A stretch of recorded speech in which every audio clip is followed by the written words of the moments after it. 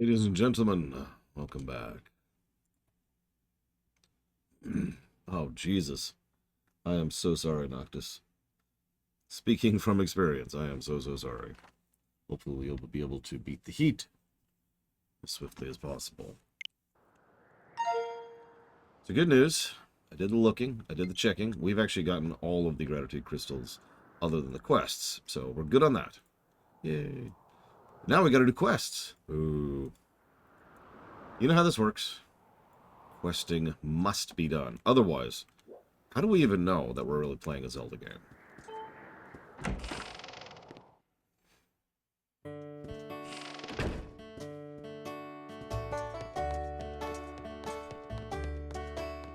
don't remember if the beds are upstairs or downstairs. Looks like they were downstairs. Who are you? I didn't know people were skydiving over Lumpy Pumpkin. Or there are colorful critters who can sometimes accompany you when you skydive. What if something good happens when they appear? Seems only right. Hey, Nugget Cruncher. Enjoy the lurking.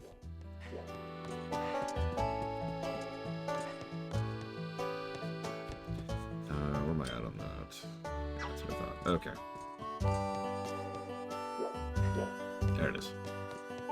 Bedtime. Good night, Spartan.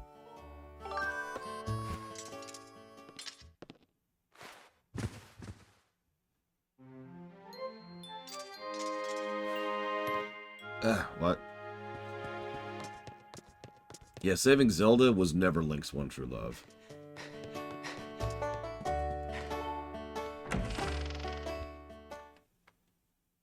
I mean, if you think about it, in some of these games, given the amount of focus it has, saving Zelda tends to be the side quest.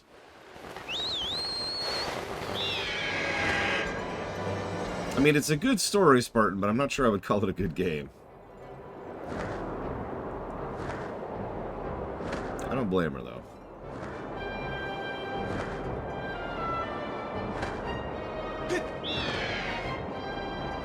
Right, down. Up is down, up is down.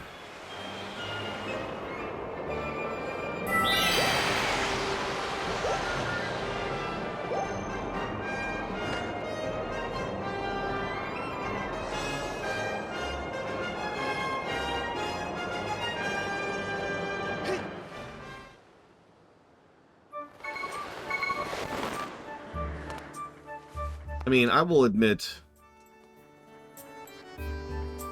if there's one of those hot takes, you know, in other words, a take that isn't really popular and is kind of wild and out there, my hot take is there's only one Smash game I have ever enjoyed.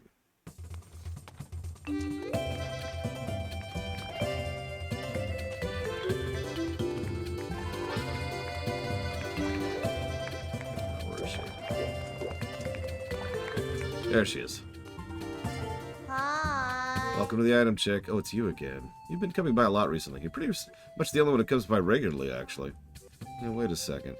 I don't suppose... You don't come by here just to see me, do you? Yes, I do. Really? Right, you think I'm gonna fall for that old line. But if we're true, it might be kinda nice. Yeah, so, anyways.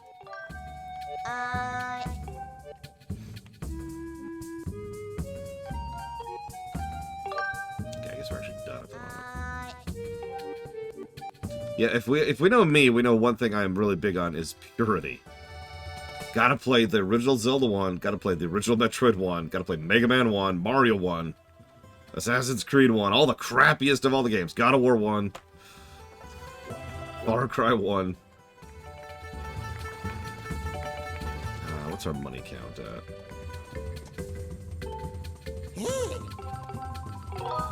100 rupees for the Iron Shield.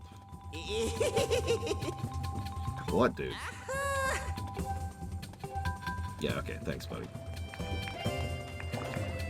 Okay. Oh, thank goodness for that, Spartan. Obvious concern for wife is obvious, but immediately after that was concern for how bad that's going to set you back. Last time I had a fender bender, I ended up just selling the car for scrap. Well, scrap isn't accurate. Selling the car for modding and kitting up for racing.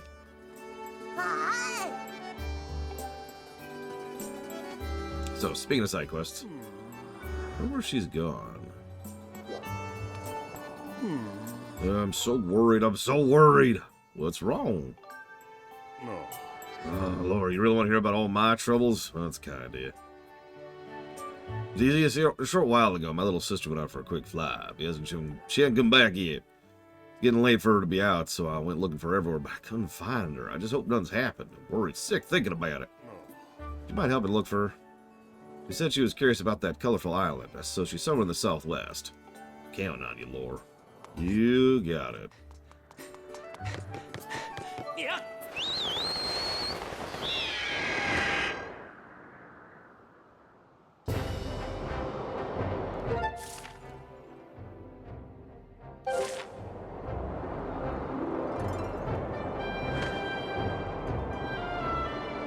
Up is down, up is down.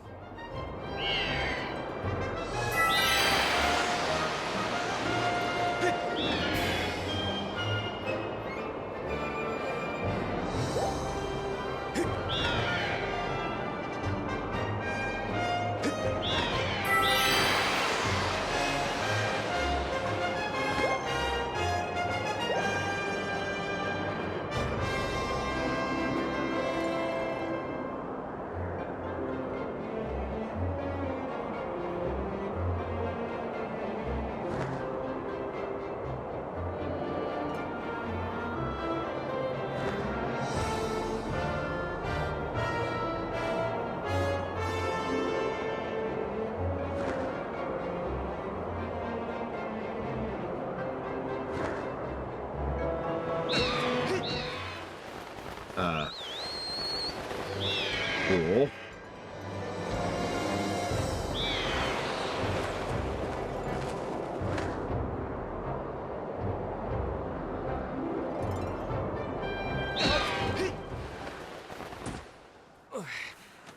Hem. What? Oh, whatever. Okay, apparently I don't remember where she is. Where are you? Where are you?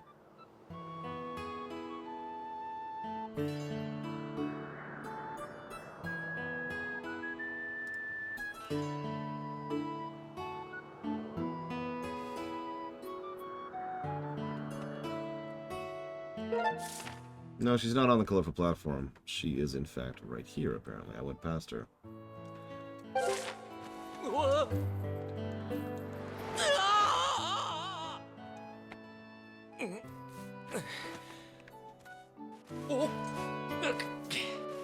Christ's sakes, go!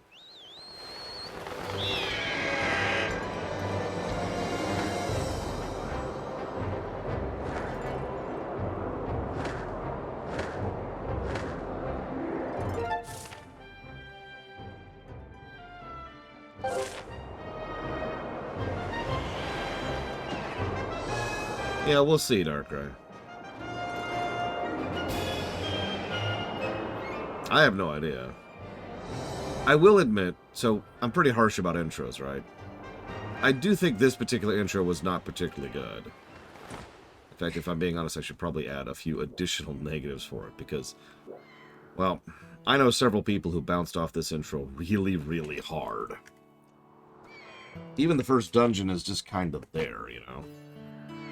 Like, I hate to compare and contrast this to such a great game, but compare and contrast this to Link to the Past, where the intro just immediately hooks you hard on both axes. Hello. Wow! Officer Lore, I'm so glad you're here. My bird got injured while I was out for a quick flight. Now I can't fly. You're lucky you were near an island, lady. Someone managed to make a crash landing here. Yeah, thank you for acknowledging that. Now we can't get home. I can't go home until my bird's better. I need medicine. Bird medicine. Yeah, of course. Thank you. You're a real lifesaver. Literally, because I don't want to starve and die out here.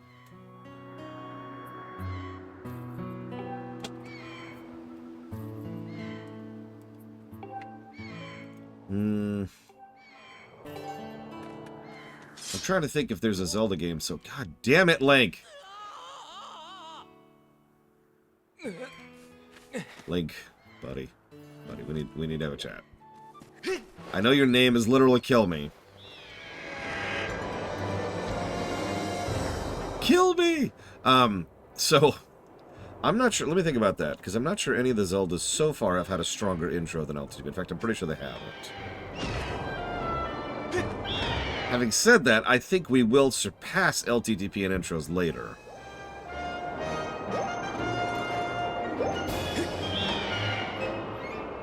Because we've got the Ocarina intro, which is very solid, and we've got the Twilight Princess intro, which is very, very solid.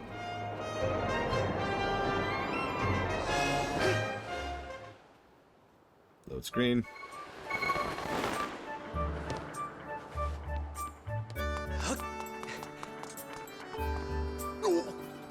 She's injured. That's terrible. Quick. Give her this bottle. I mean, the medicine inside the bottle.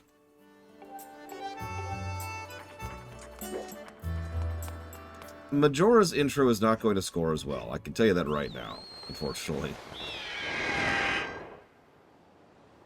It does quite a few things right, don't mistake me. I just don't think it's going to score that well. And it'll contain a few negatives, too. Yeah, Twilight's intro is also the longest by a huge margin. Because Twilight's intro contains the before section when you're in the farm, essentially. But then it also contains the first Twilight section. It doesn't end for quite a while.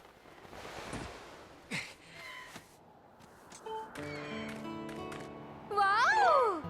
Here, take this mushroom. That's right, Majora's Mask is perfect in every way.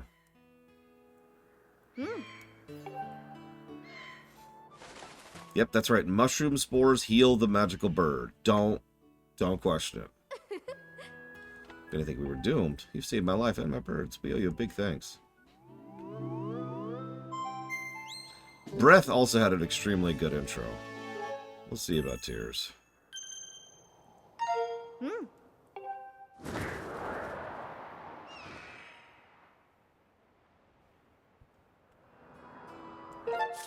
No, Twilight's intro is very long. Almost assuredly part of why they wanted to shrink this game's intro to make up for that.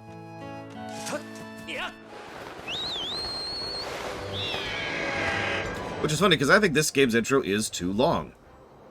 Or at the very least, it's too bad. One of the two.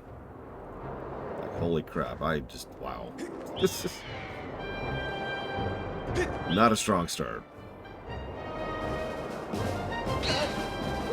That's some curveball.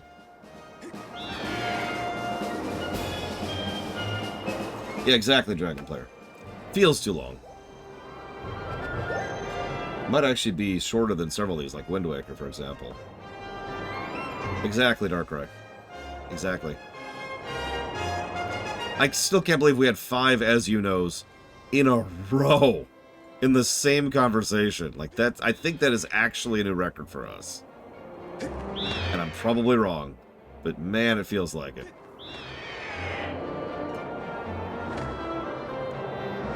That's right, negative to Majora. Where is Soraya? Sorry.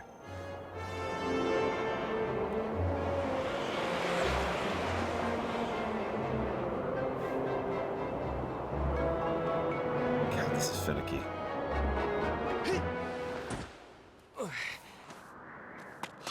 Flump.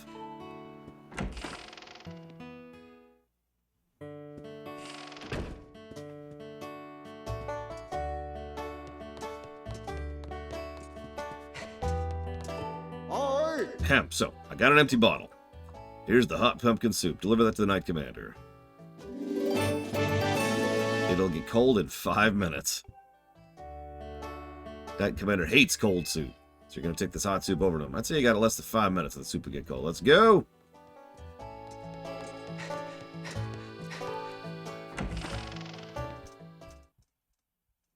I also don't remember who the Knight Commander is. That's the guy in the training area, right? I think.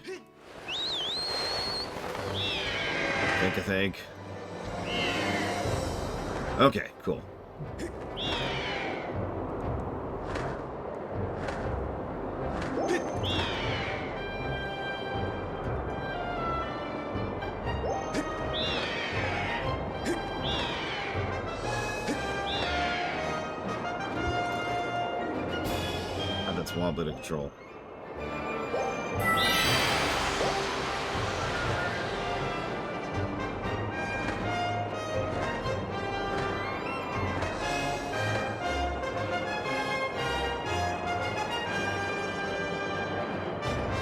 I'm impressed with how much of that terrain is rendered, considering it's all just a load screen.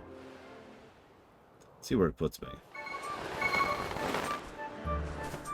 Not too bad.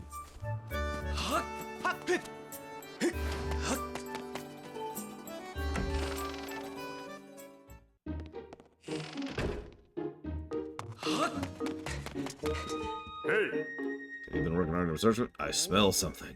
I know that earthy aroma. Isn't that my favorite pumpkin soup?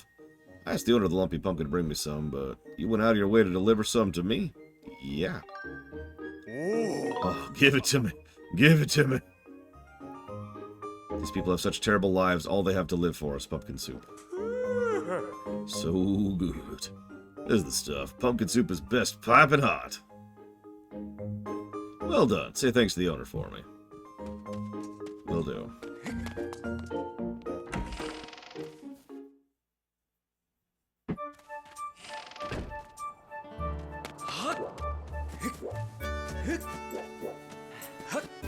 Ah. Okay, fine. Oh god, it's Jesse Ward. I mean, hi. Hi, Jesse Ward. How are things? Yeah.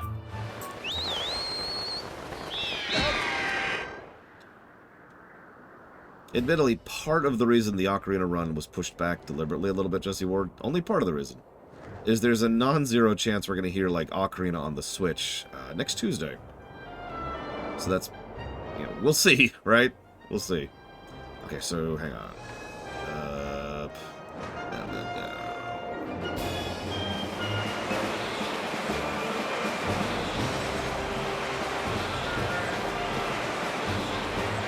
Doesn't actually feel very fast.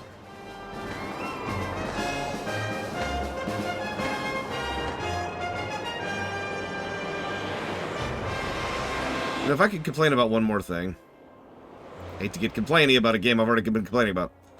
Skyboxing is not very good here. The clouds at the bottom don't look good, and the clouds on the top don't look good. I don't remember if Wind Waker's ocean looked better than this, but I guess we'll find out in probably about a week or two. Either way, thank you, Jesse Ward, very, very much. I am sorry that you have been sick. In fact, that's a shame, because you've been sick so long you didn't hear that we discontinued the Streaminations. So I cannot put that towards Voyager.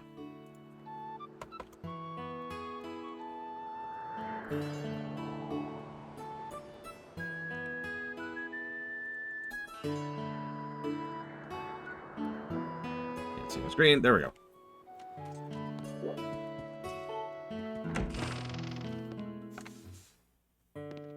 That's true, Samurai Jack. Not that I would ever play that version. This choice. You got it. So you've delivered the soup to Aegis. I'll subtract your pay from the bill for the chandelier. You're not done yet. I'm already scheming about what I need you to do next. Huh? What's wrong? I'm still thinking about what I need you to work on next. Why? Because you still need to pay off that chandelier.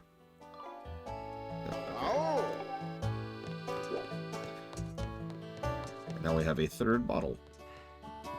And we did that quest, we did that quest. Hang on. That's a good question, Ginkgo. Where are they getting the glass for the new chandelier? Okay, so that requires us to do the next dungeon. That requires us to do the next dungeon. Okay, yeah, a lot of these, I think we can't do any of these side quests at this moment. I am correct. Wait, what? There's island names, that's cute. I suppose we could go see what this is all about while we're on our way back. While we're here. We're up to 23. Where do they get the pumpkins? Well, you see... Don't ask questions you don't want to know the answers to. Okay. Is active.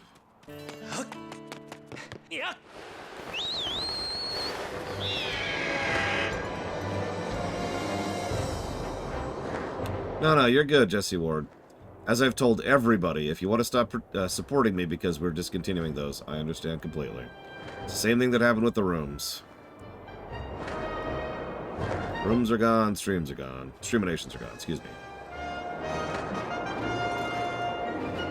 Now, if you're curious, all the streaminations that were already funded are happening in one big block. Probably while I am moving.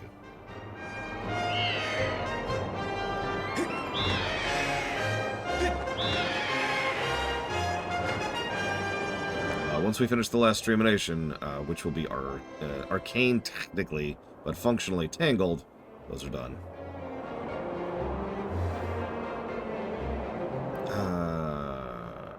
It's coming back here for a reason.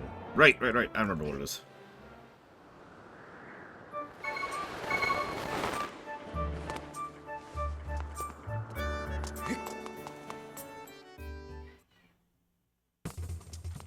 Need to talk to our one true love. Hi. Okay, no updates.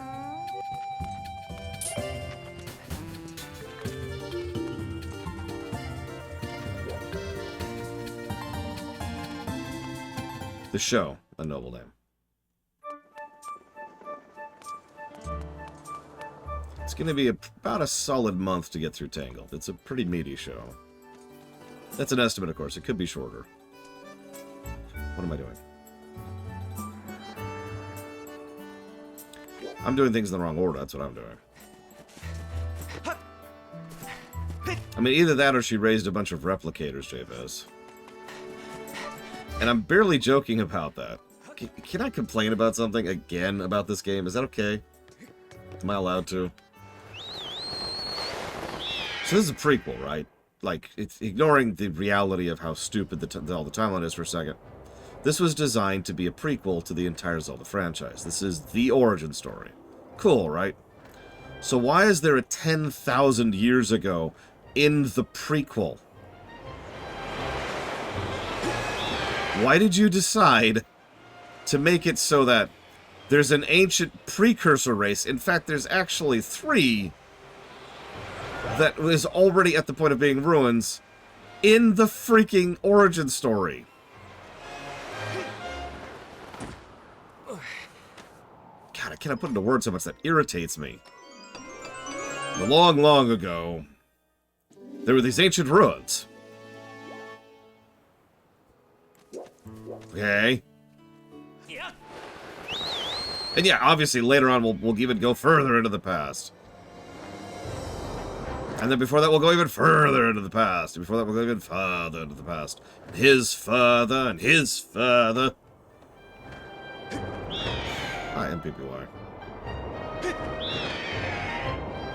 It's even doubly frustrating because I really like the gameplay. It's the only dungeon I remember actually liking in this entire game is the ancient precursor dungeon.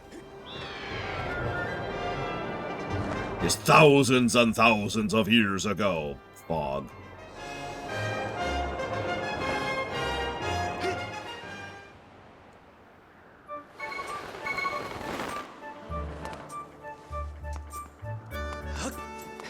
No, Rex! No! God, no. Please. I'm begging you. LTTP is a prequel.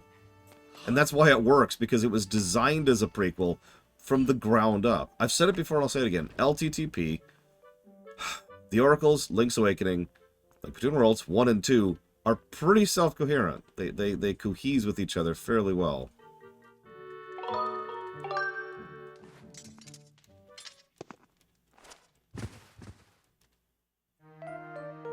There's a couple of stumbles in there, but for the most part, those games form a fairly solid story arc. And there's Ocarina, which connects to Wind Waker, and Ocarina, which connects to Twilight, and those form a fairly solid story arc.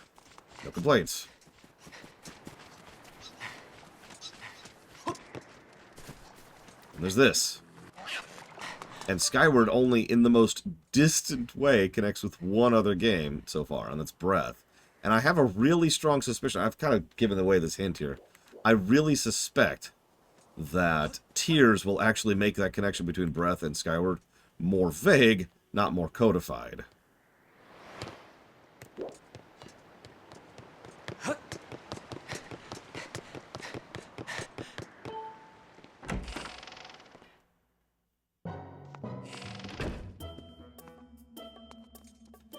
So.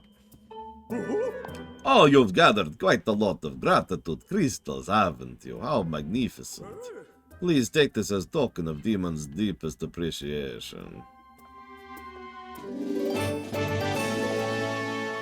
I'm still going to need more gratitude crystals. Won't you pour help? Oh, wait, that's even more you've got. Have a heart piece.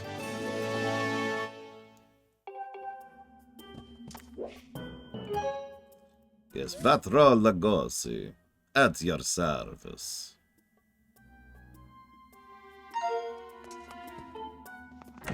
I think that's all the optional stuff we can do right now. Everything else requires unlocking more stuff. So, it's time for main quest. Quest.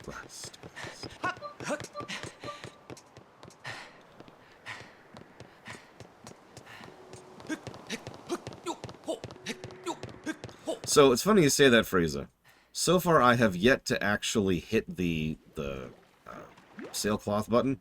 It's been doing it automatically for me every single time.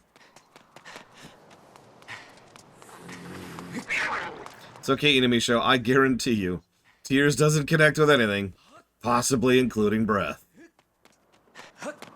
Seriously, having not played it at all, knowing nothing about the story, I guarantee.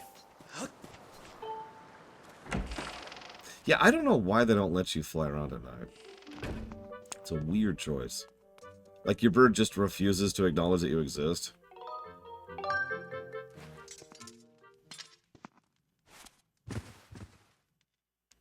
Whatever.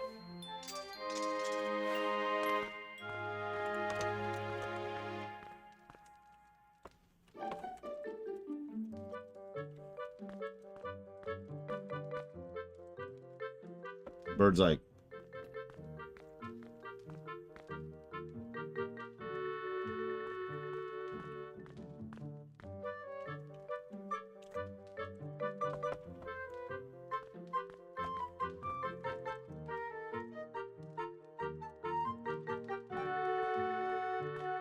Sorry, jot down some notes.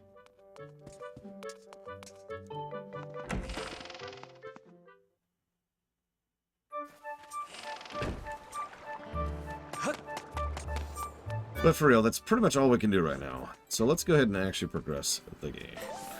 Okay, let's talk on just that real quick. Sorry, I actually forgot to do something. My sister made it home. Thank goodness. I was so worried about her. Hack, hack, hack, hack, hack, hack, hack. Here you go. Have some gratitude crystal. Okay, where did you exude that from, sir? You know what? I've decided I don't want to know.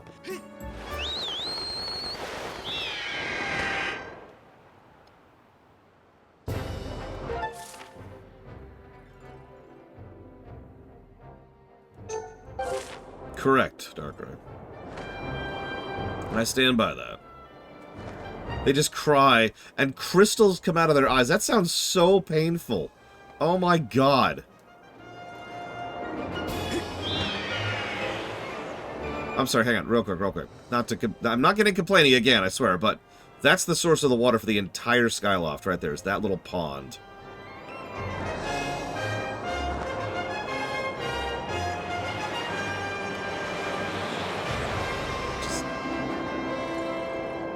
Oh, Jesus Christ. Kidney stones for your eyes.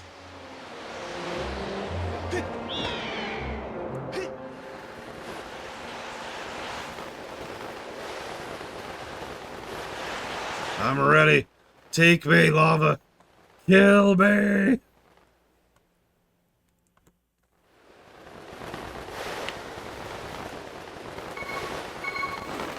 See? Does it for me. Master, this is Elden Volcano. It is an active volcano rich with the power of the earth.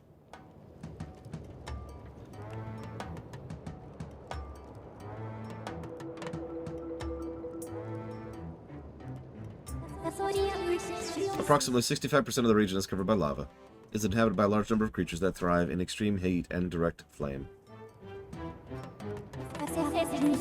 Please exercise caution with flammable materials such as wood and fabric. Speaking of which, I need to unequip my shield. In the event you catch fire, I highly recommend you extinguish the flames by performing a roll or a spin attack. Master, I detect a 33% chance that being on fire is a negative outcome. Do not be on fire, please, Master.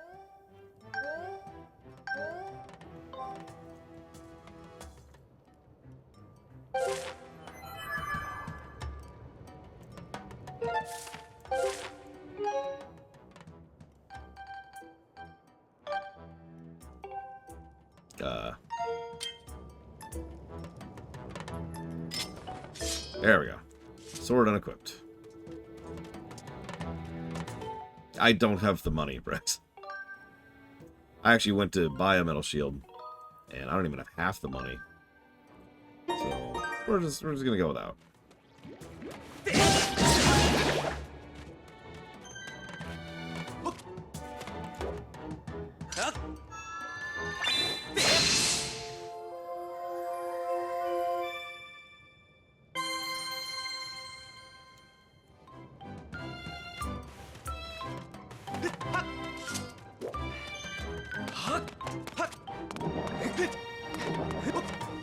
It's true, Rex.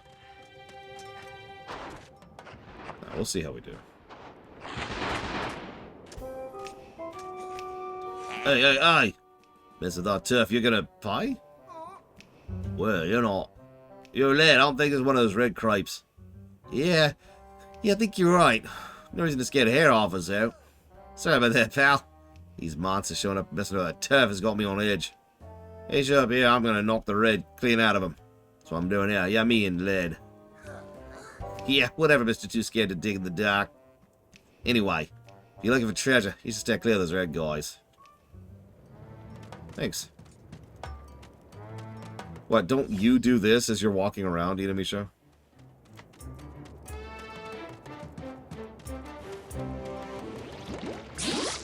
Up.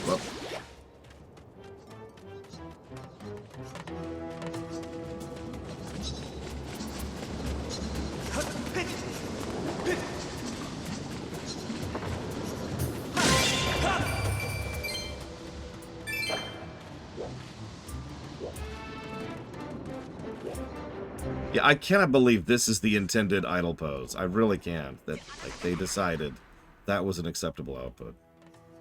I took off the shield, Dakota, but yes. Again, there you go. Rise. See, unlike this doesn't bother me, because this is a gameplay mechanic. But, like, wandering around with your sword out in front of you, someone somewhere decided that was the animation to work on. Painstakingly not motion captured, keyframed it, and then decided, yep, that's good, and stuck it into the final game. And let me heal. Okay.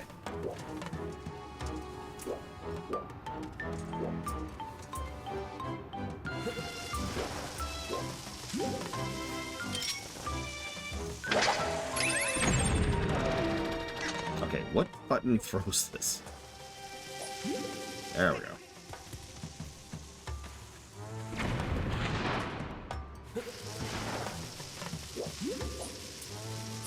We can also go bowling with bombs nowadays.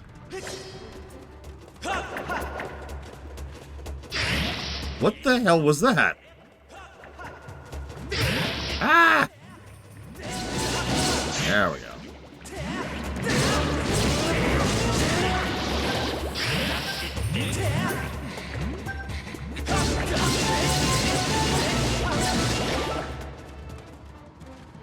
Okay.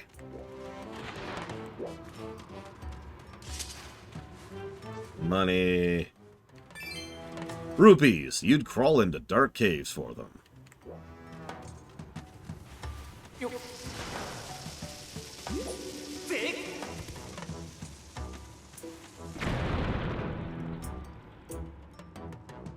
Oh, I agree completely. Bomb bowling was a good move.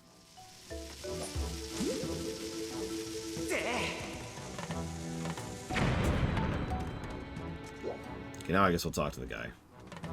Except he's gone. Oh, there he goes. Hey. Huh? What are you supposed to be? Never seen you around here before. Oh, hold it right there. You a friend of those red creeps? No way. You're not, Well, you don't look like them, that's for sure. You're not that ugly. So what then? You here to pick bomb flowers? Bomb what? Bomb flowers. You're joking, right? There's them growing right over there. Pick one with eye, fuse, lights, fuse, I can say that. Boom. You don't want to stop and sniff this flower. Dangerous plants, trust me. But once you learn to use them, they're a powerful weapon. Us mongols are crazy about them. You can toss and roll it the same way you do the jawls. Let's see what you do with those bomb flowers over there. Oh, you do know how to roll stuff, right? Oh yeah, don't worry, I do. Of course you do. Here's the tutorial anyway. Thanks. Give me my money.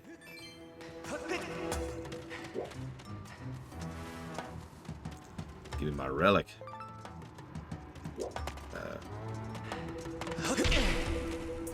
No, the bug. Oh well. Once again, I like the song for the connective tissue dungeon. There we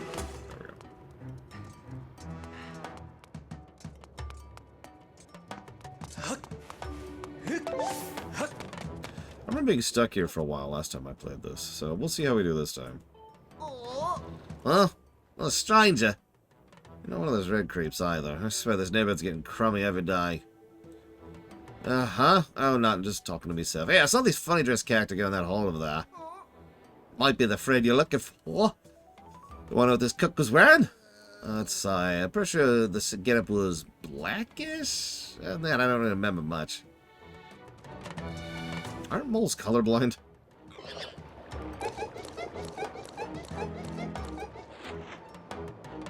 Well, I've decided to kill that innocent creature. It's the only way.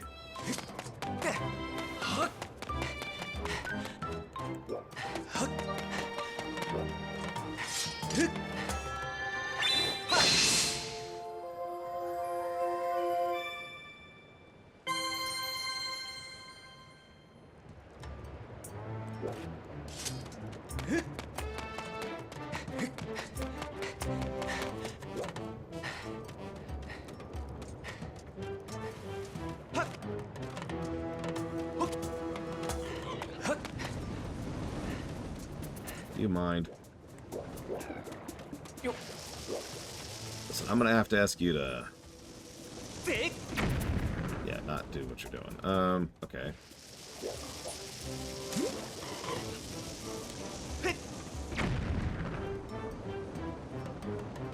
Really, game? Can I just push through this?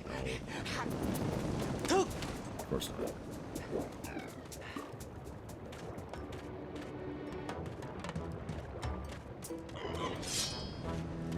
God damn it. Okay.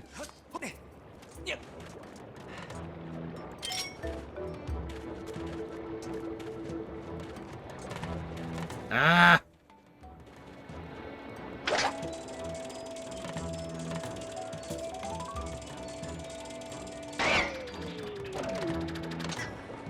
I don't think that did anything.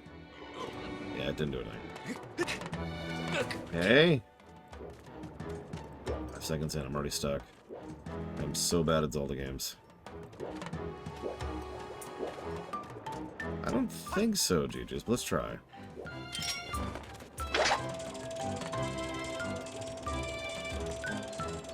Ugh. Okay, hang on.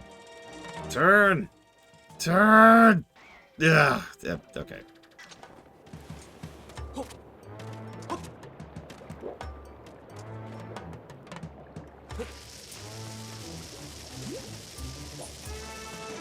Game. Blind roll. Hi, Giga. No, this turn. Aim. Aim. Aim. Aim. Why won't you aim, game? Why do you suck so badly?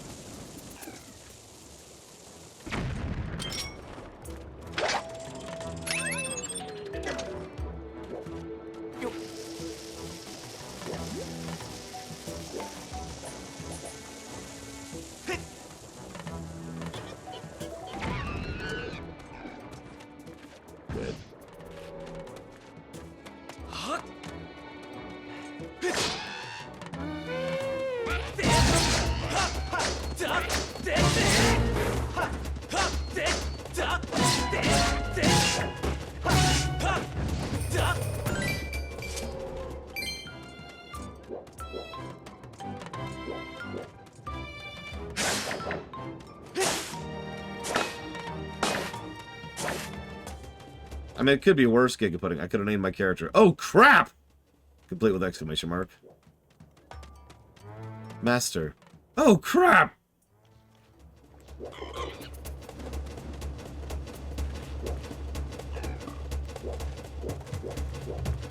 Zelda walks up. Listen, there's something I have to tell you. Oh, crap!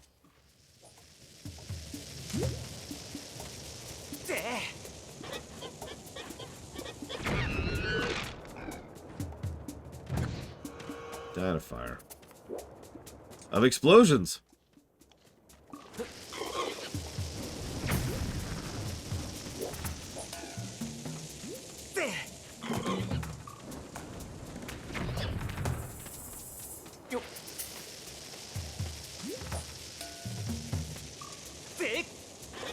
Hi. What was it like to know in the last few milliseconds of your life that you're about to be murdered by me? The great... Oh, crap! Sorry, him.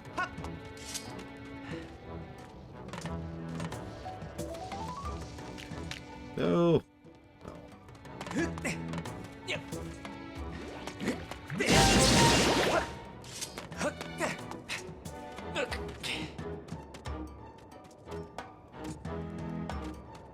I didn't mean to, Gig. I was trying to loot him.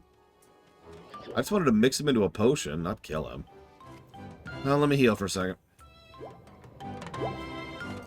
Okay, now that I'm healed.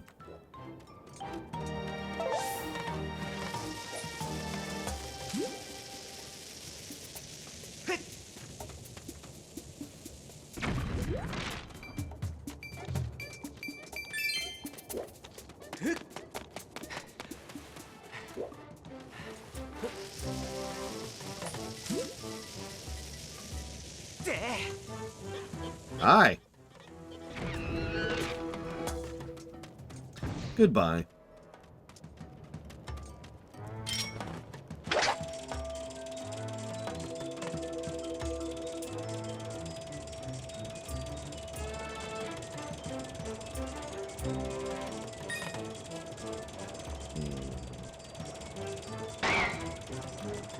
Scouting a little bit here.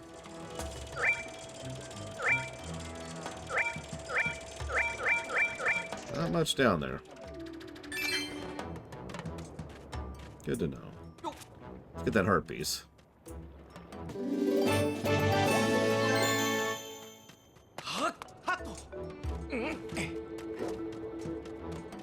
So what was the point of coming up here other than the heart piece? Was there a point of coming up here? It might not have been. Because, yeah, it just loops back, and we didn't go across the bridge. So, yep, okay. Bridge time. Whoa! Into the face. Link is concerned about constantly being such a pretty boy, so he smashes his head into things constantly, or to try and diminish his pretty boy status.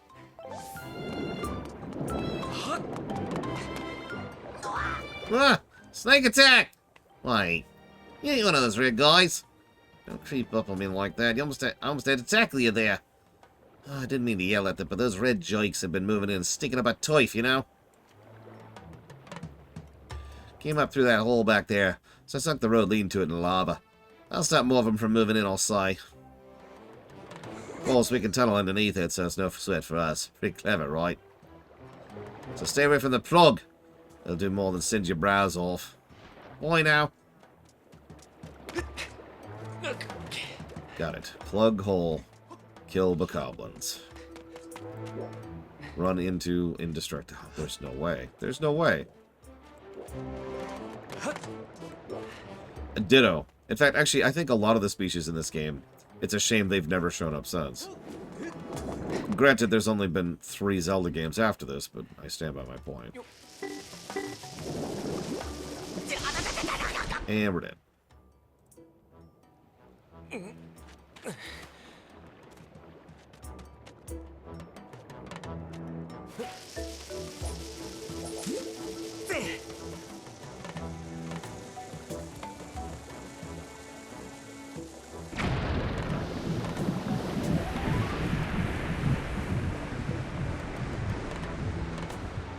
Never, dragon player.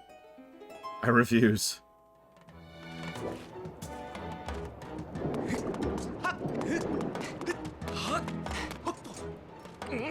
Yeah, we've got the Kikwis, we've got the Mogmos, or whatever these are called. And the fish guys, whose names I can't remember right now, who also don't come back.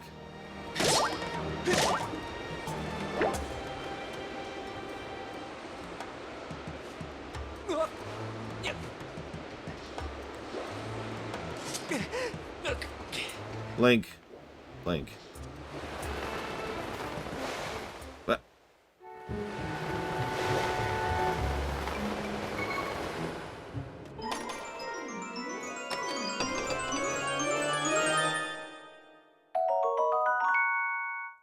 Cool.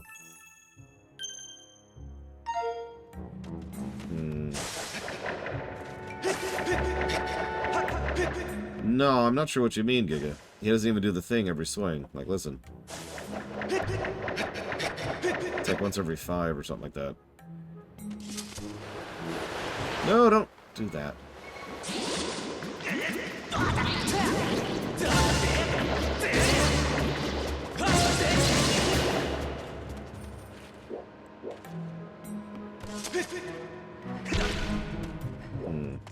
Well, either way, no. Hasn't bothered me so far. I honestly don't think I even noticed until you said something.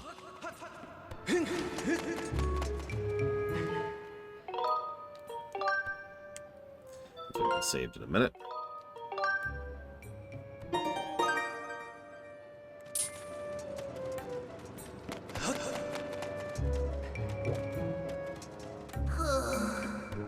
Those creeps just shimmied in, took all of our territory. Ah! What are you doing? Don't be sneaking up on me like that. Huh? You looking for your friend? Can't help you there. Nobody's come through here, so... maybe they went up the mountain over that away. Yeah. There's someone who'll chase these clowns out of here. Don't worry. No one will.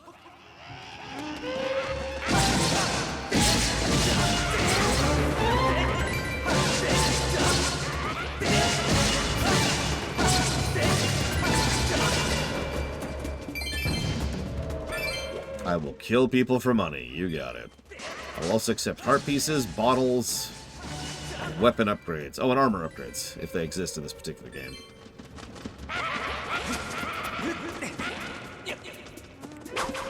Don't do it, Giga. Don't do it. That way lies to the dark side.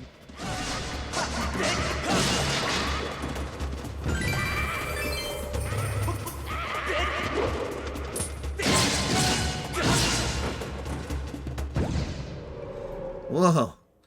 You took out every last one of them. Yeah. I kill people. For fun. But that's not what a hill means, Giga. Alright. Ah! I lost it! There you go, there's your answer, Giga. There's your answer. Wow, that didn't flip at all. Jesus. There we go. That's a good flip. Nope.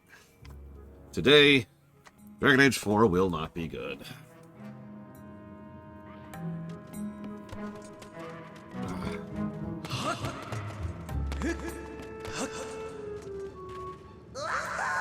You one tough customer. Thanks for all your help. I don't blame you for not knowing this, but this Mong was always on our debts. Let me give you something to prove. Any special requests? A way forward would be nice. Oh, you're right. You're trying to find your friend, aren't you? In that case, take these things. There's something pretty special, if I say so myself. You got the next bit of kit. It's actually pretty cool.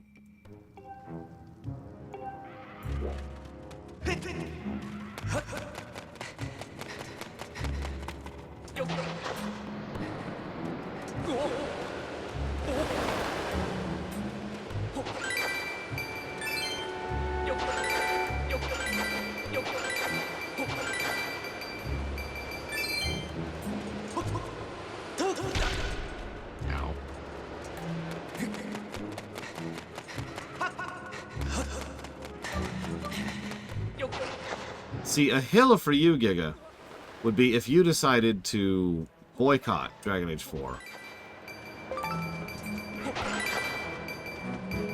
For example. You know, that'd be the kind of thing that would qualify as a hill. So if that's what you're saying, Giga, I approve 100%.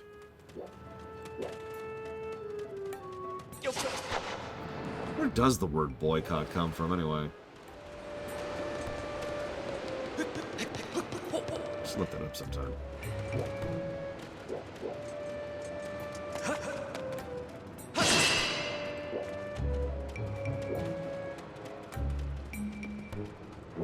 Some guy named Boycott. No, it's the son of the guy whose name is Cott. Left, middle, or right? Hang on, I actually have a really good etymology site I like to use. Boycott. Comes from the 1900s. Let's see here. It is named after a person. Captain Charles C. Boycott, a land agent of Low Mosque in the county of Mayo, who refused to lower rents for his tenant farmers. Quickly adopted by newspapers all over the world as a way to... Wow!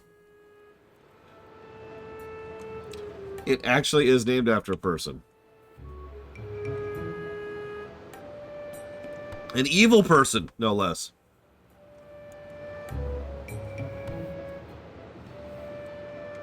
Then again, look up where the term gun comes from sometime.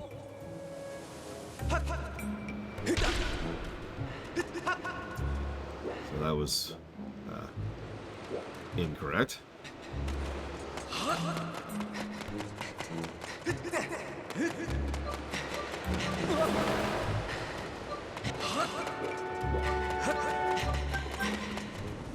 for God's sakes.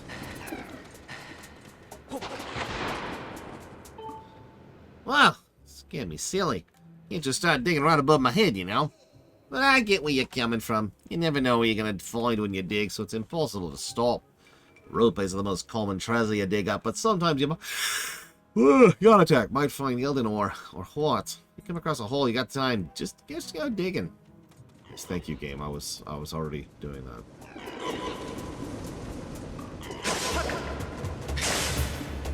Yeah, so, if you've never encountered a Dragon Age game, let me tell you a universal truth about Dragon Age games. This is not a joke.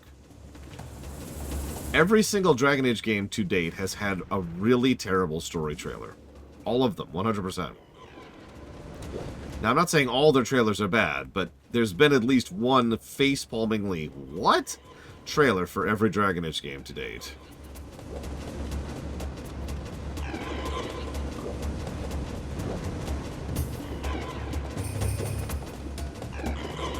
So we've already got that quota out of the way.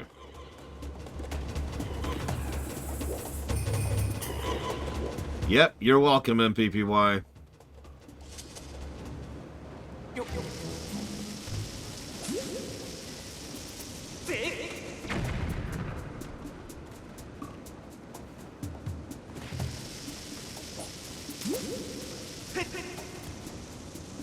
That's gonna be too far away.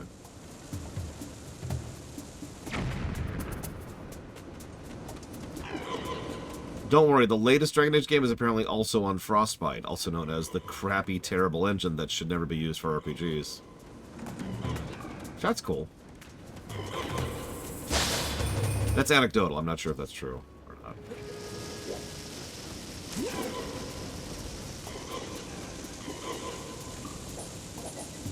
Game? Cool. Of course it worked for Battlefront. It was an engine designed for FPS's, Zacteft. I mean, I'm pretty sure you could tell me the difference between an FPS and an RPG right now off the top of your head, Zacteft. What, Giga? I couldn't hear you. There's this ringing in my ears. Game. Game. Game!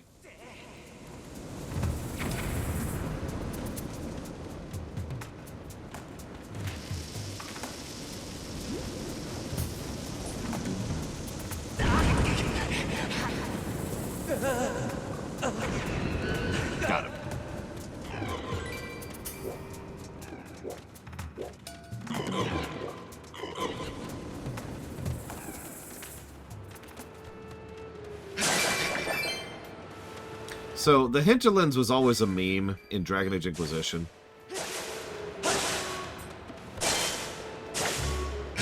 And to be honest, it is kind of a meme. The Hinterlands is not a good zone. Let's be clear about that.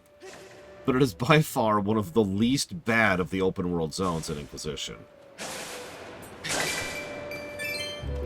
No. That game has so much worse than the Hinterlands. The big problem, and I showed this off during the review, which was just last year. You enter the Hinterlands, and the very first quest, like you enter, and then you go down a hill, and then there's a fight, and the dude's like, hey, and there's like a vague hint in dialogue that you should go back to town. Instead of what should happen, which is a mandatory go back to town, because that's the MSQ. Entering the Hinterlands, going 20 feet down a hill, and then leaving. That's the MSQ for the Hinterlands. But because that's so vague, the overwhelming majority of players, myself included, just kind of kept going through the Hinterlands. And then going through the Hinterlands. And then going through the Hinterlands. It's a big zone. There's a lot to do there. Some of it's good. Some of it's escorting cows. Yes, we haven't upgraded our sword yet, Roiting. I'm not sure how to temper in this one. But I'm sure we'll get there at some point. Yeah, no, like, there's a reason the developers sent out a tweet not that long after the game came out that said, leave the Hinterlands. It really is some of the best advice. That being said, you don't have to leave the zone immediately. What you probably should do is, and I mean this with sincerity, you know, no jokes, no memes, go ahead and enter the Hinterlands, and then poke around at it for a few minutes, like 10, 20 minutes. Just see what you feel like it. If that's the kind of gameplay you're into, you're good, because there's a lot of that in that game. If you're bouncing off of it, leave, because you can.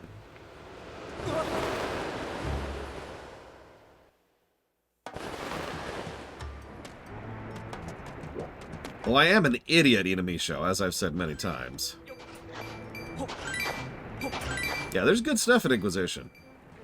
If you discount all the optional stuff, Inquisition scored quite well. Like, what was it, like 70-something? Which is a damn solid score. I might be misremembering. It might have been Dragon Age 2 that scored a 70 with an asterisk.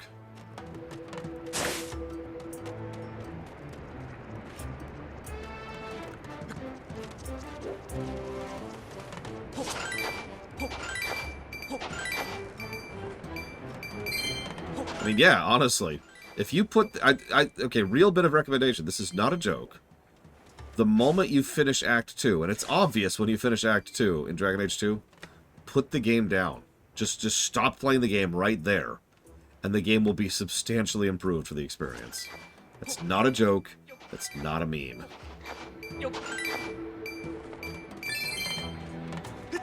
You'll miss out on a couple of things, I'm not going to lie. But the overwhelming experience will be much better. Wow! There's a green one! One of your people just came charging through here dressed in all black. That a friend of yours? See that up ahead? That's what we call a drop dead end. This character danced right over it. Seriously? Jumping over a gap like that? My jaw hit the dirt. You know, I remember the score was really high in both cases. Hell, even Dragon Age Origins isn't immune to that. As I said, Dragon Age Origins is really, really good if you ignore a few things. In fact, if you pretty much just don't do any of the DLC of Dragon Age Origins, you will have an extremely solid experience.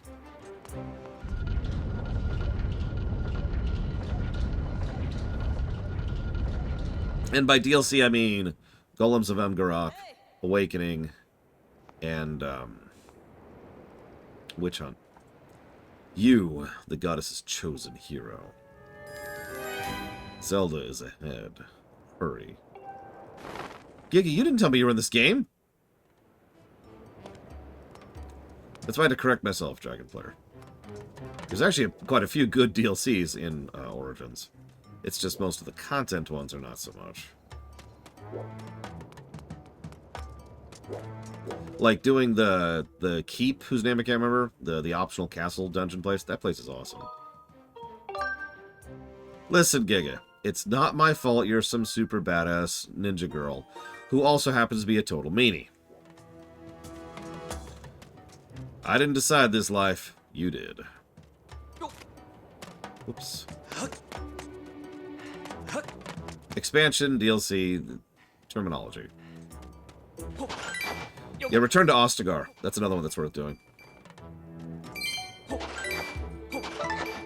Okay, so that's Shale, the Keep, return to Ostagar, and I guess the optional stuff like the rep items is also a DLC. I don't know. I've seen your voice acting, Giga.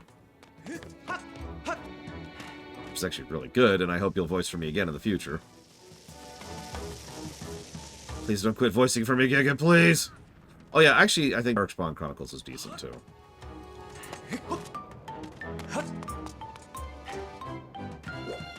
If we were to do classes in Zelda... Oh, Jesus. Okay, so obviously... The most obvious class would be Hero.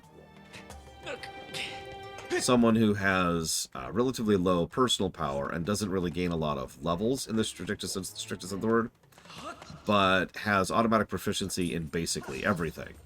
So any new piece of item or kit or whatever you pick up on the ground, you could start using immediately. You find some random chunk of wood on the ground, and hey, guess what? You now have a shield, which you can start using seconds after you pick it up. That's its main feature.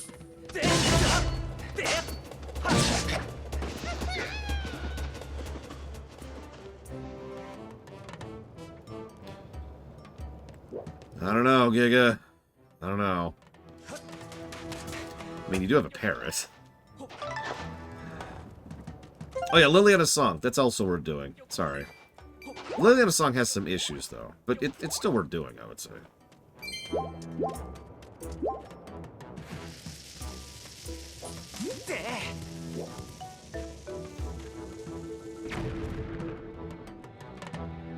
Yeah, we would have to have Sheikah as a class, too.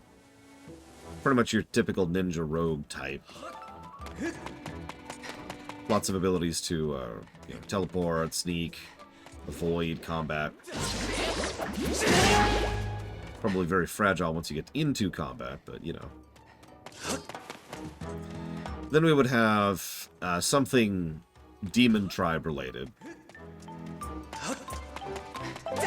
They actually get levels, straight up. They just get stronger. Probably not a lot of finesse to their attacks and not a lot of variety to their attacks, but they hit like a truck and or heal like a truck. Like whatever you do, whatever point in the triad you do, they're just really, really good at it.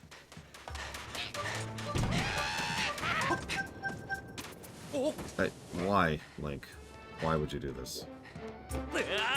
Right, I need full stamina. Hang on. There we go.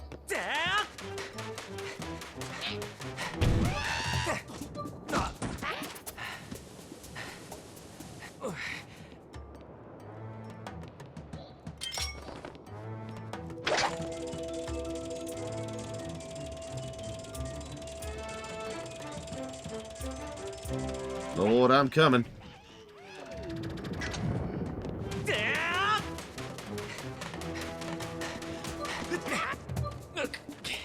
Now you're dead. So I hope you appreciate that. You earned that death. Congrats.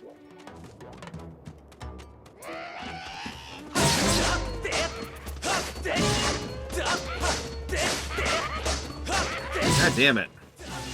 It keep alternating.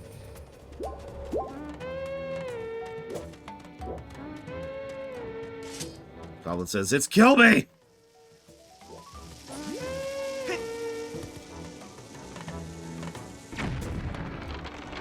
Goodbye.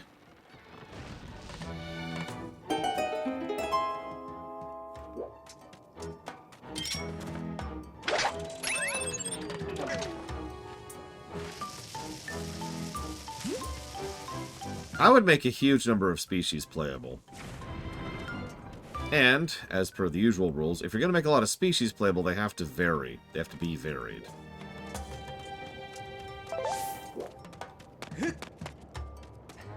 Let me explain what I mean by that. I know a lot of people disagree on the design philosophy of how to do species in video games. or tabletop games, or any kind of games. Some people think it should be purely cosmetic, and some people think it should have actual significance.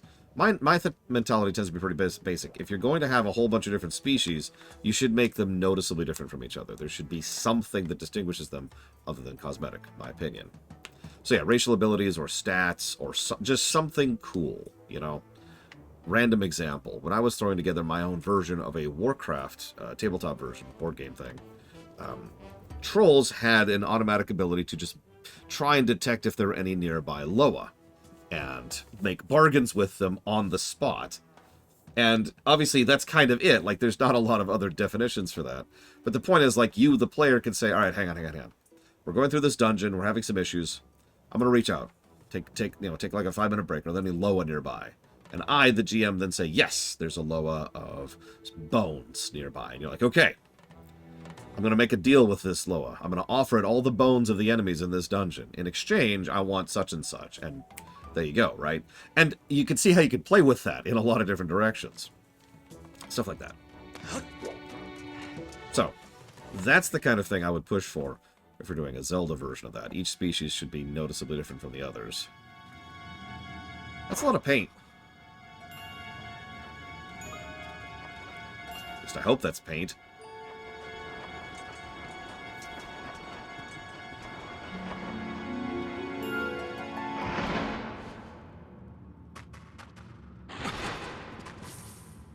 Yeah. Hello there. Thanks for stopping by. First time here, am I right? Name's Turbot. Nice to meet you. I run some of the game I like to call Thrill Digger. You like money? How about explosions? How you dig up some rupees before you hit a bomb in a successful game of Thrill Digger. Let's do it! The beginner course has less sports to bear into, but it's great for first-timers. 30 rupees to play. You bet. Hope you dig up lots of rupees. Just be careful what you're poking around in the dirt. Could go kaboom. Kaboom!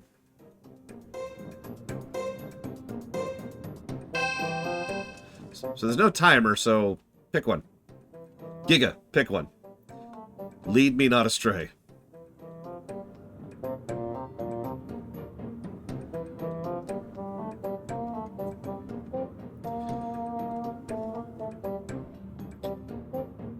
So second row, 4 down.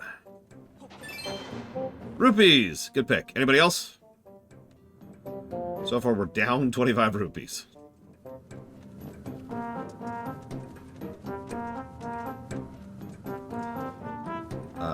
Leftmost up. Oh, 1. Rupee! I haven't actually gotten to watch it yet, Dakota. It's on my to-do list. So... Here. Doing good, doing good.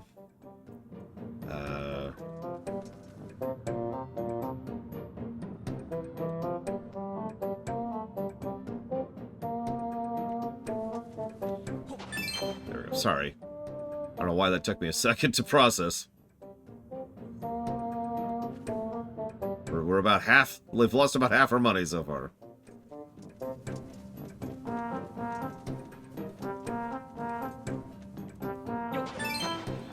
Alright, 21. We're up to 21.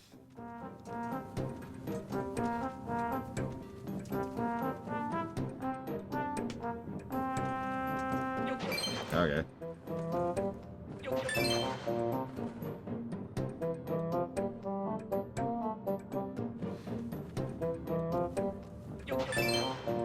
Hey, we've officially broke even. I am a winner. And it's all thanks to Giga Pudding. This is Parrot. Giga Pudding's Parrot. When you need lottery winnings. Probably enemy show. It's actually funny, I've talked about this before. Obviously, we all know that in real life, casinos are slanted towards the house. It's always funny to me because in video games, the overwhelming majority of video games, it's actually slanted in the player's favor. Even just mathematically. It's something we'll talk about if we ever cover the Dragon Quest series.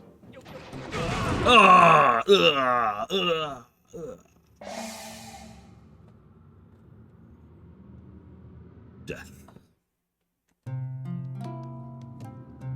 Oh, thank goodness for that. Dakota. You should try again. Nah, I'm good.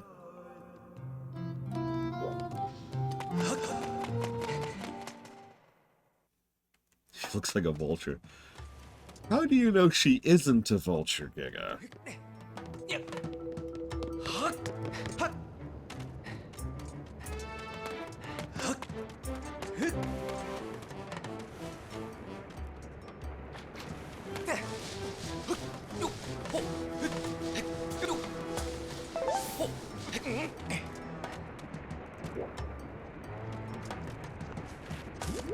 Come on, I should be able to just grab that. It's right there.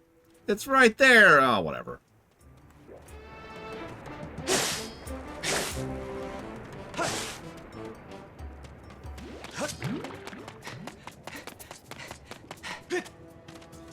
So now this part.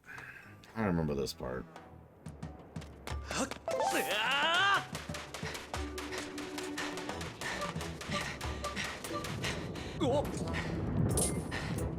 Hi.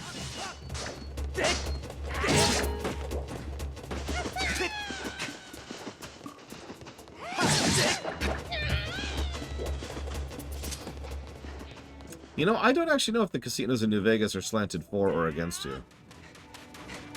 Knowing Obsidian, they're probably slanted against you.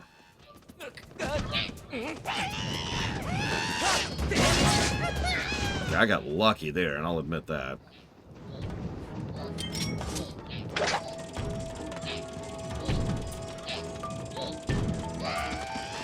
I mean, yeah, there is a literal luck stat in that game, so that might have something to do with it.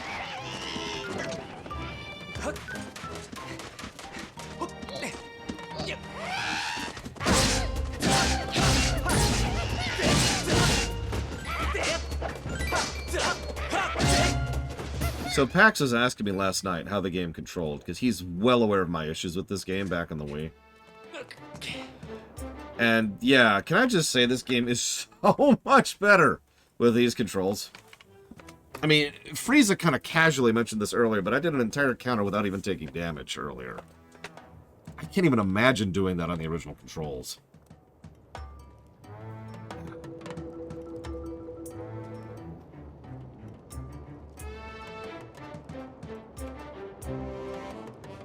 Probably Trihexia.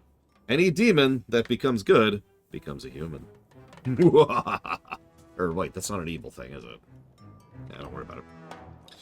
Yes, thank goodness for remasters. Or I guess remake. This feels like a remaster. I like the new controls, but as we've talked about, they really just kind of copy-pasted the controls onto the right analog, so it's not really a remake. If they actually redid the controls like I proposed, that might qualify a bit more. I would say this is a good remaster so far. So yeah, Giga, I would agree with that.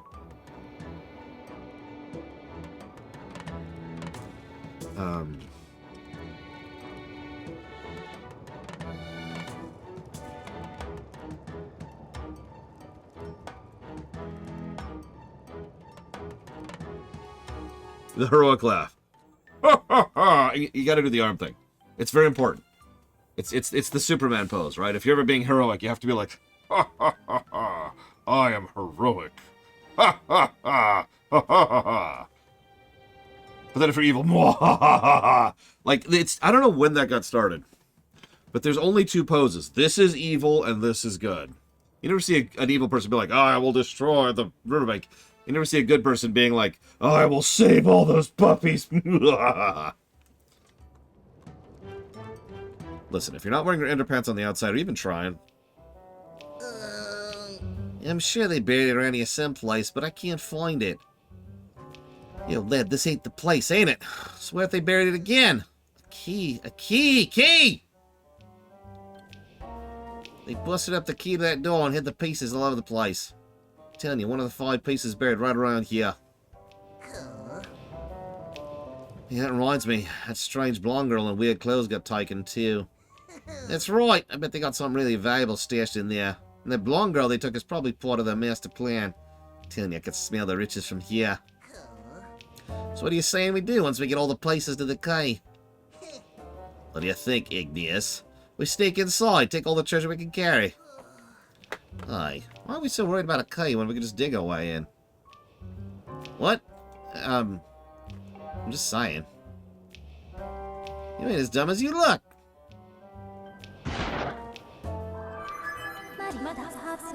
Master Lore, I require your confirmation on critical information obtained from that Magma conversation.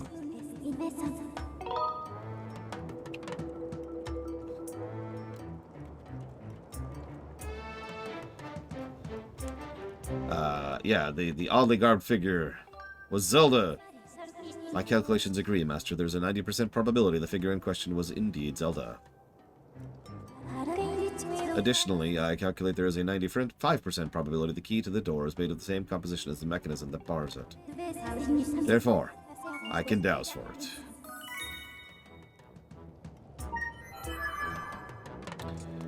And yes, I'm aware, Umbral Magnus. In fact, I even announced that on my own Discord. But yes, I saw. Depending on how different it is, we might be up for an audit run of Shovel Knight. Because what they showed was just Shovel Knight with a few more bells and whistles, which is good and all. No, I haven't seen it out. Don't mistake me, I'll probably buy the new Shovel Knight regardless. But as for actually streaming it, we'll see. I got a lot of other things on my plate right now. Plenty other games to get to.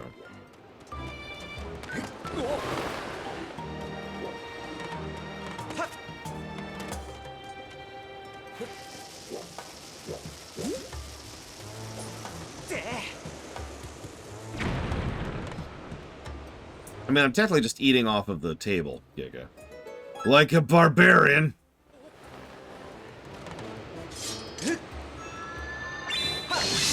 Every single time I do that maneuver, I'm reminded of how much easier it is to do than it was on the Wii. Every single time. That's not a joke. Yeah, people keep funding stuff too, Inami Show. One of the Siphon Filter games just got funded as well, and it's like, God dang it! I forget which one. I'll have to do that at some point.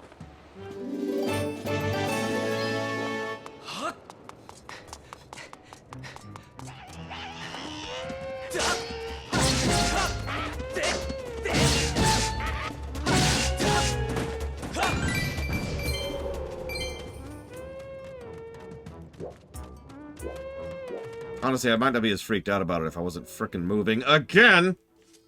So that's another few months of my life I'm losing. Again.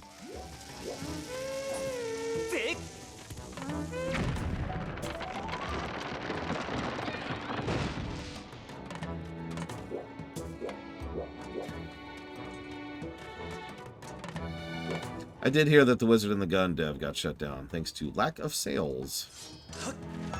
It's a damn shame. I never even got to try out that game.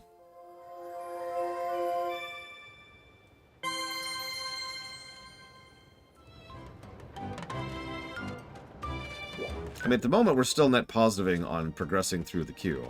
So that's good. But I've also got 2 expansions. Well, no, yeah, 2 expansions coming out this year to cover. And I do want to cover both of them this year. And I got to slog through the Streaminations, too. And that's a lot of stuff. That's like 2+ months of shows to cover.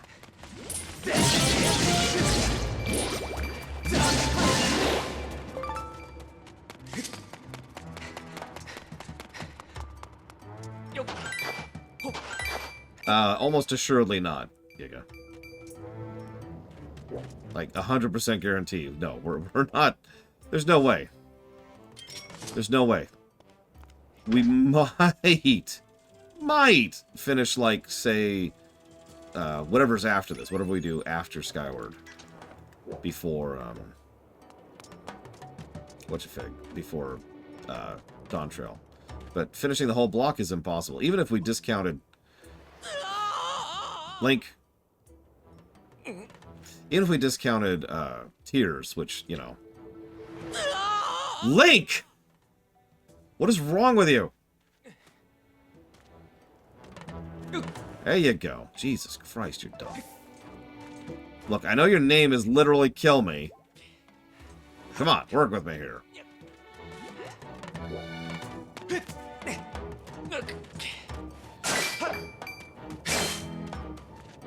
Tears will guaranteed be longer than Breath. You know why? Because with Breath, I knew what I was doing, and I was using a walkthrough at every step of the way. I've never played Tears.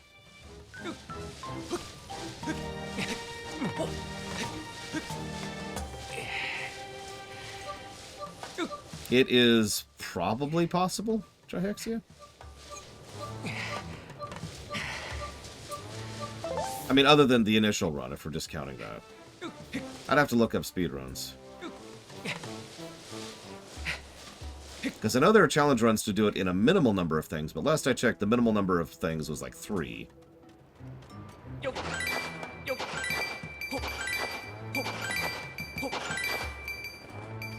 That could be Javez, but even if that's true, that'll still be longer because, again, no walkthrough and not knowing what I'm doing.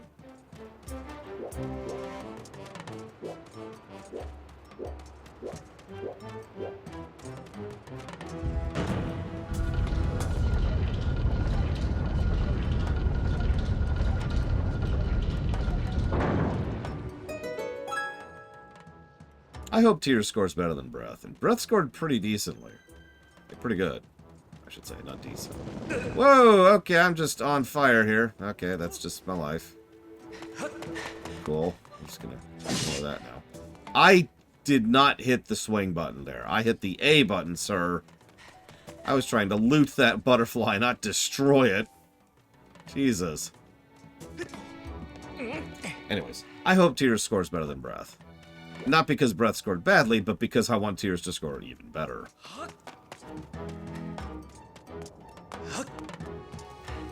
Alright, let's douse. I'm just gonna remember how to do that. There we go.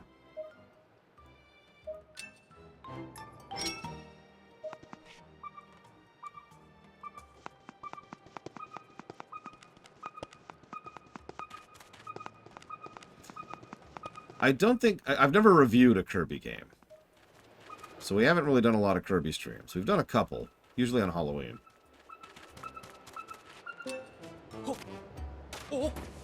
If you're wondering why we would stream a Kirby game on Halloween, then you're not paying attention.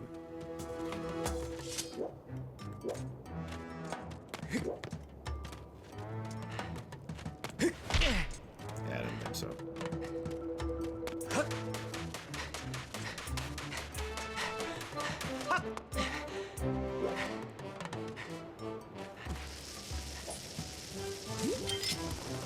No. No. Ah!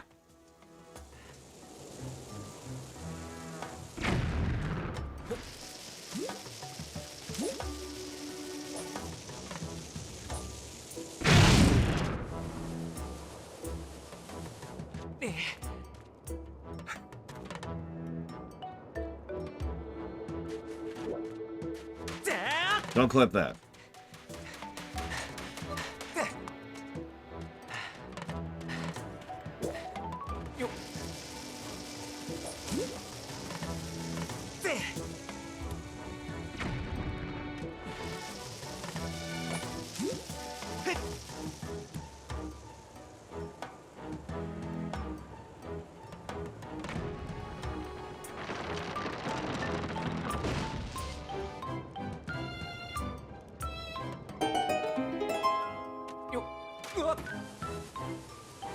Well, I mean, everybody uses the inverted Song of Time, right? No? It's just me? Okay. Well, we know that they're the explosive flower things, and they grow, but I have no idea otherwise to quote it. Fertilizer and, like, saltpeter? I don't know.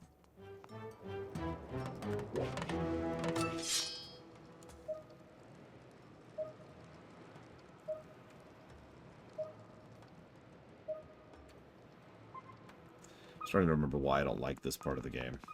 Like, we functionally already finished this dungeon. We should be ready to move on to the next dungeon. But no, now we gotta find these stupid keys. And naturally, it involves some bullcrap. No, that's not even close to what I hit, game! Oh, God. Thanks, Giga. Appreciate you.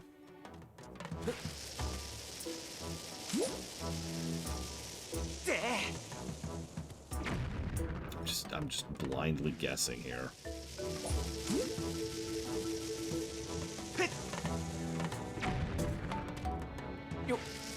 See, I knew, Giga. I knew.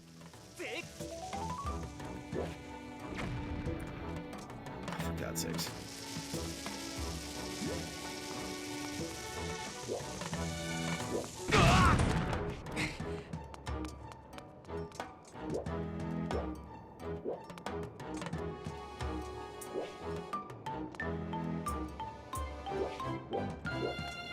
Okay.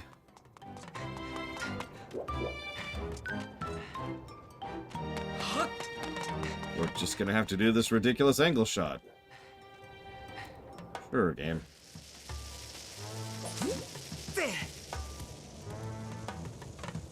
And get absolutely nowhere near our target. So that's cool.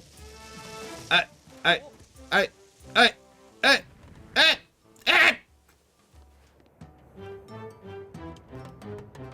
Anyways, negative to gameplay.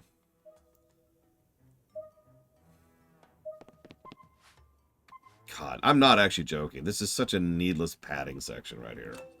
Like, this was decent. I even gave it a positive up until this moment. But then it's like, hey, go get the keys. They're all over the entire dungeon you just finished. You like backtracking, right?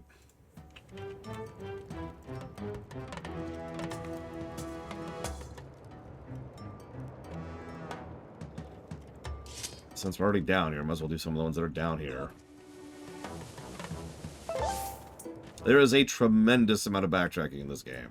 And if there's one reason this game's not going to score super well, that's it right there.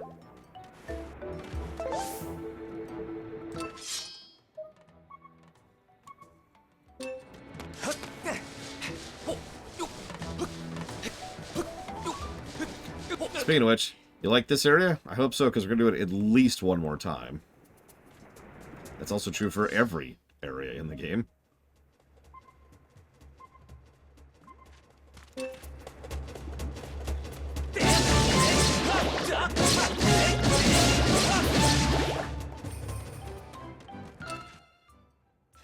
Anything else down there? Nope, just the one. I feel like that one's supposed to be accessed from, like, up there or something. And I know there's that one. Alright, let's try going back up. Let's try going back up.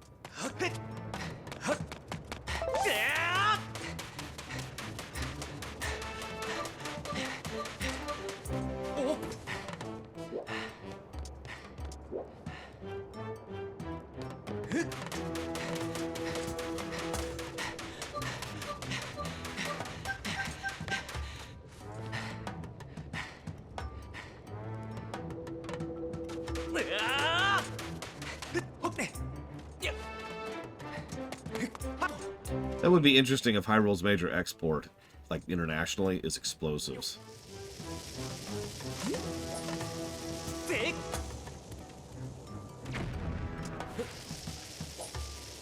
That makes sense, too. Nobody needs to develop explosives if they just buy them from Hyrule. Hey, there we go.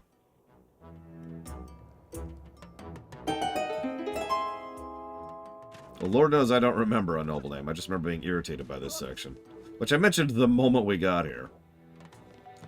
Like, the second we entered the zone, I was like, I remember this place sucking. And here we are.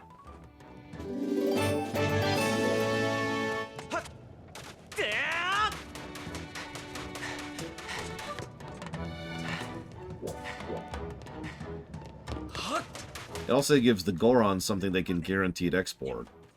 Which is helpful for a race of, you know, giant rock people who otherwise don't really have a lot of similarities with the rest of the people in the region they live in.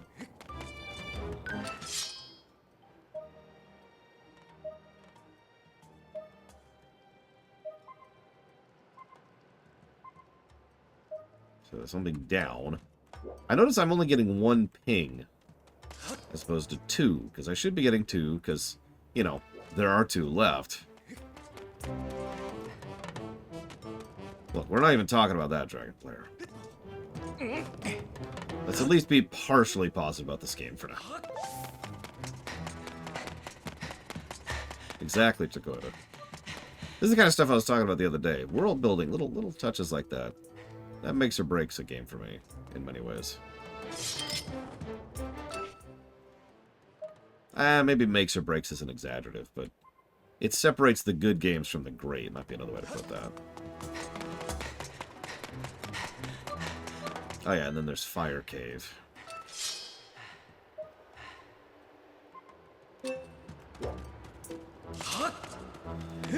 Okay.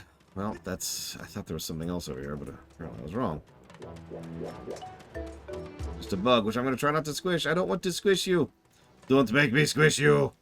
Don't make me squish you. Okay, whatever.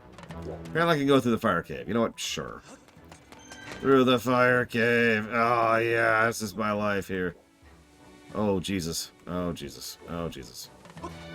I'm dead. We're dead. We're all dead. To the right, to the right, to the right. No, the other right. No, the other left. This is not what I wanted at all. Take the rupees, though.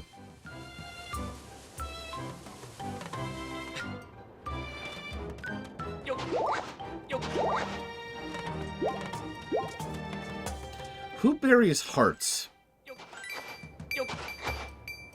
Like, please think about that for a second.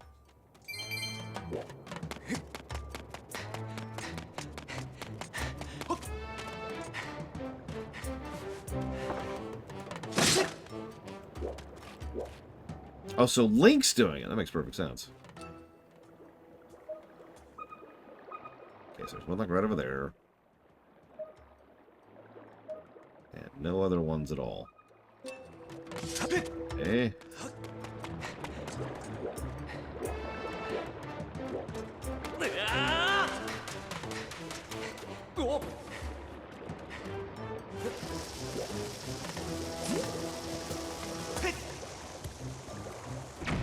That's what I thought. Okay. Need a plug. Probably.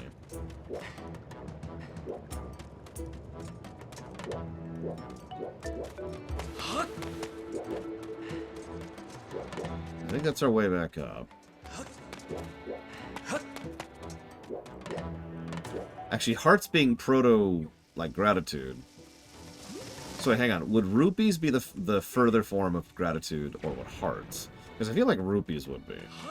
Like, rupees are more condensed, right? Or crystallized. So you got hearts, rupees, and then the Triforce at the top of the tier. Takes a lot to make a Triforce. Like, kingdoms worth, centuries worth of gratitude to make a Triforce. Or maybe you need something else. Maybe, like, Triforce is gratitude plus X, right? And that could be why the three actual goddesses ended up making the Triforce. Or how, I guess I should say, how they made the Triforce. Okay, so let's see what this is. Pretty sure this is a shortcut. And I am correct.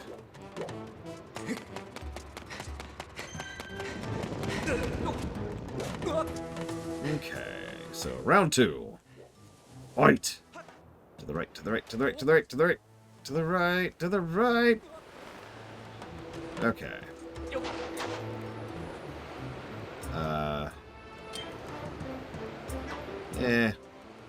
I kind of want to have one open.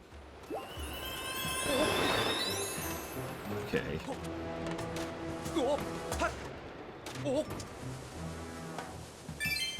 Give me my money. Give me my money. Where's my money, Giga? Oh, you stole it.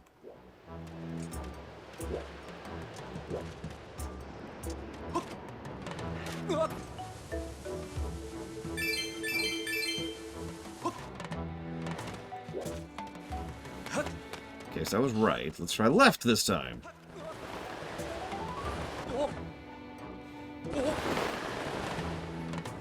Interesting. One of these days I need to play Cultist Simulator, because it sounds like they have a lot of cool ideas. Okay, let's try a far left this time. Far left, far left. Left, left, left, left, left. Left. Left! Ah, Jesus. Almost didn't make that.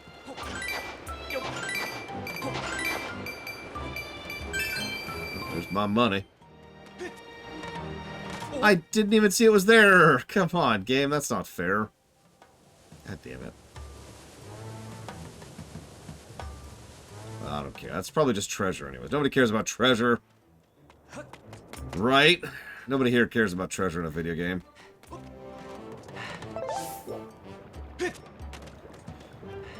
Oh, there's the plug. God damn, I didn't even see that.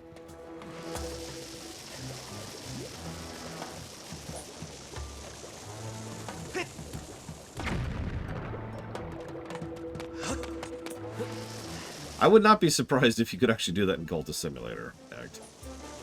I don't know. Takoida's the one who's played it, not me. There we go.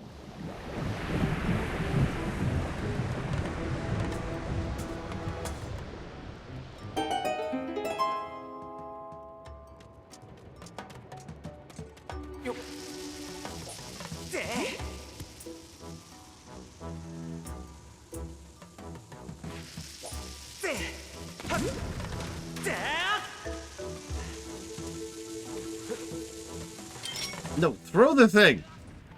What the hell was that?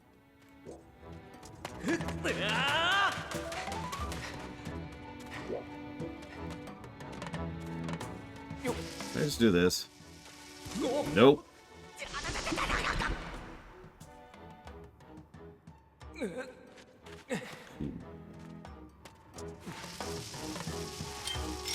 What? Ah! Why does it keep doing that? I mean, I know why it keeps doing that. It's because these controls are not good. They're better. That doesn't make them good.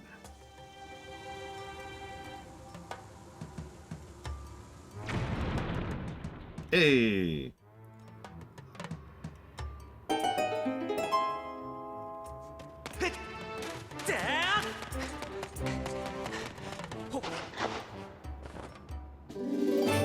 Alright, that's it. All we need is one more. Cool, let's just douse for it.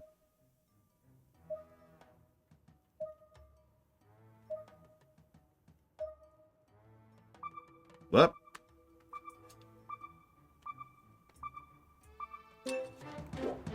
Okay.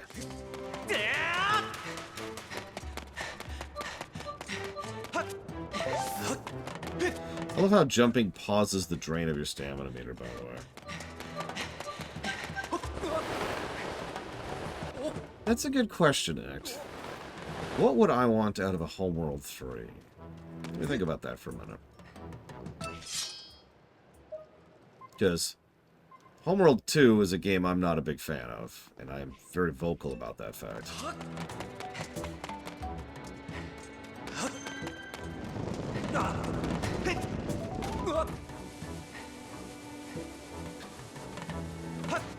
So, don't take this as the actual answer, but I did literally have a dream last night about an RTS game I would design. So, picture Homeworld a little more simplified in macro, but much more complex in micro. And you command a carrier of some kind. But, like, that carrier takes up a huge portion of the battle space. What I'm trying to say is zoom the camera in more. Literally as well as metaphorically. Generally speaking, you're primarily fighting with corvettes and fighters. If you see a capital ship, that's a big deal. Like a huge deal.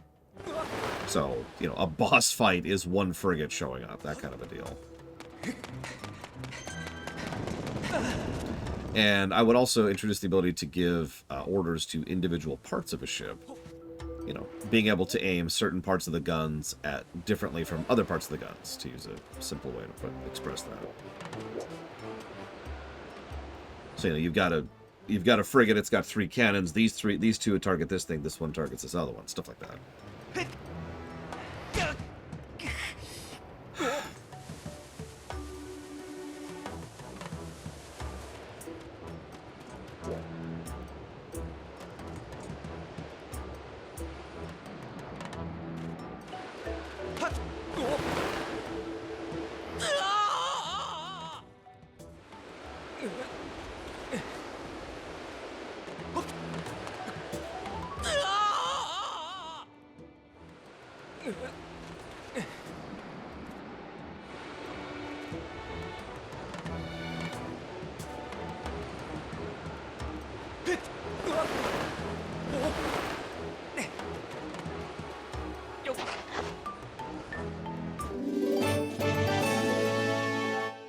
Anyways.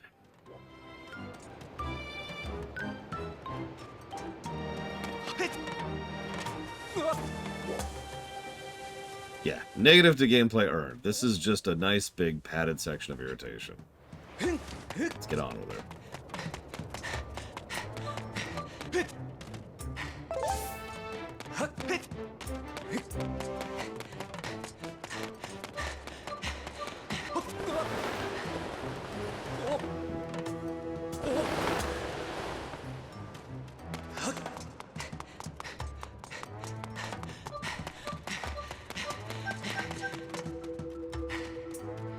Why does stamina exist? Who invented stamina? How do we kill them?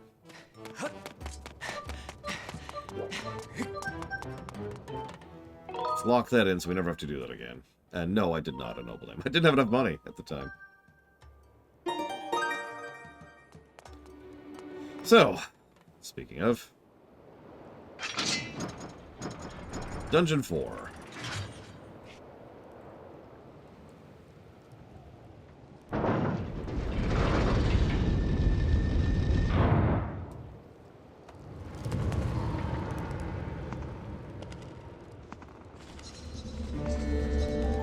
Into the depths.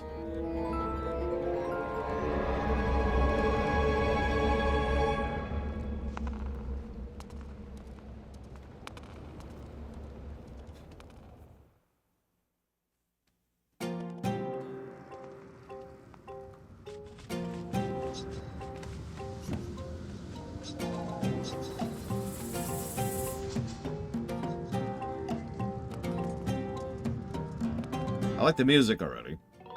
It's better than the second dungeon's music.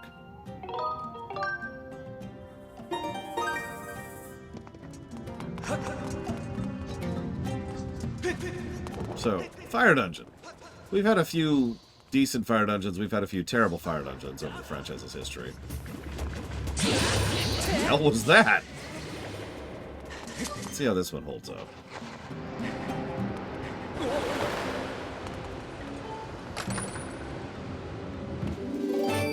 Money.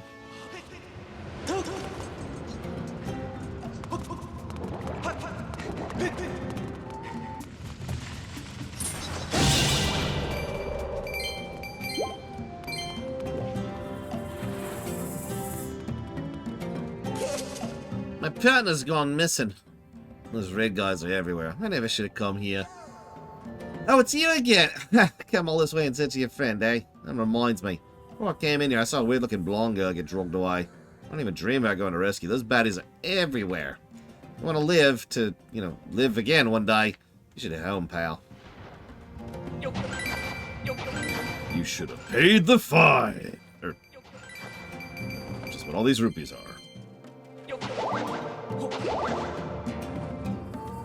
Get more of that delicious gratitude there. Oh god, that's not gratitude! Ahem. Actually, one thing I would like to see in a Homeworld 3, which will of course never happen because the franchise just died.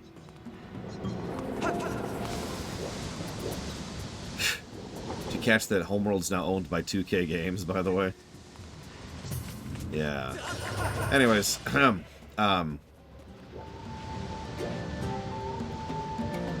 ship customization. Maybe not to the full extent of total shipbuilding, but something at least along the lines of, like, Master of Orion, or Stellaris, or Endless Space. I think Endless Space allowed that. I still can't remember. I'm gonna axe Endless Space. Galciv, Galactic Civilizations. Have a degree of, Lego ship design, right? Allow you to come up with your own mission profiles.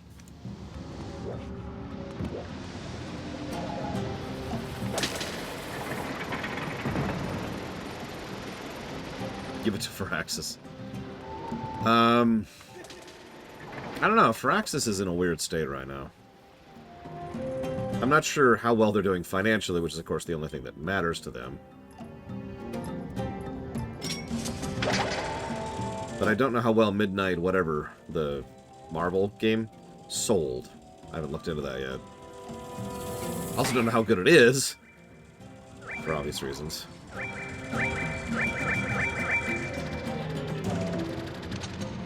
Oh, that would be incredible, Loke. I mean, could you imagine? Unlikely, though. And also, we'd need an interface that isn't garbage. But yeah, no, that would be cool.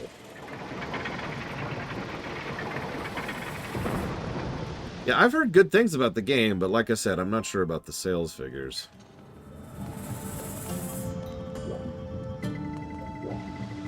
And I did, okay. I already went over there. Okay, cool. Not into the lava link. Master, I'm detecting new enemies ahead. They appear to be creatures of very significant physical ability. Press the L to target enemy, then use this to call me. I will share any data I have on the enemy. Oh, by all means. Target locked. Lizalfos. This unmistakable monster is equipped with an arm guard made of hard iron. Great physical prowess makes it difficult to predict its movements. You'll need to anticipate the direction of the arm guard to successfully land an attack in an exposed angle. You've defeated 0 types of this enemy.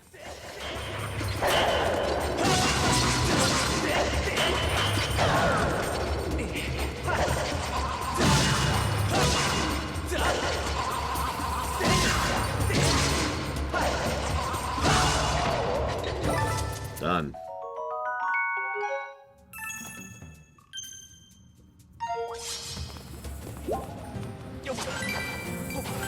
Listen, Inamisho.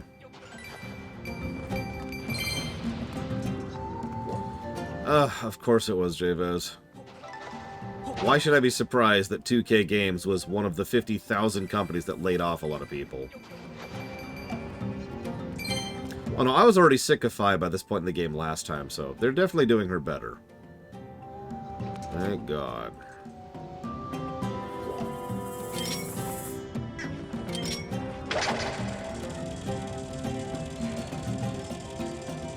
Kamikaze!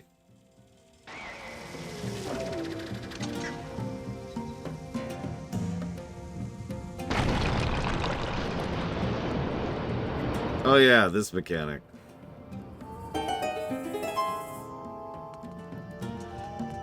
This seems safe. Would you do this in real life? No, of course you wouldn't. Don't lie to me.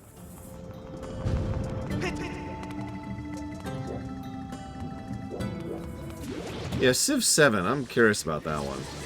Civ 6 was fine, but honestly, I'd rather play Civ 5 again than play Civ 6. I mean, I would love it if we could have the StarCraft 2 unit design concept in Homeworld, Dakota. Oh, that's... Maybe we could literally do that, actually. So, you've got Fighter, and then you've got Fighter with totally different mission profile, and then you've got Fighter with totally different mission profile, right? Like in Legacy of the Void. So, Fighters are always useful depending on how you're using them, right? That's not quite a full ship builder, but... that still gives you some option and malleability, and especially if you could swap them, right? Like in like in between missions or whatever. I have seen Sid Meier's Starships, but I've never actually played it.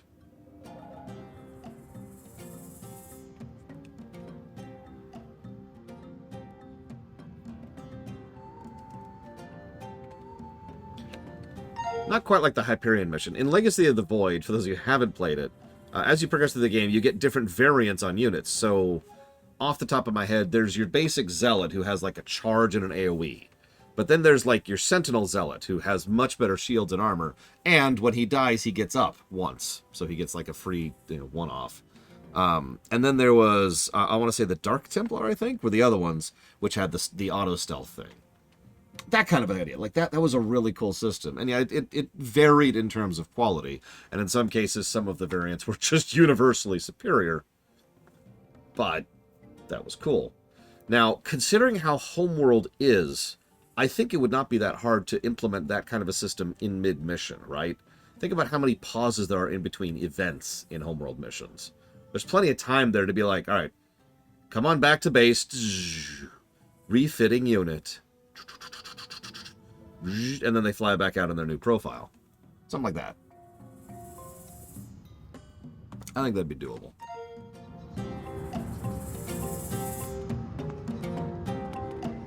I mean, for a Star Wars RTS, for something like the clones or the Stormtroopers, what you'd probably do is you'd probably just straight up have the variants of those troops, their different loadouts and their skill sets, as different units that you could purchase. Like, you could have a near totally infantry-focused Star Wars RTS, and it would work, because there's so much variety to the different units and different mission profiles thereof.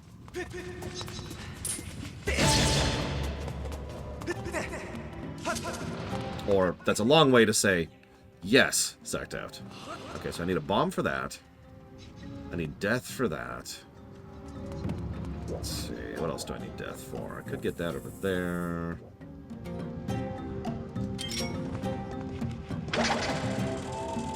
Let's explore a little bit. What we got up here?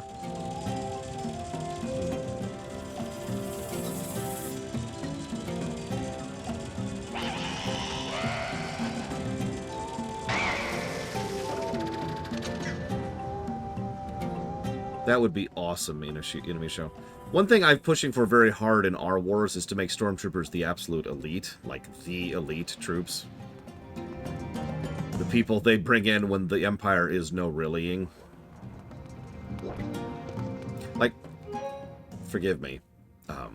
I had this idea for a scene. I don't know if this would be like in a game or a show or a book or a movie or whatever. But say the rebels are like, yeah, go! And you know, like, you know, the rebels are just charging through this sequence. Absolutely, like, crushing it, right? Just running over the local garrison. And doing an excellent job. And the rebels are like, yeah, we're doing great. We're pushing back the Empire. It's so great that we're pushing back the Empire. Woo!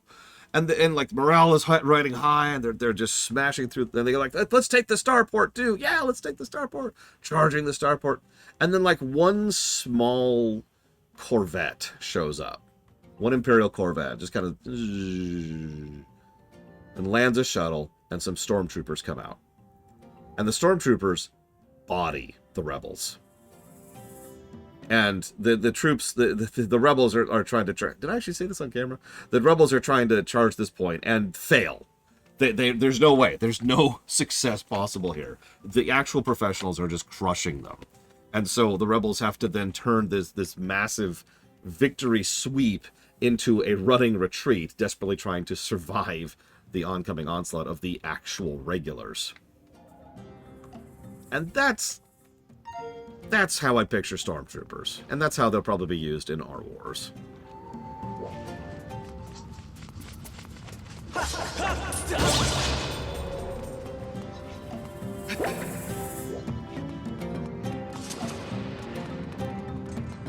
See, the problem here, Geludo, is memes have no place in my new empire.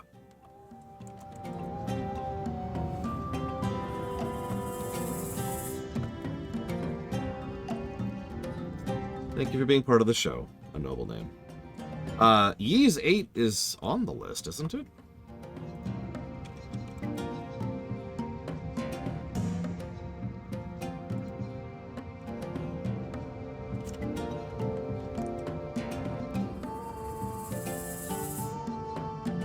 Oh, right. So it was removed from the list due to lack of interest.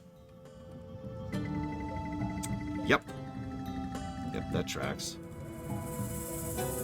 Give me a second here. No, it's okay. I'll re-add it. That's how the frozen list works. Most people don't even know the frozen list exists. Oh shoot, I just said something. Ignore that. No, the frozen list is exactly what it's on. I don't mind sharing.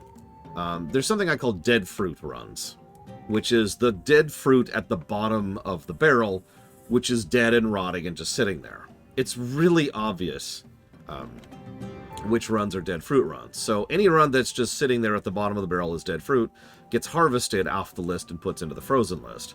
Now I still keep track of it. It's still there, it's still frozen. Like it's not adjusted, it's not publicly visible. But it is still there, so if someone decides to then suddenly show interest in it again, like a noble name just did, then I'll go ahead and check the frozen list. And yep, there it is. And I'll put some interest toward it. Yeah, this game was sitting there for 1,089 days. Just sitting at the bottom of there with no funding. That's a dead fruit game.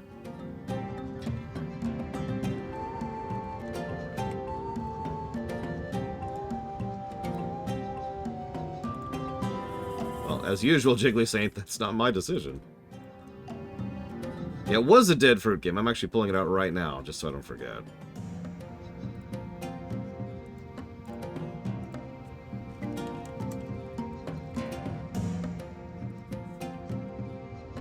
There we go.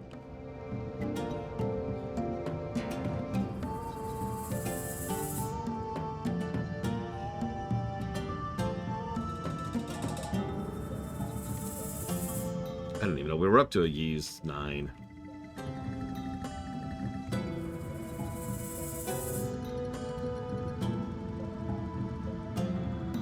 Yes, I do, act. There are very, very few exceptions to that.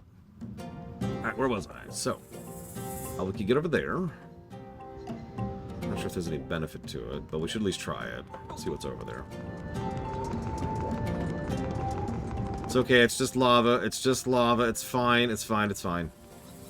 Convection smection.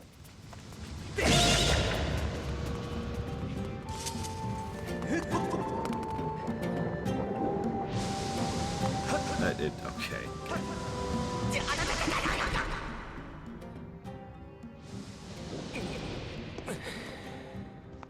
I mean, just the fumes alone would probably kill us here, if we're being honest.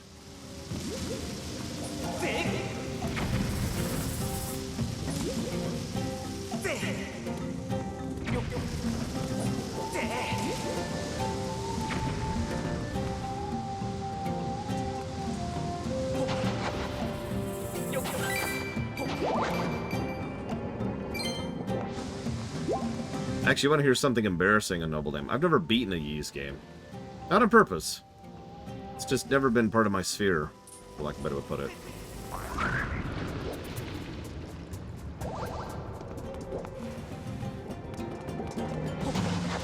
I've been aware of the franchise for a really long time. Like, since the early 90s, I want to say. Pick up the damn thing, Link! Jesus. No! You deserve that, Link. That's what you get. Thank you, Inamisho. Always appreciate it if you give me a moment. Show. You deserve that, Gilby. Xenoblade 3, Neo, and Ys 8. Black Mimosa of Dana. Actually, you want to hear something wild? Let's see if you can identify this. Sorry, just random thought here. Because I don't know what game this is from. Where is it? Not that... Okay. I don't know what game that's from. It's Mega Man 2. Thank you very, very much, A Noble Name. Here, I'll play the song first. Because if you can tell me what game this is from, I'll appreciate it. Thank you, A Noble Name.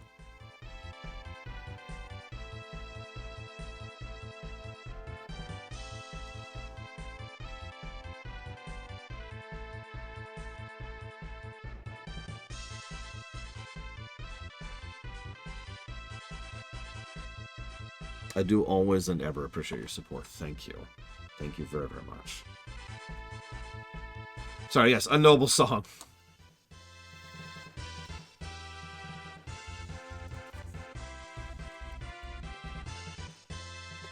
Just based on the sound font, this is either Genesis or SNES. This is clearly 16-bit.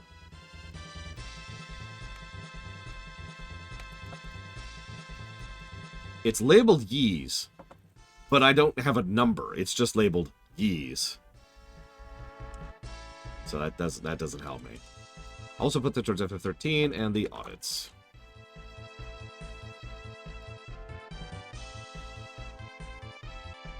I think this is actually my only Ys song. Got it years and years and years and years ago. Back when... So, back in the day, getting video game music was a thing and usually involved custom rips. And those weren't always properly labeled, categorized, and organized. Not like nowadays, right? Like nowadays, you go to find a game soundtrack. Someone has sat down and figured out, here's the label, here's the album, here's the artwork, here's the composer, here's when it came out. Back in the day, you'd be like, here's some music. It's from Ys. I mean, hell, for the longest time, I didn't know what, Jesus. Mosquito. For the longest time, I didn't know what, this was from.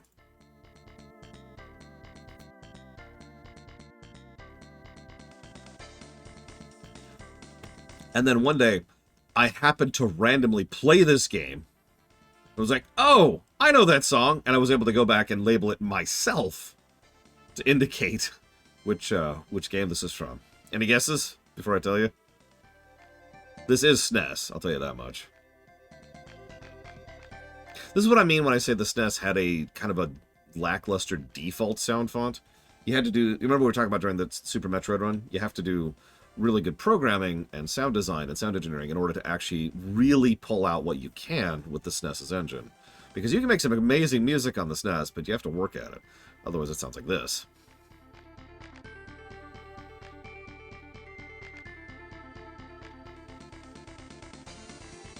Any guesses? Nobody? Okay, okay. Tales of Fantasia. Took me a long time to find that one. And I just kind of stumbled into it.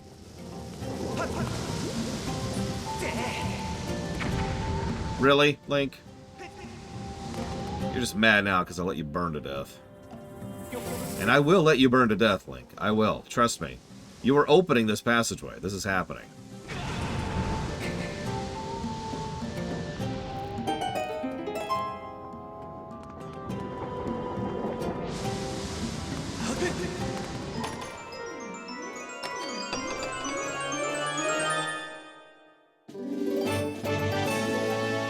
Well, Golden Skull might be useful someday. Not super great, but whatever. You deserve that, Link. I just want you to know. You deserve that.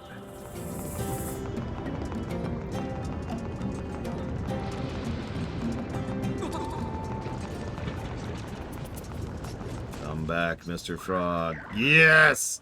Die! Whoa! That shouldn't even be physically possible. Like, the game programming should not allow that to happen.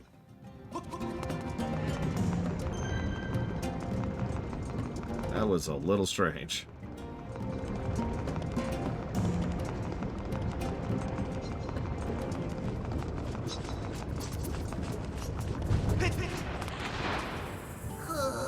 Blast! I must have dropped it earlier. Hey, nice timing, pal. It's me, Led. Showing up here must mean we're connected somehow. You know, like fate or something. Anyway, do me a favor. Get my bomb bag, okay? I was behind that rock looking for treasure when those creeps showed up. I panicked to hit the road, but it looks like I dropped it. It's a bag for carrying around bomb flowers. I can't imagine I'll having one. Oh, yeah, I guess I don't have to imagine it, because I lost mine. Anyways, back there. Do me a favor. Get my bomb bag back, would you please? I'll think about it.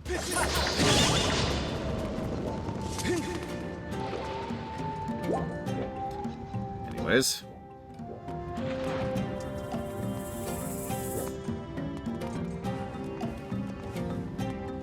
Hi.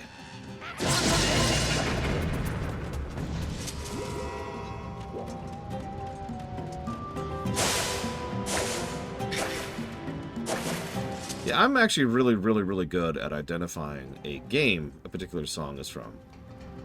Identifying a specific song, that's a bit trickier. Because most games have not only distinct sound fonts, but a distinctive style to them.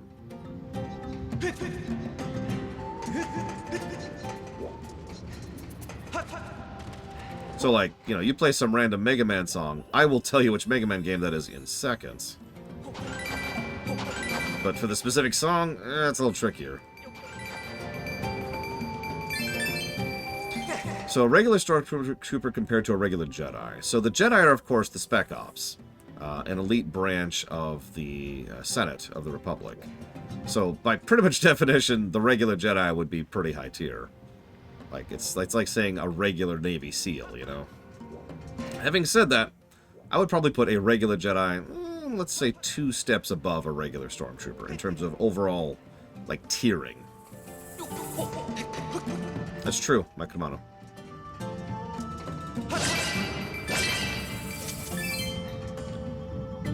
Okay, so...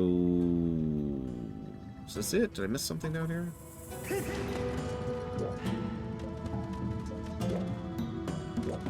No, I'm just an idiot.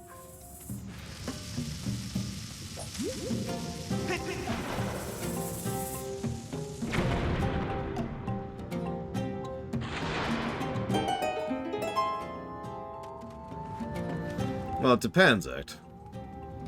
But yeah, when they're needed is pretty much the correct answer there. The Stormtroopers get deployed and redeployed pretty regularly. You remember when we were playing Republic Commando? You don't send in the elite Republic Commando squad for any old mission. You send them when they are needed. Maybe that's needed for a PR thing. Maybe it's needed because there's an ally who really, really needs your help right now.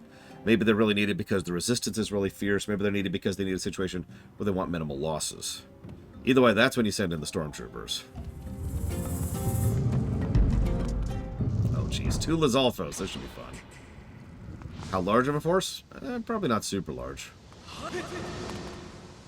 The Imperial regulars are probably much, much larger in terms of overall percentage. This is gonna suck.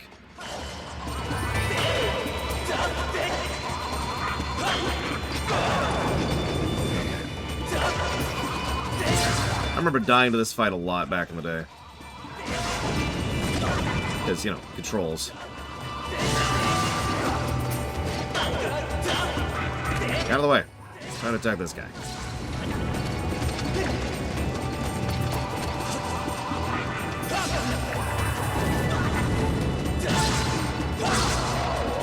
One down. That should help.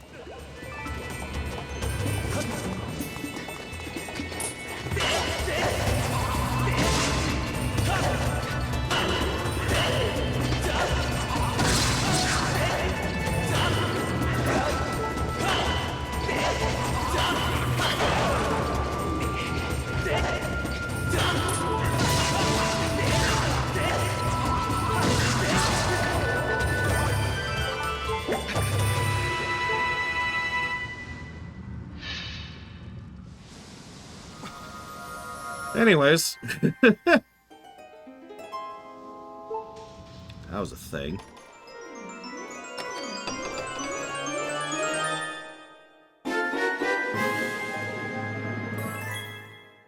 You haven't decided what we're doing with the clone troopers yet. I know where they are, like, politically and thematically. But I'm not sure what we're doing them after the Clone Wars. That's kind of an important question there. Hey, you found my bomb bag. Sorry to put you through that. I guess I owe you now, so let me have it. What's this now? You want to borrow it so you can go deeper into the volcano? Oh, right. Looking for your friend. You have put yourself out there getting this far. It reminds me. How's my pal? He's worried about my... What kind of pal am I putting him through that? You must be worried too, not knowing if your friend's dead or alive. I'm not letting you borrow my bag, though. Nope. I'm giving it to you. Just don't blow yourself up. You got my bomb bag. Go find your friend. How do we get bombs, you might say? Hold up! I forgot to tell you something. This is how you get bombs. Here's some blah, blah, blah, blah, blah, blah, blah. Yeah, okay, let's go.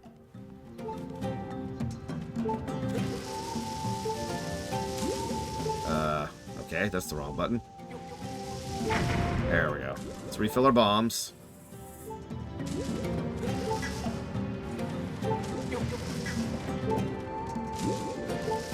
I've changed my mind. I'm not a big fan of the low health beetle leaps. Like, they're not as bad as some of the series, but that doesn't make them good. Oh, I already gave the negative. Okay, we're cool, we're cool. I was gonna say...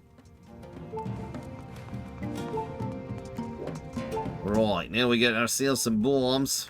Or, sorry, we got ourselves some bombs. Let's see what we can do.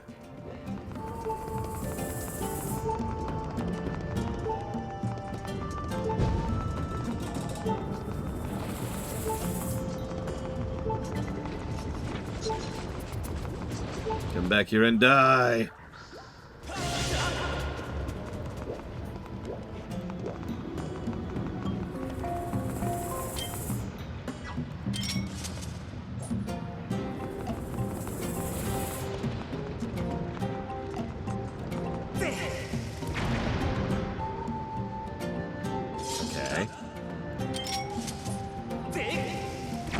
There we go.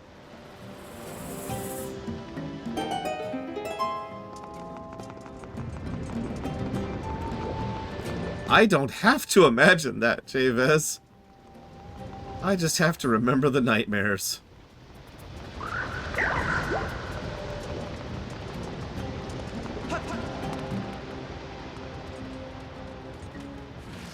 this. I do like how they handle bomb refills here. It's probably one of the better bomb ammo systems in the entire franchise.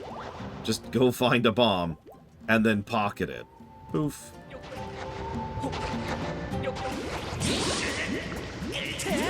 Now, you can actually have items that increase your bomb bag height size. However, we need to debate that this is a negative. What the? What?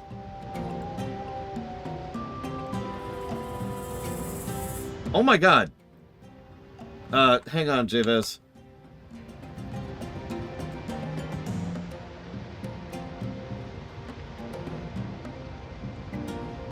Could you type something, Javez, really quick, please?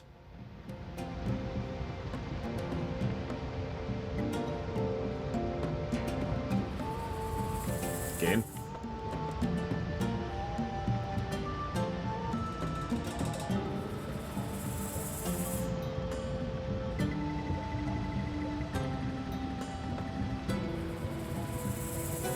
Okay, so it's hard to even explain what just happened. There was a chart that just showed up in my chat. And I was trying to figure out what the chart was, and I couldn't get it to go away, so I clicked on it, and it banned Javez.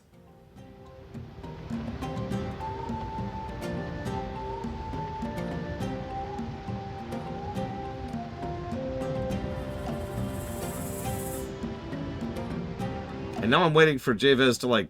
Are you there? Can you be there? I think I've unbanned you. I thought I already unbanned him, but I'm not seeing him typing anything. Hang on.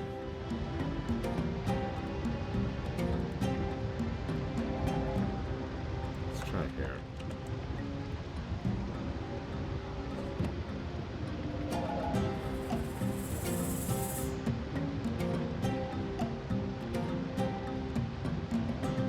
Okay. I think it worked that time because I got a confirmation message. Javez, can you say something now?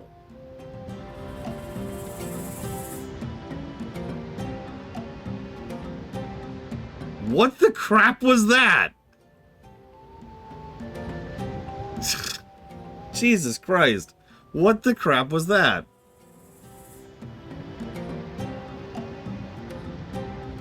So, like, the chart, I say chart. It was a vertical chart like this, and it had a line going like this, like an S going through it. That's it. Like, I have no idea what that is, where it came from, or how it banned you. That is the weirdest goddamn thing. I don't even know what I clicked to make that happen. Like, I had to click something by accident while I was tabbing over to the review document. I have no idea how that happened. I apologize, Javez. Like, what?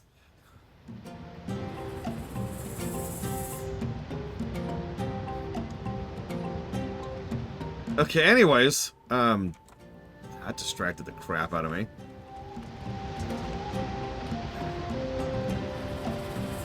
Well, if I click your name, though, it pops up like, here's your name, here's your account, following since this date, here's your tier, here's your birthday, here's your badges, follow Whisper.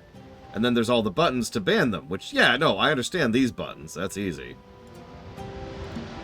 Like, nothing here seems to indicate, hey, here's, like, the things you can click to make a chart happen. Yes, I know your birthday. Giga, your birthday is September 10th, 2013.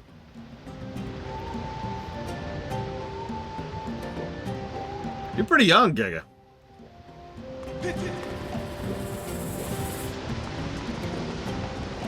I'm pretty sure that's the birthday of you subbing or something like that.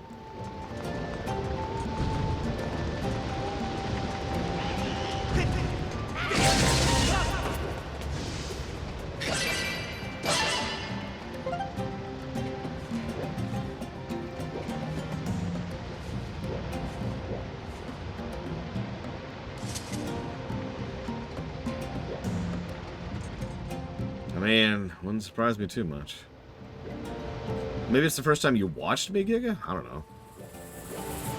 That was the date I was given. I don't know what to tell you. Except that you're lying to me. Let's see. You've been following me since November 15th, 2020. Oh, no. That's the date of when your account was created. That's the birth date of your account. You were subbed to me. Now you're not, because Twitch subs suck. And, let's see. You have 1 heart. I don't know what that means. Oh, that's how many followers you have. Brigwood has 27 followers.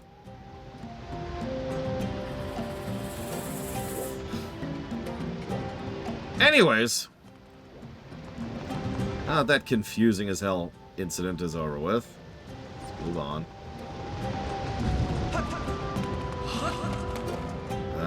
Bombs. Right. Bombs. We have bombs now.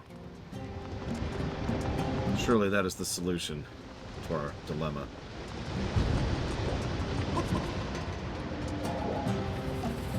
Not sure how. Nothing here looks bombable, but whatever. Right! That's... I knew I was in the middle of discussing something, and then Javez got banned for existing.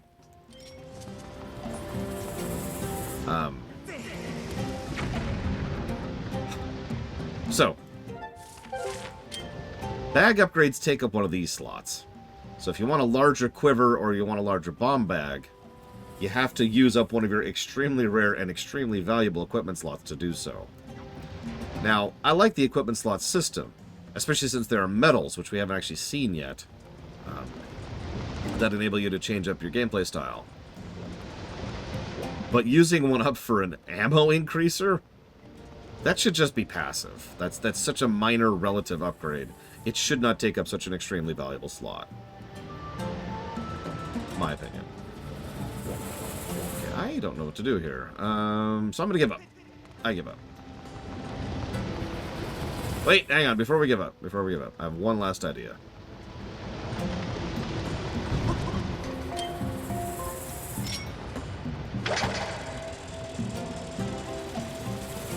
We're gonna go exploring.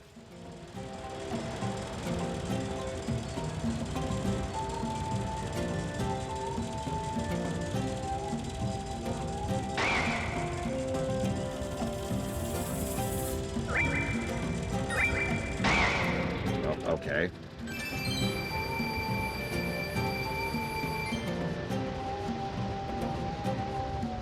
Come on. Yeah, I'm not necessarily going to give it a negative to Toho, but it definitely makes the upgrades of the slots a little bit more worthless. Why even bother? Okay, I don't see anything really up here, except for some people who are, you know, not to be afraid of a beetle. And then again, if you see a flying metal beetle coming, that's probably a good cause for running. So I guess I can't make fun. Hello?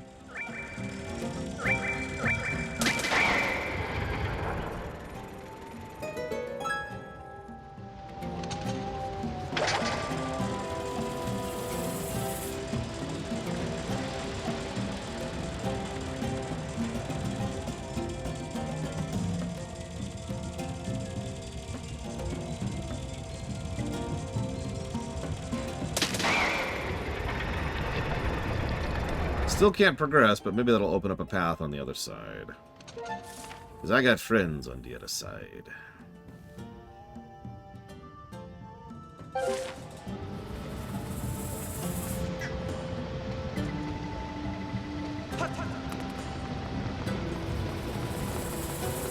The beetle is pretty cool. It is by memory one of my favorite kit in this particular game. The slingshot is so useless, we've kind of already gotten rid of it. Sure thing, let's see. Checking the map, checking the map. Oh my god! It's the treasure of Montezuma himself! Well, good though, later though. Shut up, Link. Nobody likes a crybaby. What? What? What do you want from me? There's nothing here. There's nothing here. You lie to me, Dragon Player.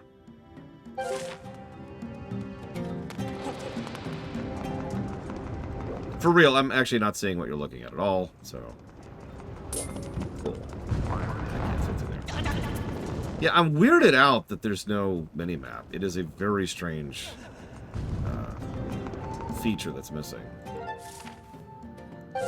Oh, you mean just forward? Yeah, of course I could just go forwards. But that's easy. I just go this way. Like, right? Duh.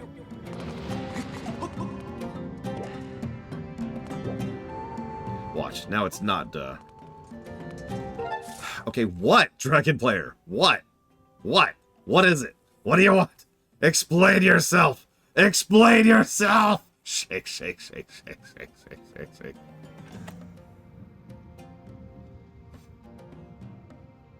Okay. Shake, shake, shake. I'm shaking Jabez. That's why he got banned. Shake, shake, shake, shake.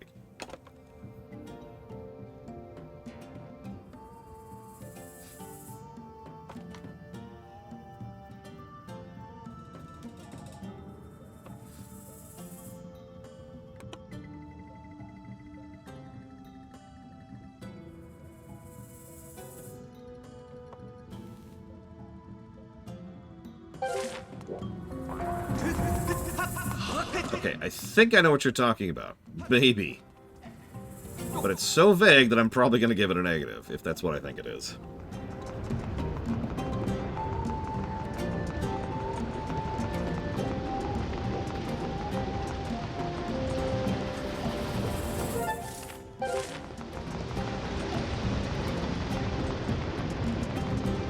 Yep, nope, that's what I thought. Jesus Christ. Well, maybe not negative. Maybe more like an absence of a positive.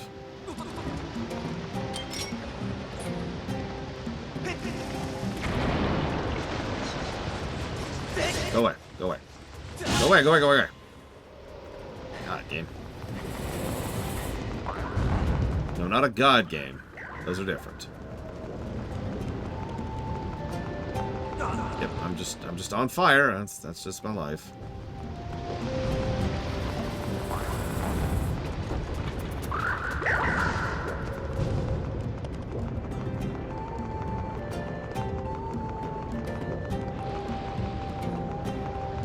I mean, admittedly, those cracks are nice and all, but I'm sorry. Between the visuals and the bloom, and the camera angles, and the indistinctness is what I'm going to call that of the map, I'm pretty sure I would have never seen that unless I was actually staring right at it.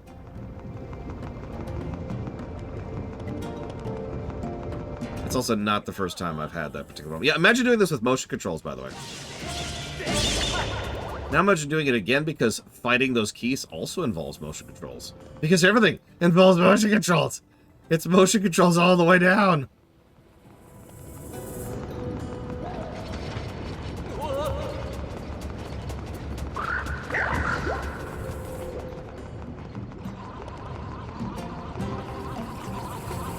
Now fight this guy with motion controls. Now get knocked into the lava with motion controls. Now get out of the lava with motion controls.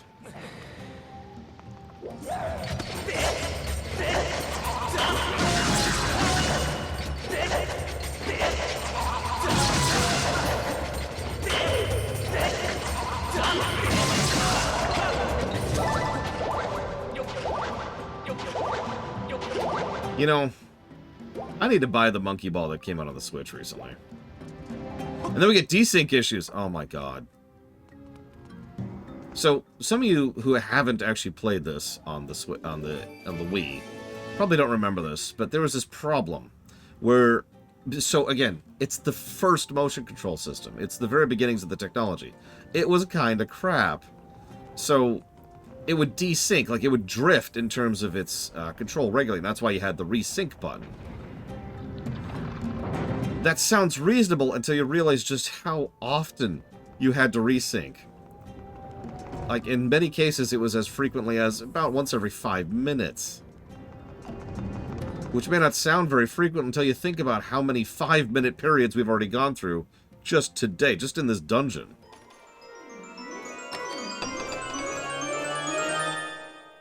In case you're wondering, resyncing involved putting the controller down on the thing, hitting a button, waiting for it to sync, and then picking it back up and going back into it. I'm so glad we're not reviewing that version of the game. Not that I would anyways, but damn, you know?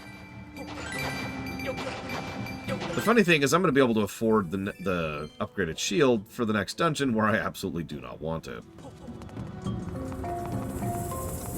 I might have just had a bad controller. I don't know, Rex, because we had terrible luck with that. Just terrible.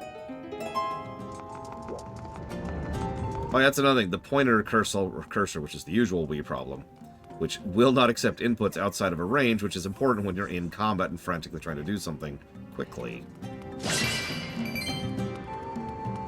God. Glad you're pushing the technology forward. Can we push it back a little bit? To something that actually works, please? So then there's this section of the dungeon.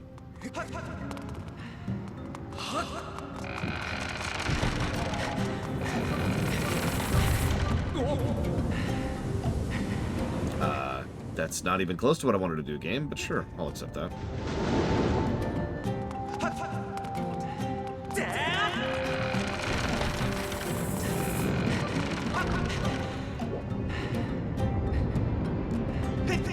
Yeah, the best Wii games were like the best DS games, the ones that didn't use the control gimmick.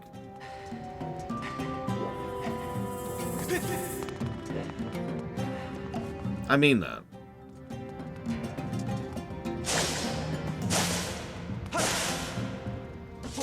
Like, think about the three of the best Dragon Quest games ever made. All on the DS, and I don't think they use the stylus for anything other than selecting menu stuff. Optionally. One of the best Wii games was Donkey Kong Country Returns, which, you know, had its own issues, I'm not gonna lie.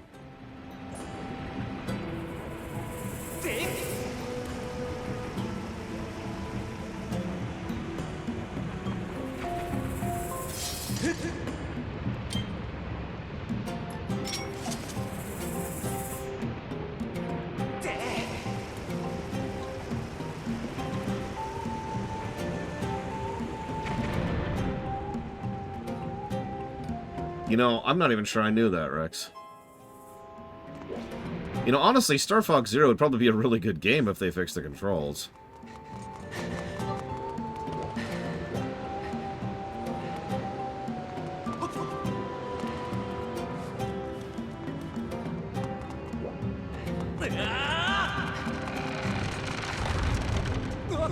No, not that. Okay, there we go. I'll accept that.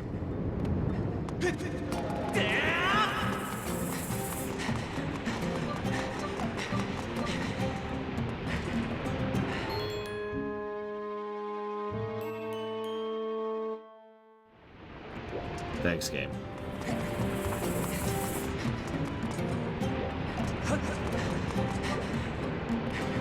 Yeah, Star Fox has been turbo dead.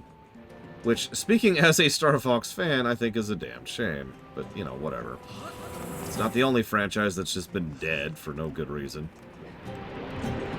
So, you remember that quote about how Zelda doesn't deserve to exist unless we could come up with some new gimmick for it? You remember that? I have found myself wondering several times if that's exactly what's happened to a lot of other franchises. Like, if that's why Star Fox is dead. That's why F-Zero is dead. Is because someone in the office... Miyamoto, excuse me. Someone in the office insists that this franchise does not deserve to exist unless we can come up with a new way to control it. They say innovate on it, but we know what they mean by that. Like, based on context, based on analysis, based on interviews, and based on history, what they mean is... there needs to be a new way to control the game, not actually innovating the gameplay. I mean, we've seen some extremely creative and fun racing games done in the last 20 years. That's a slight exaggeration. The last 15 years. Basically since F-Zero died. There's tons you could do to innovate with that formula. But none of that has to do with the controller.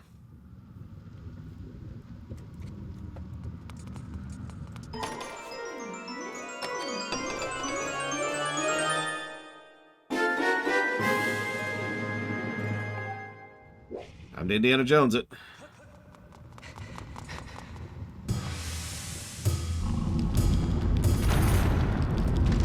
Pretty often, Frieza. Oh, Jesus. Oh, Jesus.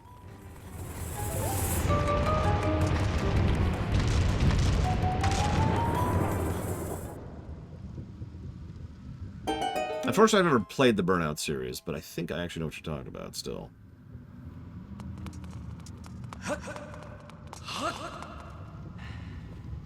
That's the other thing.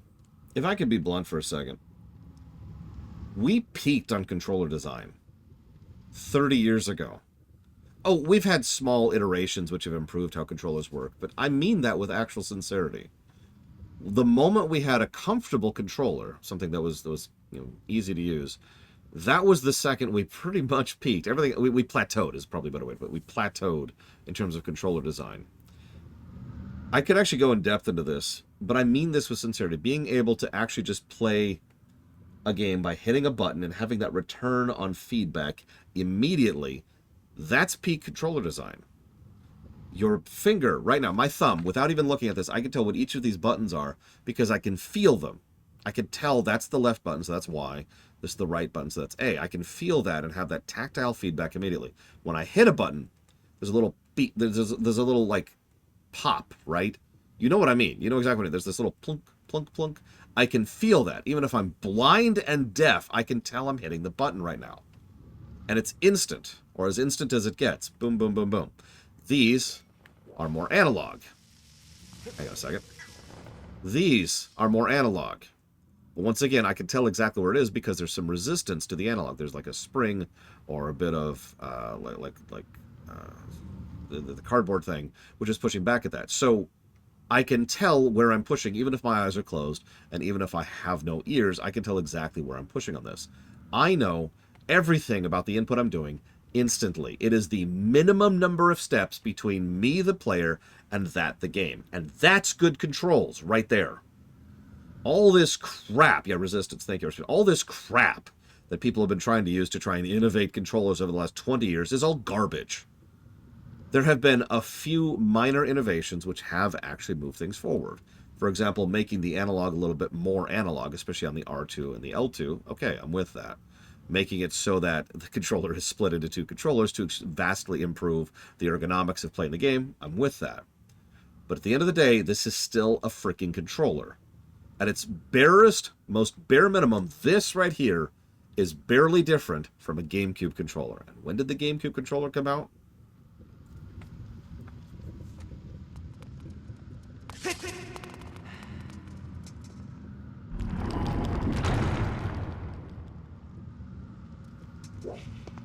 Or if you don't want to talk about Nintendo stuff, the PS3. Or the PS2, I guess, actually.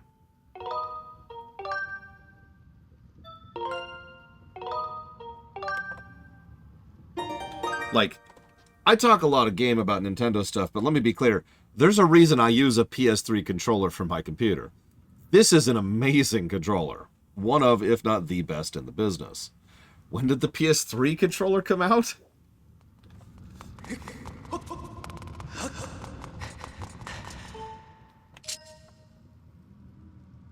2008. And even it's a minor iteration of the PS2 controller, which is a minor iteration of the PS1 controller. I don't like the D-pad on the Pro controller. That's why I don't use that, Rex. It's pretty much the only reason, too. It's otherwise a really good controller.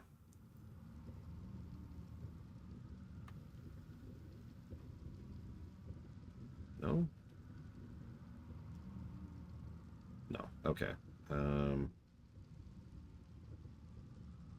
again. How about like this? Oh my god. Why is this so not intuitive? There. Like that.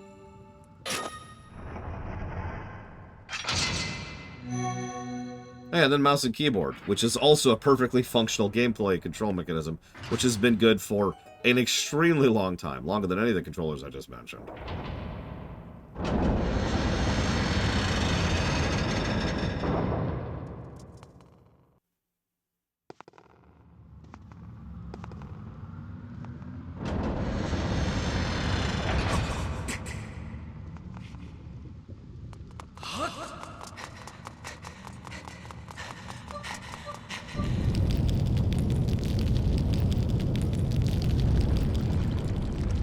How is that going uphill? You know what? Never mind. I don't want to know.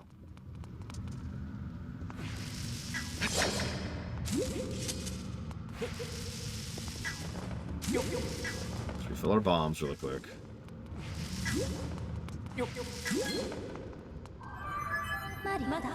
Master, I detect Zelda's aura in the surrounding area. I detect an especially strong reaction from this chain. I calculate the probability Zelda was bound to it recently at 97%. Or 95%, excuse me. I surmise Zelda was somehow able to escape and proceed along this path. I suggest we continue with all possible speed. Thanks for the totally unnecessary text there, Fi.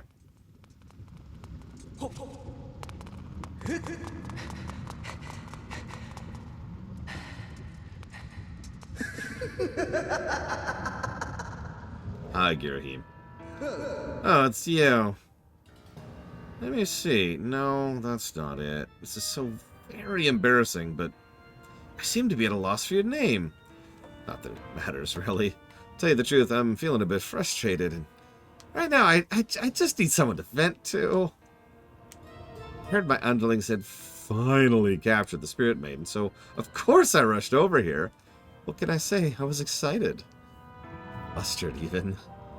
But what did I find when I arrived? That agent of the goddess. She had once again... You see, what I'm trying to say is... A goddess-serving dog escaped with the girl! Must have the Spirit Maiden in order to resurrect my master. I must have her! Got a little carried away there, didn't I? I don't deal well with complications to plans I've laid out so carefully. It's a character flaw of mine. Something good can still come from this day. I've had all this bottled up anger smoldering inside me, and now I can release it. Someone special I'd like you to meet. Oh, don't be shy. I need to vent all this unhealthy anger, and your agony is such a great stress reliever. Won't take more than a few moments with my friend before you're charged to satisfy Crisp. And let me tell you, that will put a spring in my step.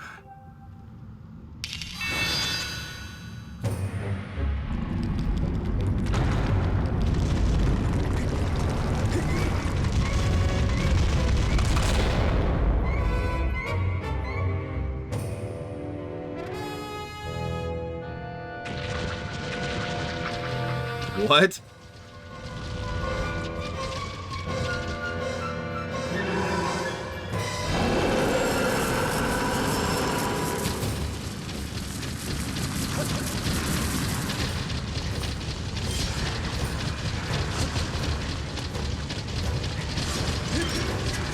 Why won't you pull out the bombs, dude?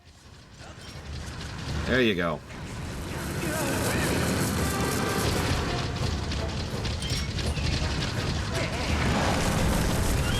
Jesus.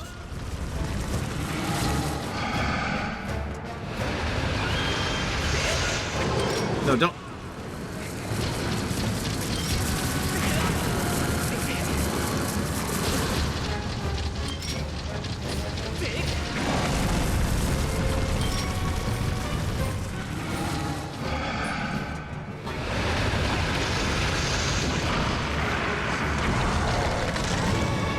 Eyeballs.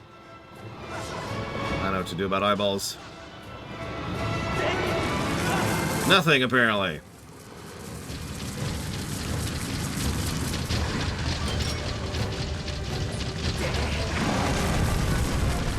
Almost out of bombs, consequently, so I hope there's a refill for those, like, soon. No, no, no, no, no! Too slow. Let's go.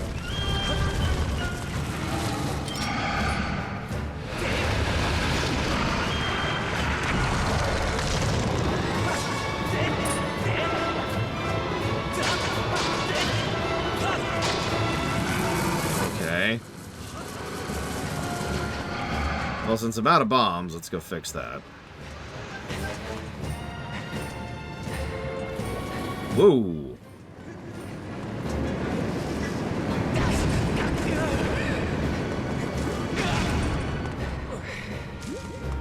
Link, we need to have a chat. Why are you so suicidal, Link? Just tell me. It's okay. You can talk to me, Link. I'm your buddy. I'm your friend.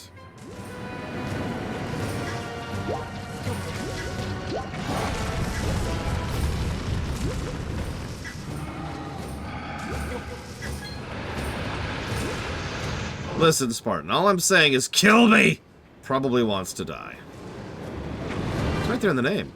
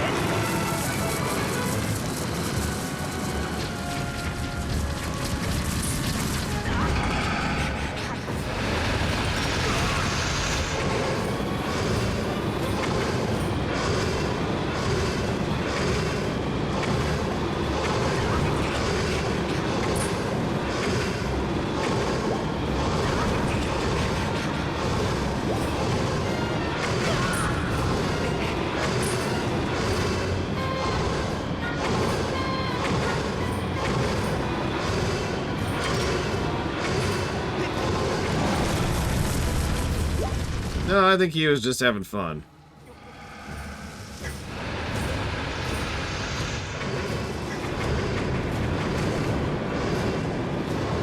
You having fun there, buddy?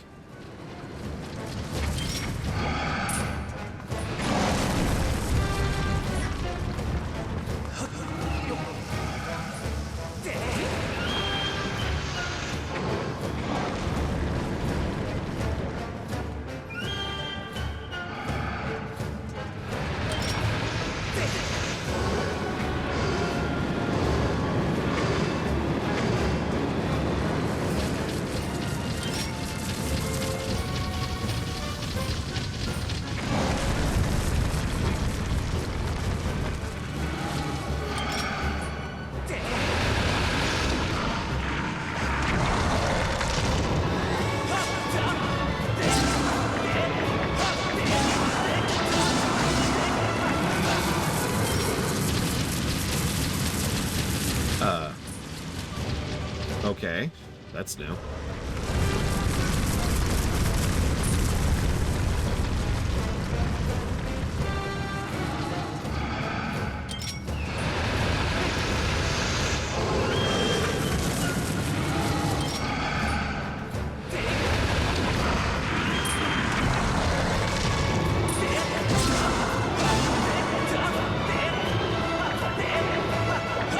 How was that not hitting you? Like, he's above you. Okay, swing up. Nope. Okay. Not impressed with this dungeon so far. Not gonna lie.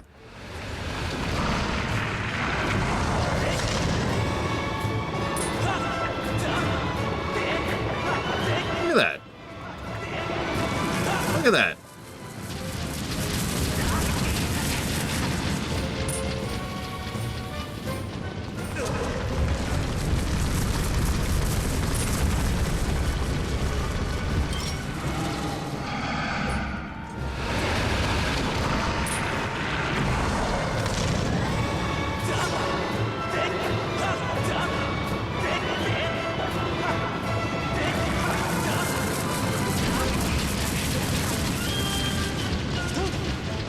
I'm not sure what to do to actually hit the guy now.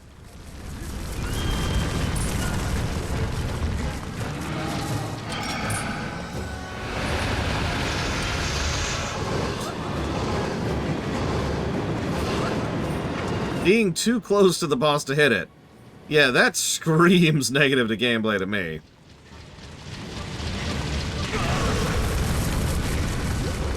I was locking on. Like, I've locked on the last 3 attempts, actually. Maybe I should not lock on. Maybe that's the key.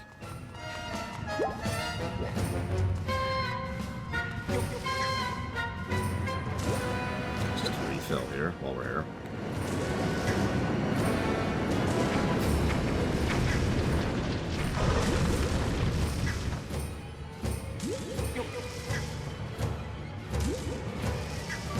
Could be, Rex. I don't know.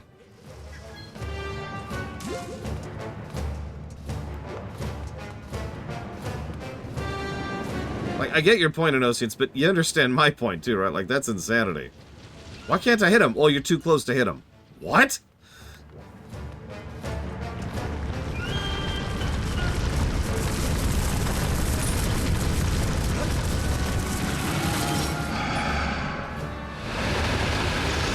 So let's try backing off and not linking, like, locking onto him.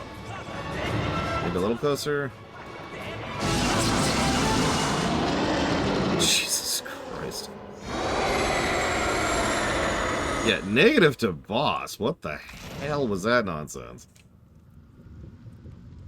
What was this guy's name? I've already forgotten. That was first try. Very technically. Scaldera, that was it. Thank you. Not as much as I used to act, but now I kind of keep an eye on it.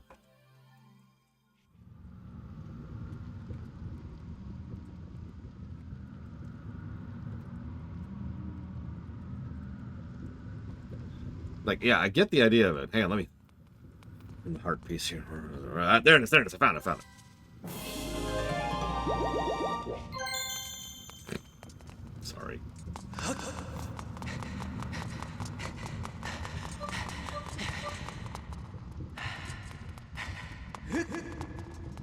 Brilliant. Uh-oh, Ross. I don't know who that is, or why that's significant. That sounds like bad news.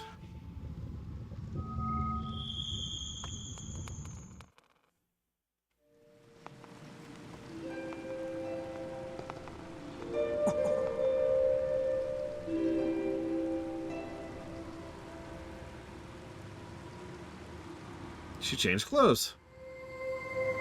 5-1. Damn! Scotland got crushed.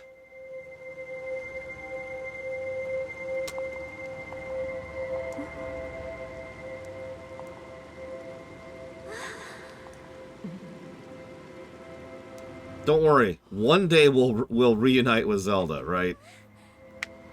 Kill me!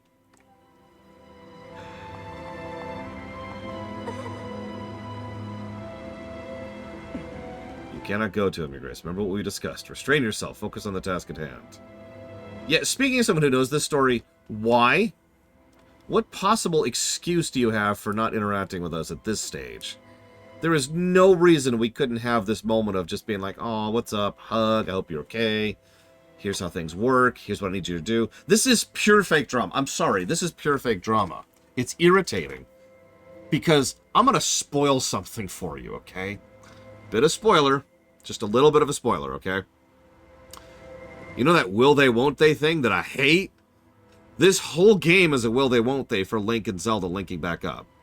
Because there's going to be, I think, at least 3 times. They're going to be like, oh, we're right here. We're almost here. Nope. And the first time they finally reunite is after the final boss. By definition, in the ending. Now, that can work. There are things that make that work. I've seen works of fiction where that actually works. But you know what those works of fiction don't do? They don't have a will they, won't they nonsense. They don't tease you the whole way. Oh, we're finally... Nope. God damn it. Negative story.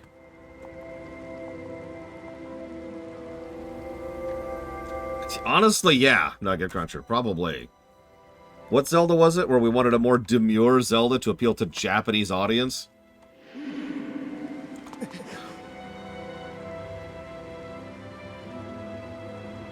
It took you far too long to get here. Looking at you, I fear the goddess is mistaken in her choice of agents. Bitch, please! If this failure is any indication, you have no hope of defending her grace from those who seek to assail her. Do my words anger you, boy? Do my words sting? Let them. If I had not come when I did, your Zelda would already have fallen into the hands of the enemy. The truth of it is you were late. You were late, and you failed to protect her. This is Giga Pudding right here. I sent Zelda ahead to learn more of the fate in which she is destined to play a part. Listen well, Chosen One. If you wish to be of help, her grace, you must summon a shred of courage and face the trials laid out before you. Only when you've conquered the trials will be of use to Zelda, no sooner. Am I understood?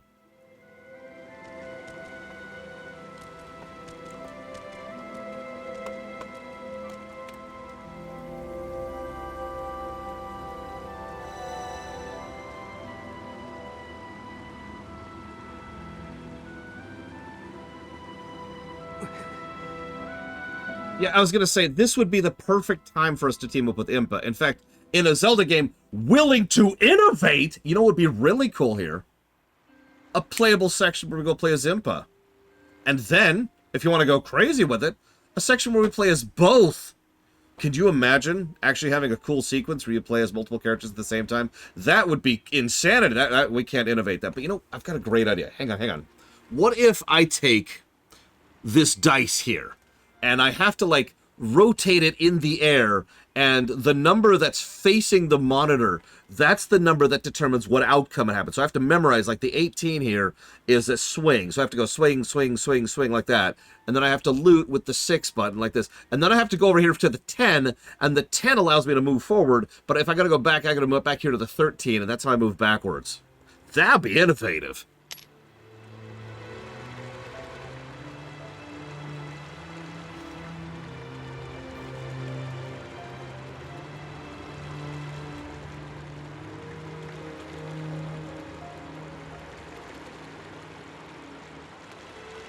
Please clip that. I think that's a clip-worthy rant. If you disagree, don't clip that. Don't clip that.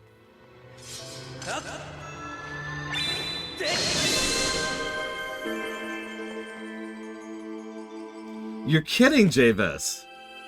I was just speculating based on evidence, based on analysis. Yeah, we need to have a new concept for F-Zero. I've got a new concept for F-Zero. How about making it a goddamn good freaking racing game? How's that for a thought?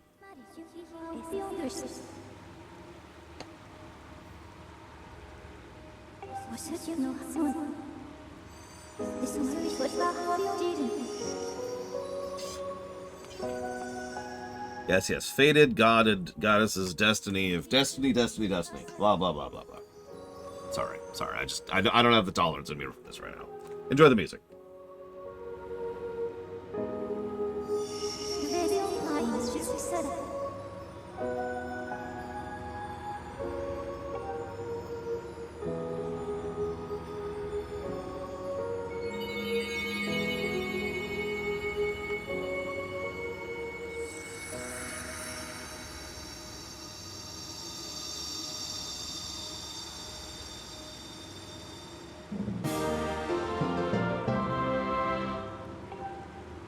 Thank you, Giga.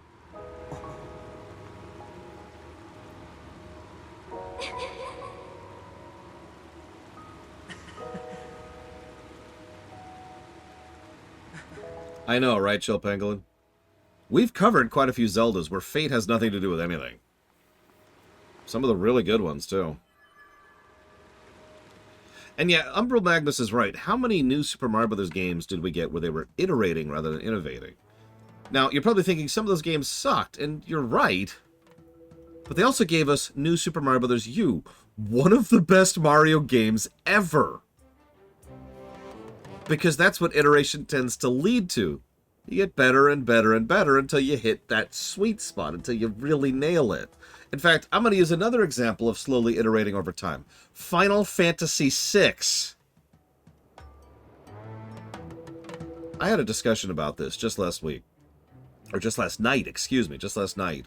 About, someone was talking about how, yeah, Mario Galaxy 2 is another great example of this.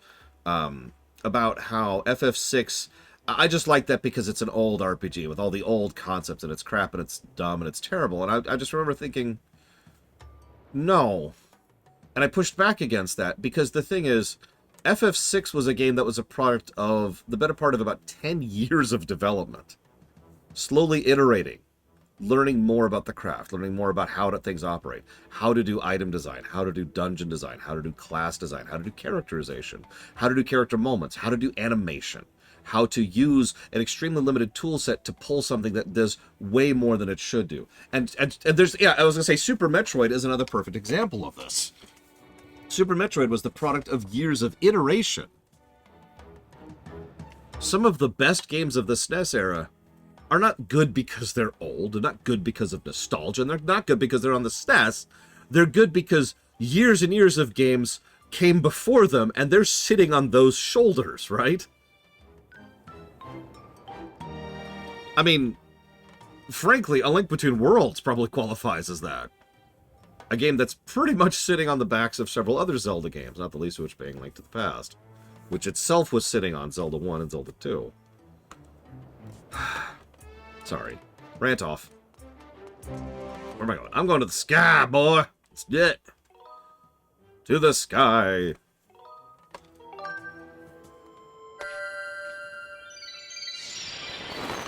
If I'm being honest, this is the same general thing that pisses me off about Valve.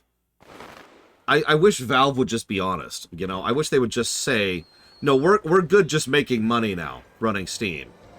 That's why we're not making games. Because we're making money. Just say that. It's okay. I mean, it kind of sucks, but it's okay. It's at least the truth. You know, it's at least understandable.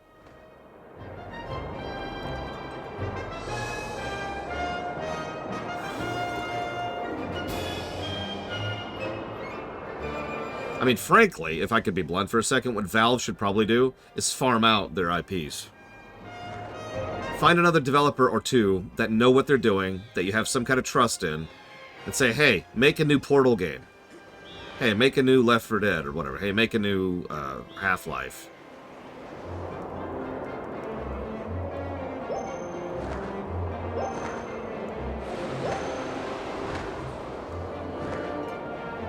Yeah, I was gonna say, Gearbox has done it before, although I wouldn't trust a Gearbox under 2K, which is where they are right now, but same idea. And yeah, Takoid is actually exactly correct. Valve had some of the best development standards in the business. Teach that!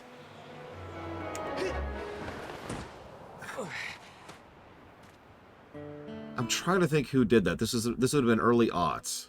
But you know what? Actually, I'll use another example. Metroid Prime 1. Metroid Prime 1 was made by the studio that some of you are aware of called Retro. Retro was a bunch of nobodies with no understanding of programming or game design. It was just a bunch of yahoos picked up off the street, more or less literally. And you're probably thinking, well, then why did they become such good developers? Because when Miyamoto, and I will give him credit for this, when Miyamoto came out to the studio to look at what Retro was doing, he saw potential. And he decided to teach. And so they took Retro in under their wing, right? And everyone at Retro has spoken amazingly positively about how much Nintendo reached out to them and helped them and taught them game design. And we got Metroid Prime 1 out of that. Now, the Metroid Prime 1 is not a perfect game, but it's a freaking good game. And that was made by people who've never made a video game before. Because someone bothered to teach them. Because someone bothered to pass on some of the lessons they had learned to the next generation. Right? God damn it.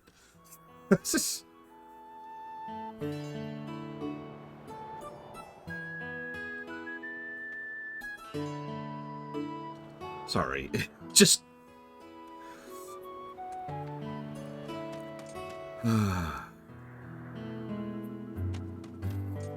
That's a good point. How much money can we make off of that, honestly?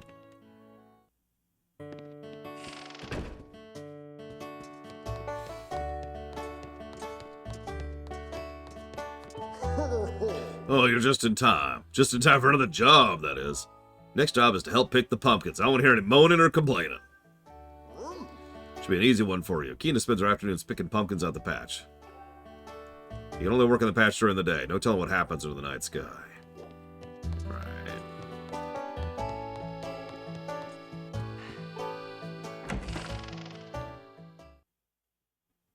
Probably not, Zach Teff, no. I could think of several people who could probably match Vader.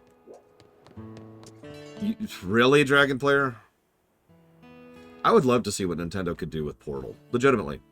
We were talking the other day. Imagine a Zelda game in which one of the major mechanics is the freaking portal gun. Tell me that wouldn't be awesome. Tell me they could make some fantastic dungeons. Or fantastic overworld sequences with a freaking portal gun. So far, it's actually pretty decent, Frisco, but then again, we have been using the non-motion controls, so that's been helpful. You know what, Ect?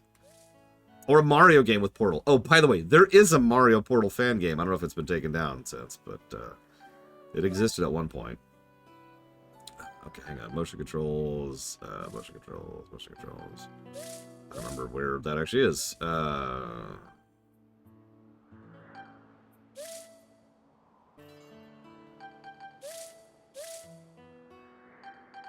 Yeah, it was like Mario 1. It was pretty threadbare, but it was still pretty interesting. You know, that's a good point, Fos Kuvol. You're absolutely right. I forgot about that in Darksiders 2.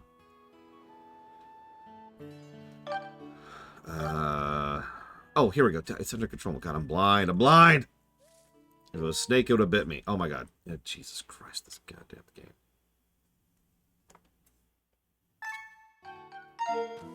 Oh, jeez, I have to relearn motion controls. Hi.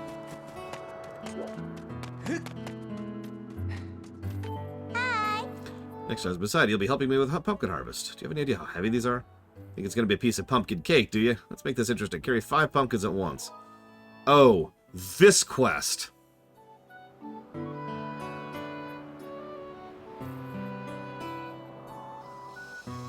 I just remembered which quest this is.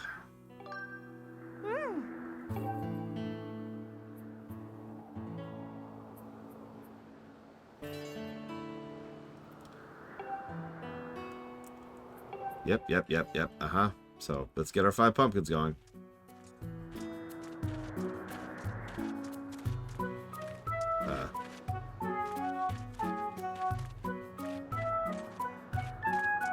Oh my god. Oh my god.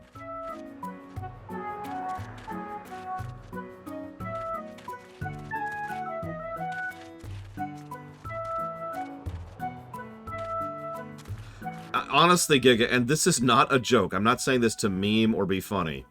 There's been like 4 or 5 moments this run where I've seen something and my first reaction is, oh, that! Like buried memories just suddenly leaping out of my brain.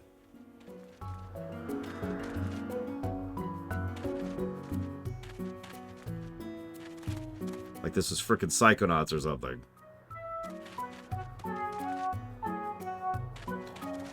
Yeah, just some Nam flashback eyes going on here.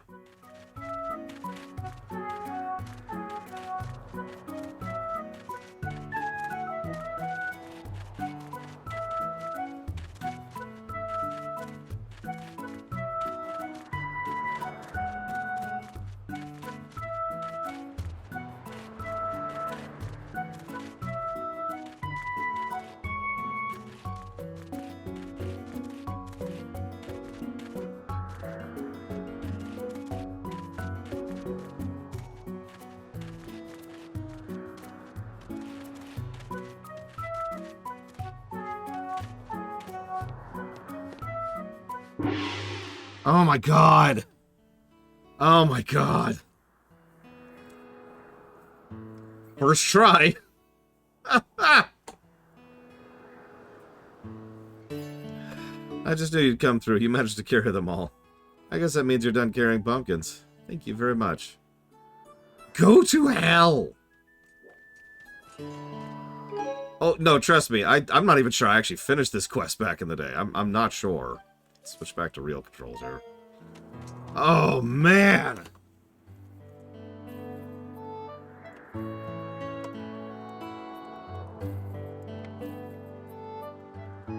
Actually, there's a really, really dumb reason for it, Act. So, the way they've designed this game... Hang on, let's see if I can... There you go. So here's the overworld, right? You've got the desert in the lower left. I know you can't see it yet, but it's there. You've got the volcano, and then you've got the woods. Now, the original idea is that it was supposed to be like a Triforce, and that was your overworld. All 3 were connected, and part of one overarching overworld, kind of like Breath of the Wild would eventually become. Thing is, they couldn't get that working. Like, the Wii just couldn't handle it. It could not deal with that kind of a load.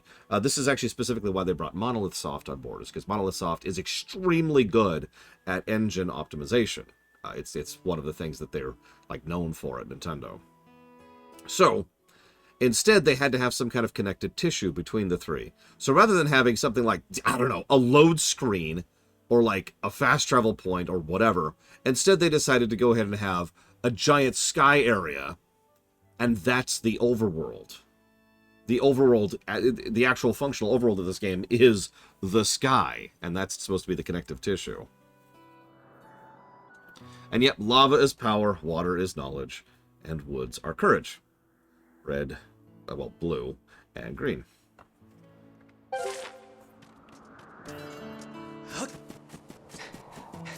Once again, they keep switching which frickin' hand it's on, but whatever. It's the overworld. Wah, wah.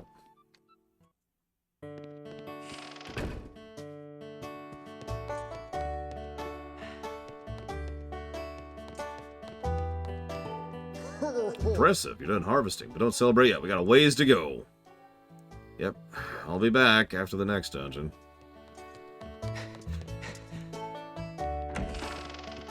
No, they absolutely were trying for the Breath of the Wild thing, 100%. Probably Takoida. It's really weird looking at this game after playing Breath of the Wild because so many of the bones of Breath are in this game. I don't think I ever really realized that before.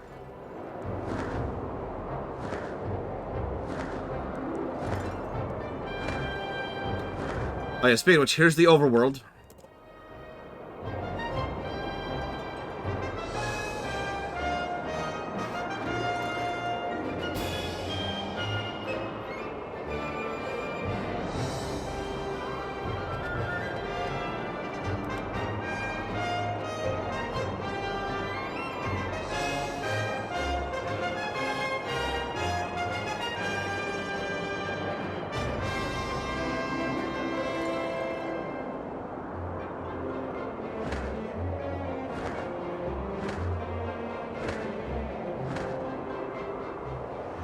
Yeah, we need to go buy some things from Beetle really quick. And we need to go talk to our one true love.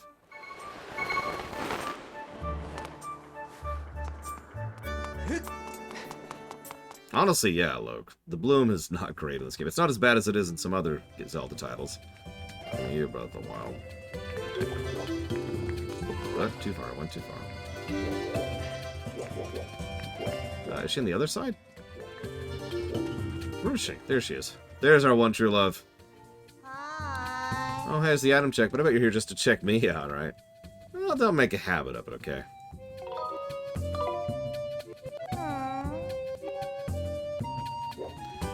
Alright, let's see. Anything worth buying?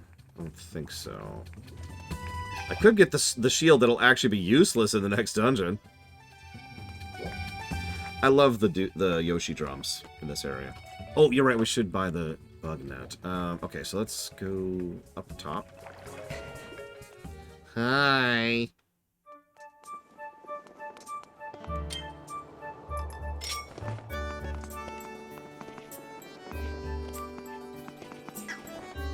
Beetle? Beetle!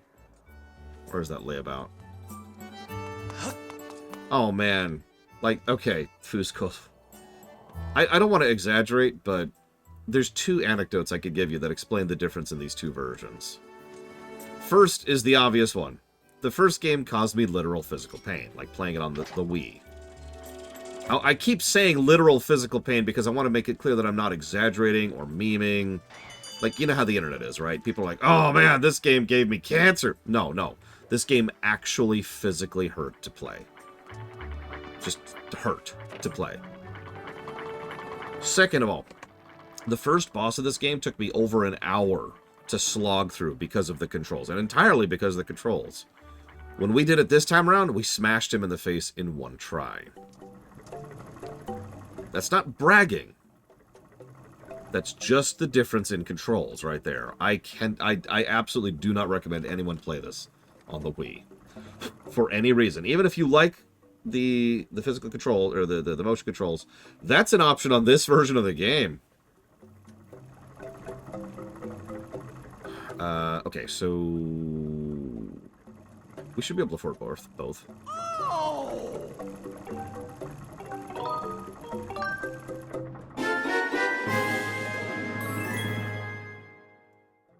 Thank you! Oh!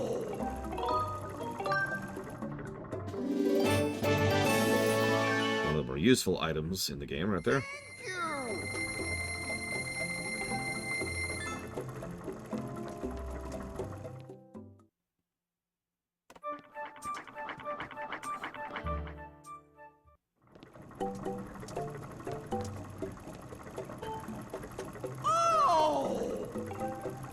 600 rupees for the next one. Me? Raise prices? Never! You're obviously hallucinating.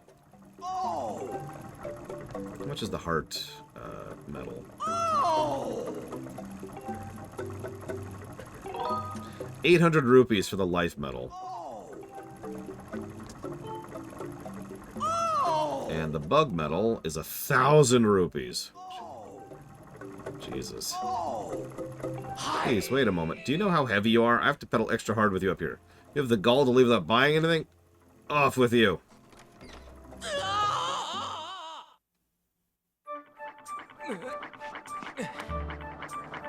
And yeah, he says that even if we did in fact buy something, as I just showed, because we didn't buy anything that particular visit. Because he's a dick.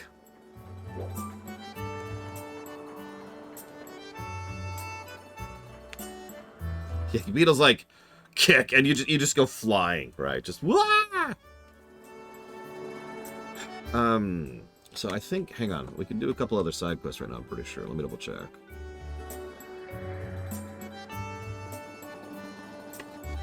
The upgrade store? Sure, but give me a minute, Rex. Because there's that quest which we're in the middle of, there's that quest which we can't do yet. This one requires the mining facility. This one requires the mining facility. That one requires beating the first boss again. That one requires beating the first boss again. We haven't repaired Scrapper yet. We don't have the hook shot yet. Damn, apparently we actually can't do, like, any of this crap. Alright, in that case...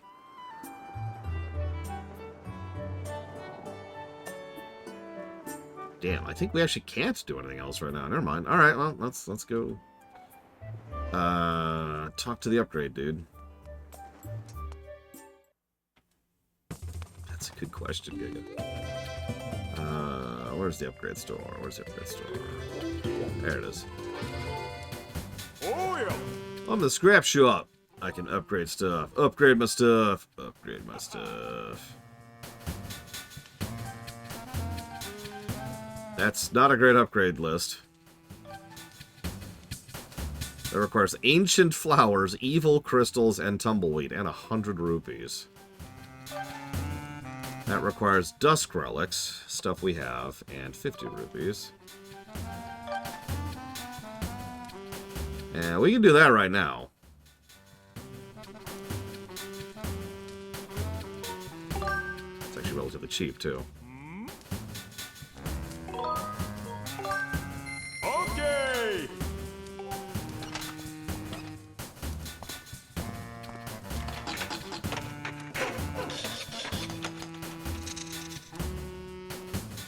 I never noticed he has one of the ancient bots in the corner of his shop before. Do you see it over there on the left?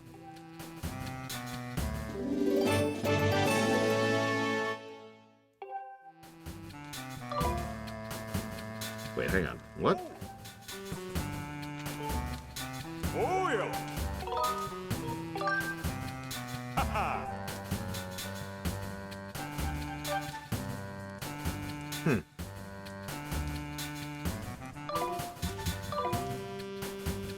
Oh.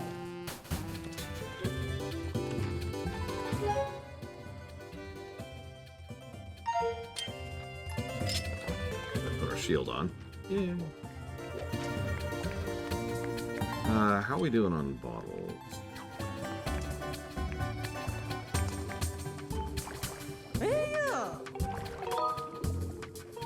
Yeah, sure. Let's go and grab that.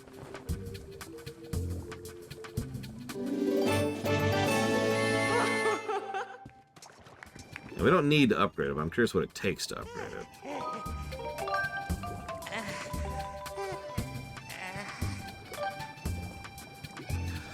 Three butterflies, one volcanic ladybug, I know what those are, and the woodlands rhino beetles. That turns it into a full heal. Also takes 20 freaking things, and it's totally not worth it. We don't have enough hearts for that to be worthwhile yet.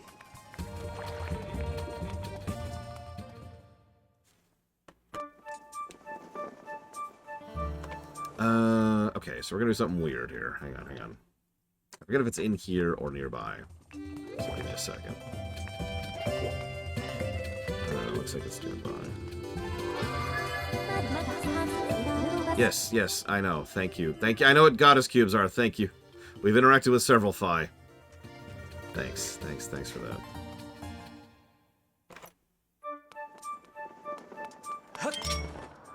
Oh yeah, this is how the bug catching net works in this game, by the way.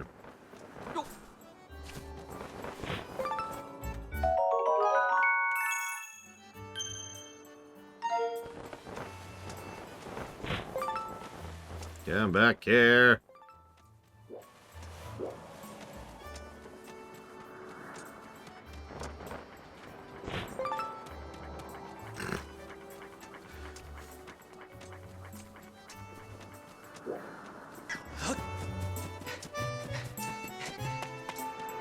Yeah, it's a potion crafting system, which is even worse than a regular crafting system.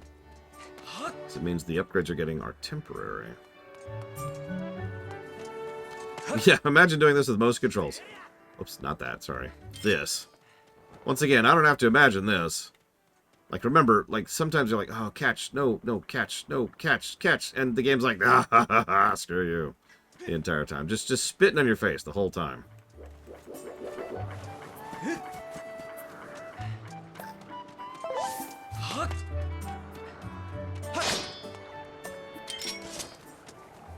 Oh my god, it does a noble name. The music dims out while you're looking for bugs. Why? Like, I'm not complaining, but that's a weird choice.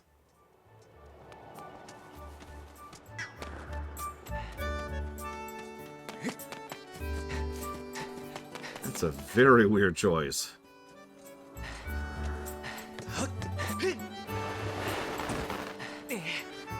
Okay, don't think about the physics of what I just did, because that jump is super impossible. Game.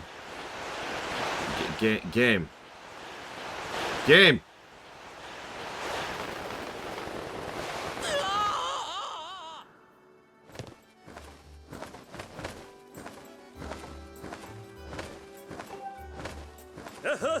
Thanks, buddy.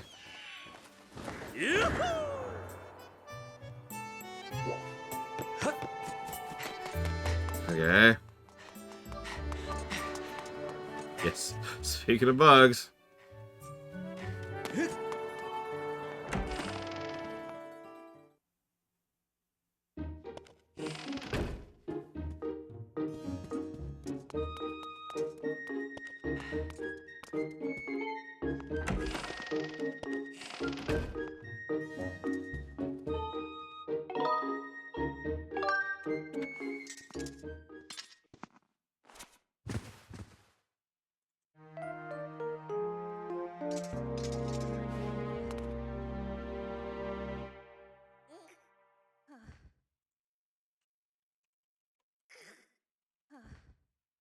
Yeah, who goes to bed with their shoes still on, honestly?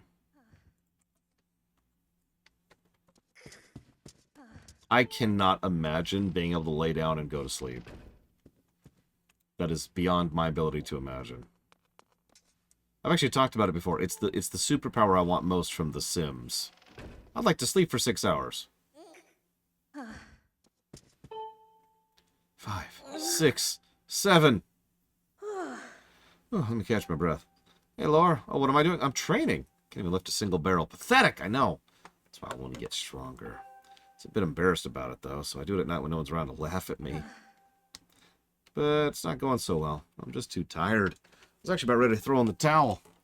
Only there were a potion that would give me stamina. That chance, right? I suppose I'll just have to put my nose to the grindstone. Buckle down my bootstraps and all that, right? Anyway. Sucks to be you, buddy. Especially since I just used up my bottle. Next time I use up one of my bottle things, or get another bottle, I got your back.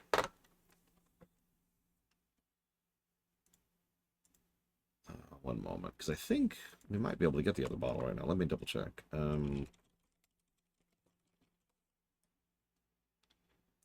Let's see. So we've got that one, obviously. We've got that one. We just got that one.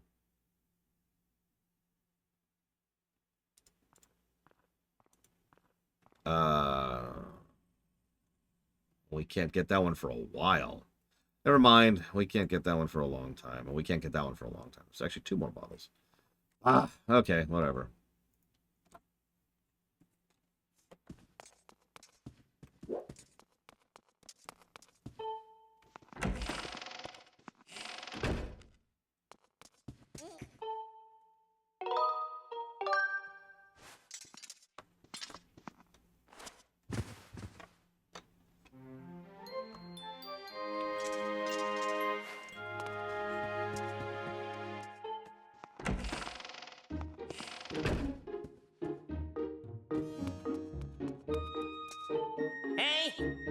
Man, when Bruce gets sad, he's downright miserable. He always in his room sulking. When he comes out, he gets angry at everyone for no reason. Even me.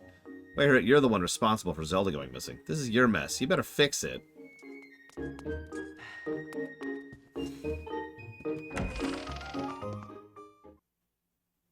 Nice, Bragwin. Congrats.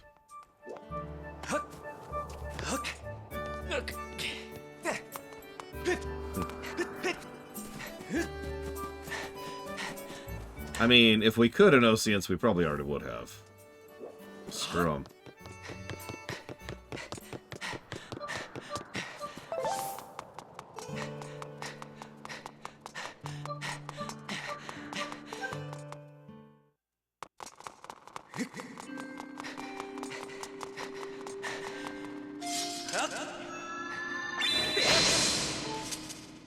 Right, don't actually have to do that step. Sorry. Map complete. There's the whole world. I remember when I was playing this for the first time, and my first thought was, alright, I got 3 places, but I played a Zelda game before. Normally you get 3 places, and then the world opens up, right? So I was really curious where the other parts of the world were. Nope! It's just the 3 areas. I've confirmed the location of a 3rd opening in the Cloudberry in the sky to the southwest. It will allow you to reach a new area on the surface. I suggest going there as soon as you are suitably prepared.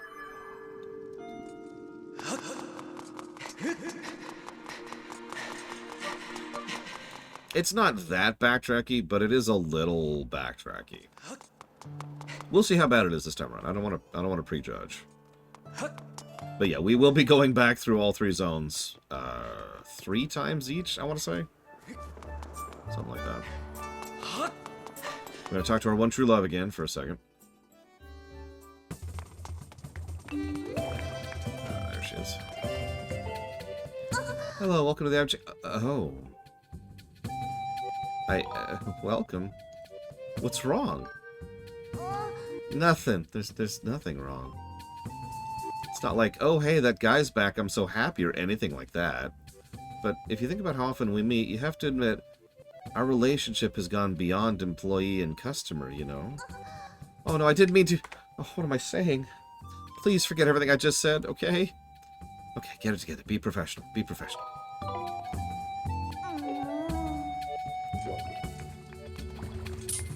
Let's see, do you have anything worth buying? Looks like... No. Okay. Let's get out of here, then. By the way, we could actually finish that quest right now, but it involves sleeping to advance time. So sleep tonight, sleep today, talk to her. Sleep tonight, sleep today, talk to her. So I'm trying not to do that all in one bundle.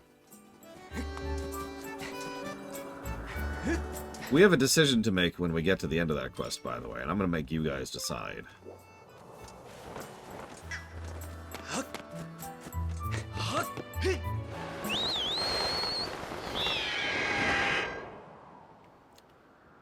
The answer is yes.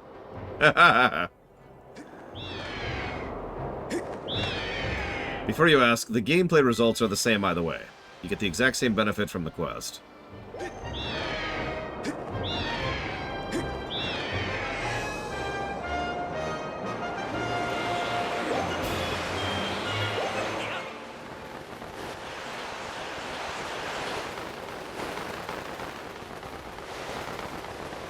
Realm 3, Lineru.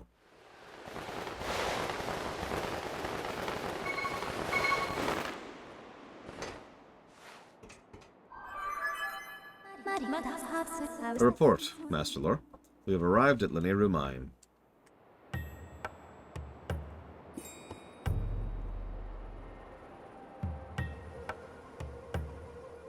You know, I just realized Senator Armstrong could just do an orbital drop innately. Just by his durability. Which gives me an idea. This arid region was transformed over the years from... I missed it. The Ancients! 10,000 years ago, Jay. The ancient advanced precursors who built robots. My projections show that Zelda must have traveled through this area.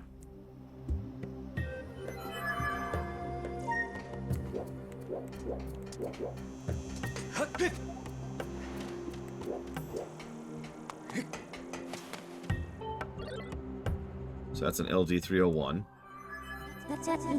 My estimates indicate this object has been broken for many years. I am unable to analyze the content of its speech at this time.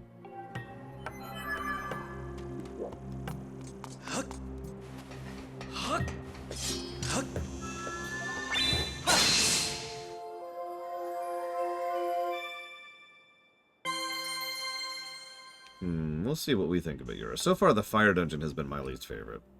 By a decent margin. But we've only done 4 dungeons at this point, so we'll see.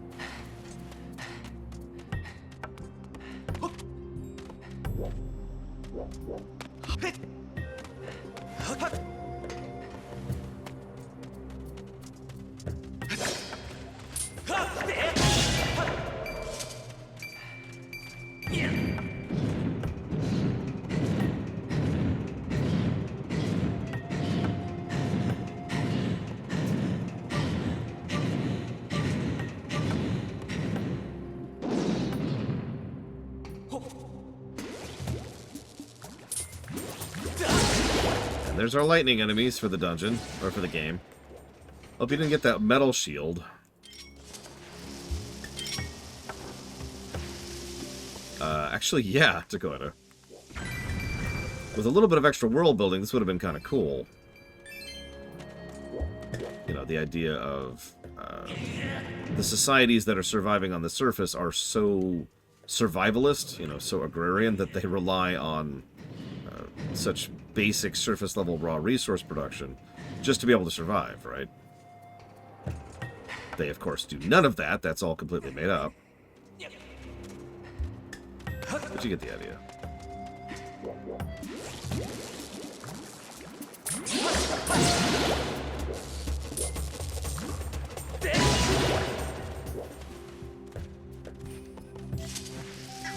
So, I know, right, Jay? One thing I want to share, as an aside. Someone yesterday, I know I said this earlier, but someone yesterday made the comment that I should treat this game more like Ocarina and play it more like Ocarina. And the moment I started doing that, the controls just sort of clicked with me, and I've been enjoying myself a lot more. I'm just sharing that on the off chance there's anybody out here who felt like they wanted to play this game and couldn't, and ran into the exact same problem I did with regards to the controls.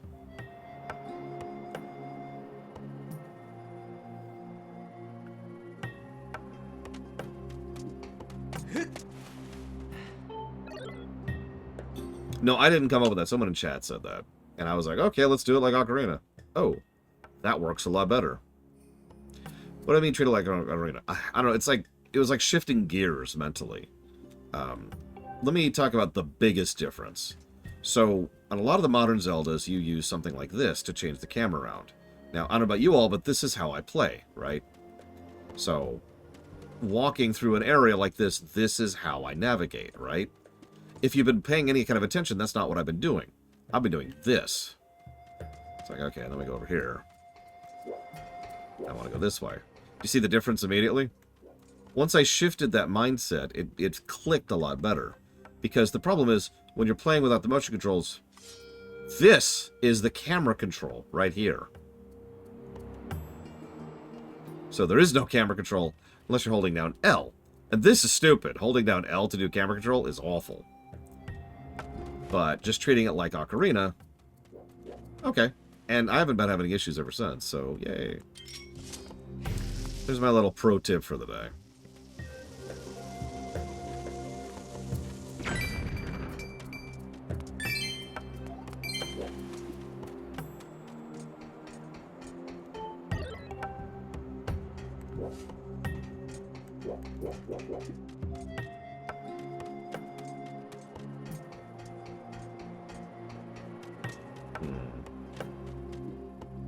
I tried the motion controls era, and then I quit them.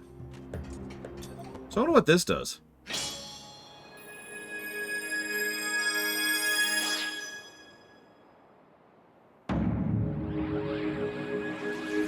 So this is the gimmick of this dungeon.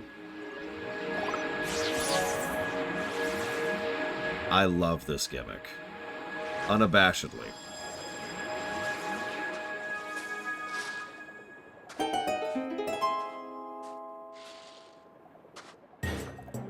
So this is the past. And the past is projected in a range. If we go out of it, we're back into the present. Notice the music changed too. Pretty much, Dakota, yeah. And we can now do stuff like this in the past. Because all the tech is obviously working in the past. Oh yeah, by the way, highly advanced society that was 10 gabrillion years ago. I already complained about this, I'm just pointing it out. And yeah, notice the visuals are different, the audio is different, and the functionality is different. I love this for all the reasons. I love it audibly, I love it visually, and I love what it does for the gameplay. I guess that's a lie. I don't love it all the reasons, because I don't like it story-wise. The idea of, hey, there's this ancient precursor race tens of thousands of years before the origin story of the entire setting. Not a huge fan of that. But yes, this is a natural follow-through on a lot of what several Zelda titles have done before. Even going all the way back to Link to the Past, the Dark World and the Light World. The two worlds mechanic is something Nintendo's poked at a lot in a lot of their franchises, including Mario and Metroid.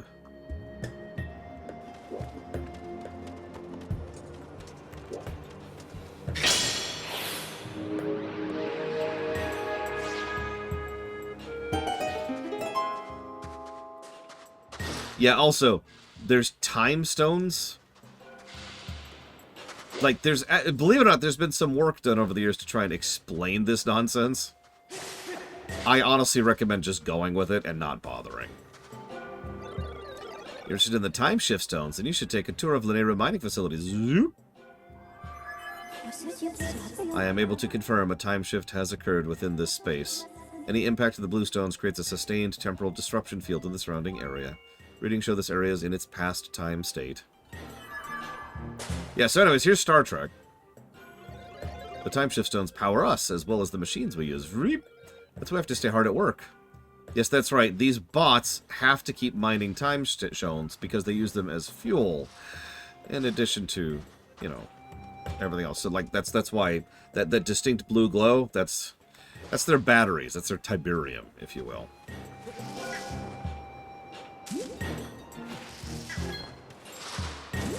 So, you know, yay.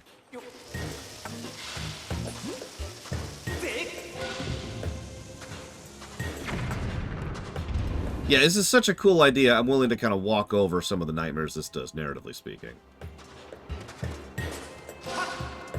Part of the idea here only works if you presume fate exists, which, of course, this game cannot get away from, so obviously fate does exist.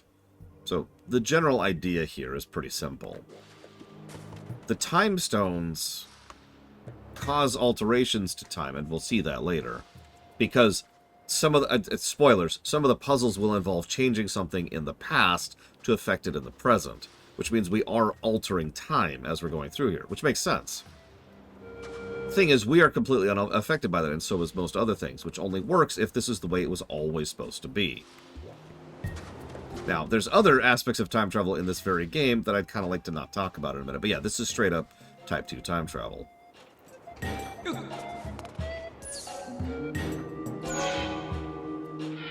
Except it is presented as Type 1. It's a weirdness. I forgot to talk to these guys. Let's go talk to these guys.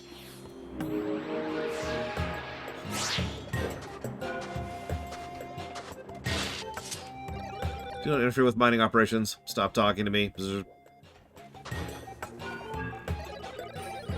minecart in front of the doors is going to pass through here, so it's dangerous for you to be there. Maybe you should just go away. Oh yeah, how sentient are these robots? Don't think about it.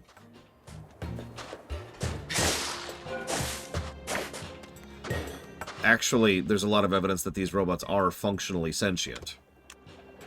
And there's also some evidence that they're not dead in the present. Remember earlier that Fi actually mentioned that they're trying to communicate and failing at it?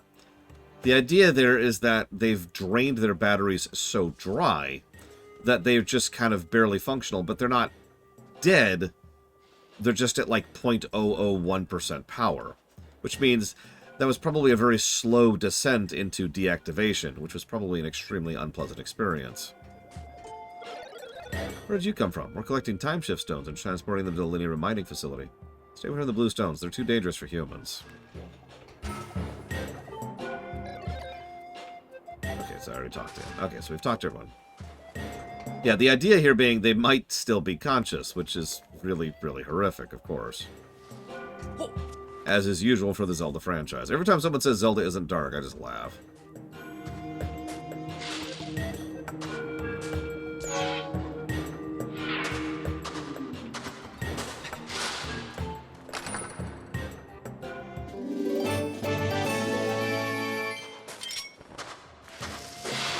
Unfortunately, to my knowledge, there's no chrono triggery kind of stuff you can do here. Where you can, for example, pick up a chest twice. If you pick it up in the present, then the past. Strange things have started attacking us recently. We don't have any weapons to defend ourselves, so if they attack, we're fried. You have giant mining claws. Of course, Lunarith. My made-up terms are awesome. I mean, terrible. Looking for work? Get rid of that funny-looking hat. Come back with a helmet. Maybe in a minute. Type 1 time travel is time is a linear line. No alterations to the timeline are possible because all time that ever happened always will happen. So if you go back and you change something, you actually don't because you always did that. Type 2 is time is a malleable line. You can change time, but any changes you make are just changes to the one singular timeline. You know, if I go back and kill Hitler, then the whole timeline has changed, that kind of thing. Type 3 is multiverse. Enough said.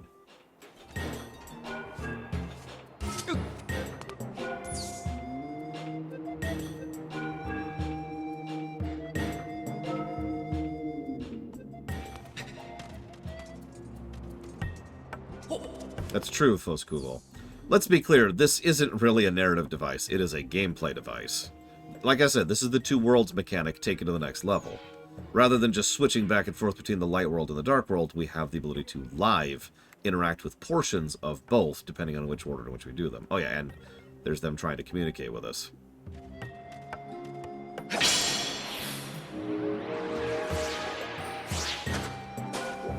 Complaining aside, this makes for some extremely good gameplay.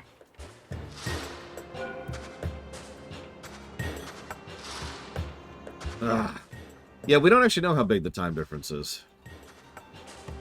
I would agree, this is also probably technically impressive, especially for the Wii. Then again, we saw this on Metroid Prime 2 on the GameCube, so who knows. Although, I think that had loading screens, didn't it? So, never mind, I take back my statement. This is technically impressive.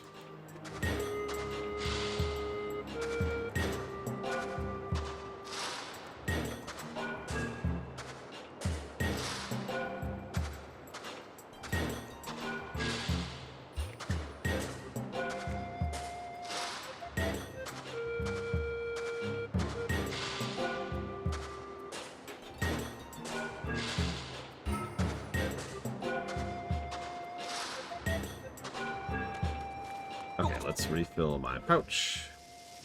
Refill my pouch. There you go.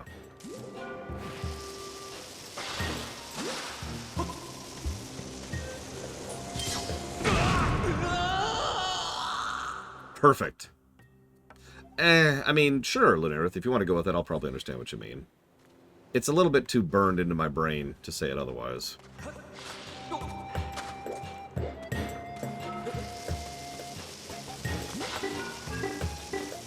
Game. It wouldn't let me it wouldn't let me get rid of it. Okay, so I'm pretty sure I can't actually do this, but let's find out. Oh, never mind, I can. Okay, there we go. Ooh, that is a short distance.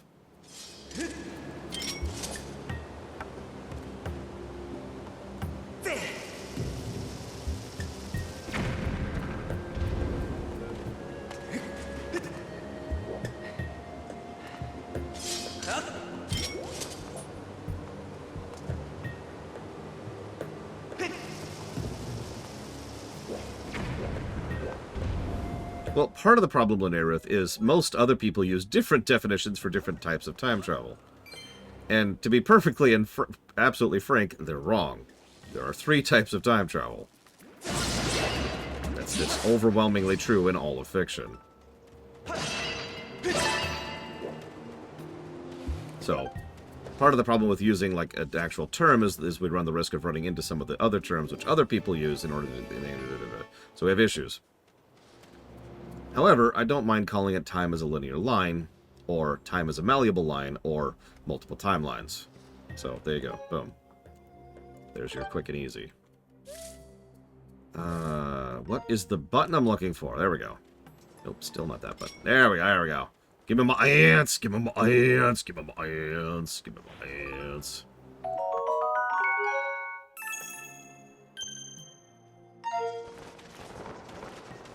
Come on. There we go. Give me my ants. Give me my ants. Okay. That was weird, but okay. I'm gonna accept. Oh, Jesus. Okay, okay. No. If you're wondering why I keep doing that, that's the exact same input as this. So it's just, yeah. No, come on. Throw the thing. There you go.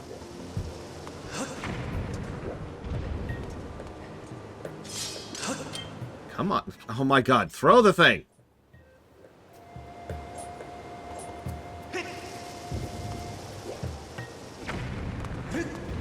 Give me my money.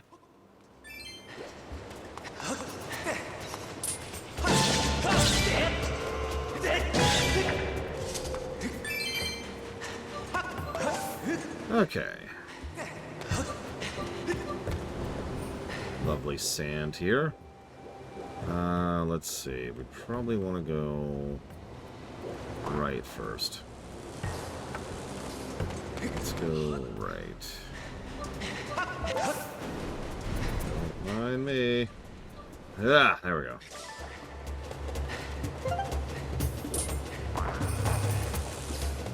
A lot of lightning mobs in the desert. I feel like this isn't the first game I've seen that's used that association to. Where did lightning get associated with the desert? Okay, that's cool. That's cool.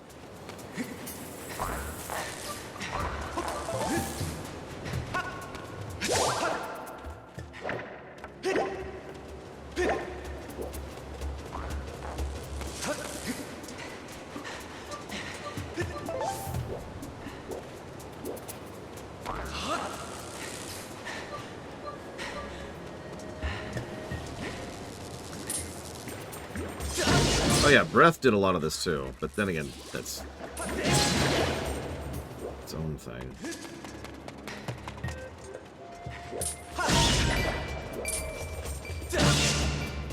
I should write down that pause while I'm thinking about it.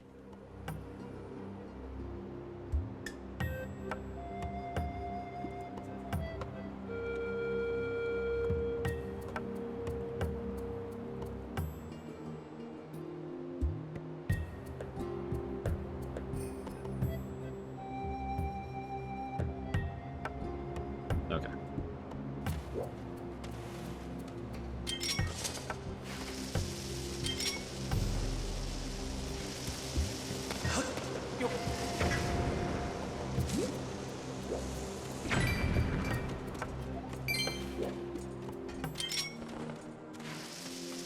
I hope I don't kill that guy by accident, because I'm going to feel really bad about this if I do. Okay, nope, they're made of sturdier stuff. We're good, we're good.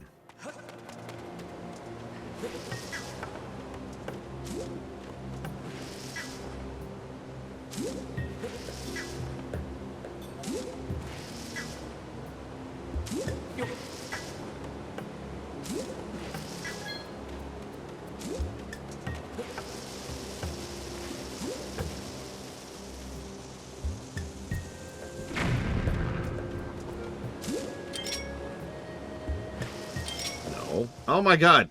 Ah!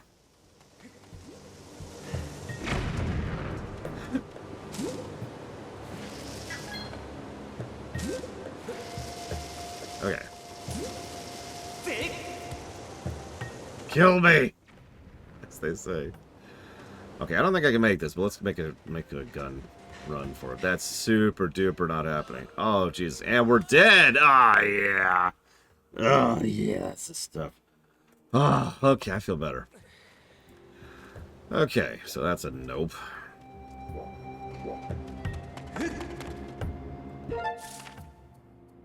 Hmm.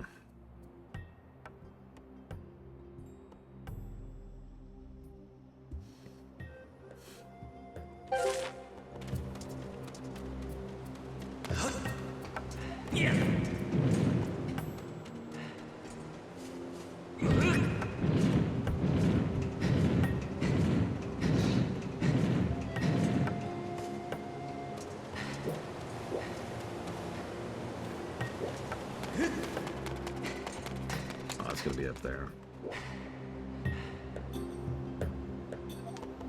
Well, no, if this was a malleable timeline, Jay in the Notebook, then we absolutely can fail. In fact, we could screw up everything forever. It's okay, we do have Time Traveler's Exemption Clause. That's a really, really, really common thing in any time travel story. I didn't come up with that term, but it's a really good term, so here we are. Well, I guess we could try that.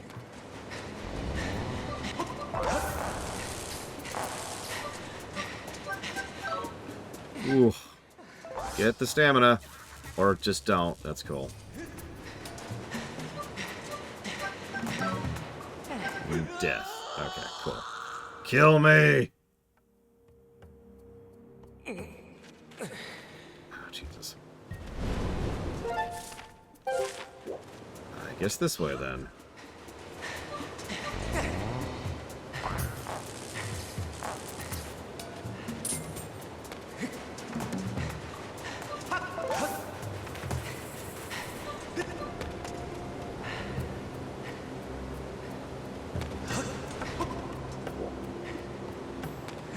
Well, yeah, multiverse isn't quite accurate, because multiverse can actually refer to 3 separate concepts. That's why I don't like to use that word.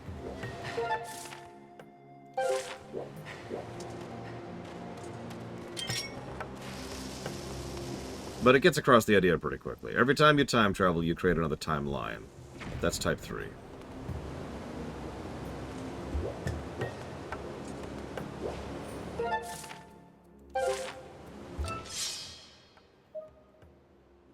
See anything here.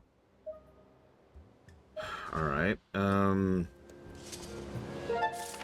feel like I missed something. Well, yeah, that's another one.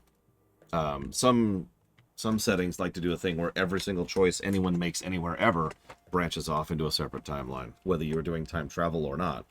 MCU.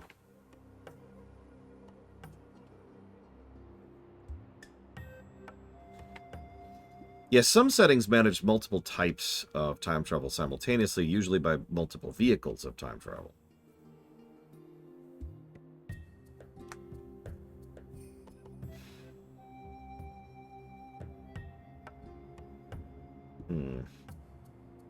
I'm not sure where to go next. I feel like I'm missing a time stone somewhere.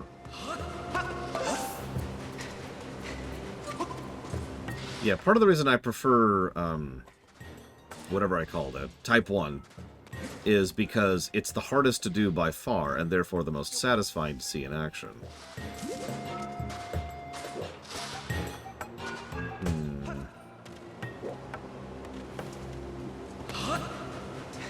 Type 2 is still a little bit difficult to pull off. Well, I just told you one, Linear, with Chrono Trigger. I already went in here, right? Yeah, I did, okay. But Type 2 is easier, but still takes some work. Every change in time travel makes a new timeline is the easiest by a huge margin. It involves almost no work whatsoever, which is part of why I'm not a big fan of it.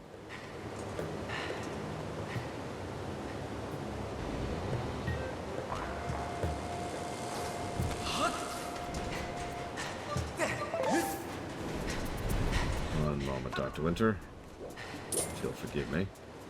Hi, Colgrim. Okay, no, nothing over here. Okay, so... I already went over there. That was where the heart flowers were. No. Back to the Future is a weird one, but in order to have a full discussion on that, I really recommend watching my rumination on the second film. I lay it out pretty thoroughly there.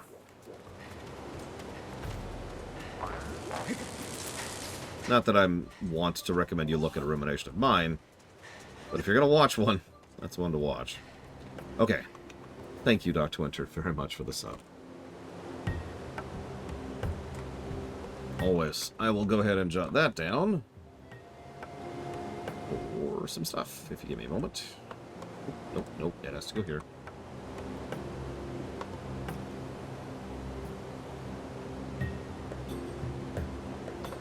So, Darkest Dungeon, Evil Genius 2, and Pathfinder Wrath of the Righteous. You got it. Appreciate you. Thank you.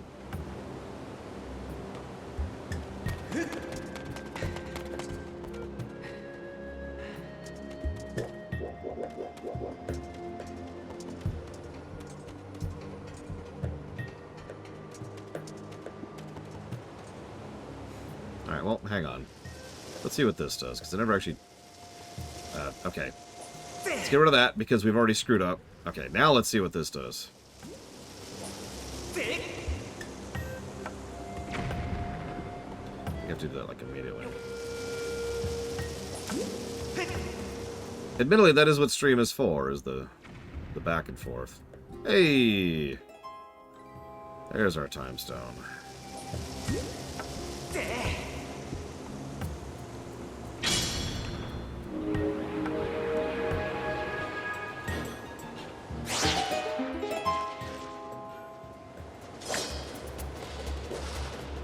Terribly, Dr. Winter. My friend was kidnapped the other day, and I heard they sucked out all of his electricity. That sounds terrifying! I'm not even joking, that sounds awful.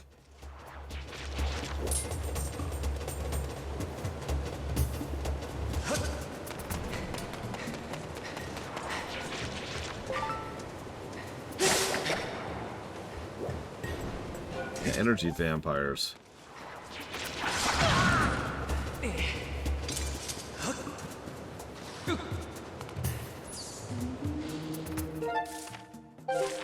Actually, wait, get out, no. How do I get out? Oh God, I can't get out.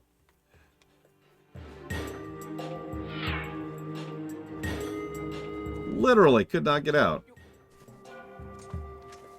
What, Fi?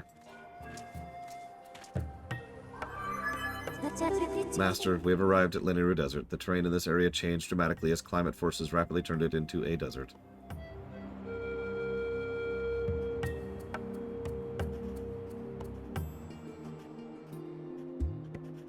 Cool. I remember being stuck here for a while, too.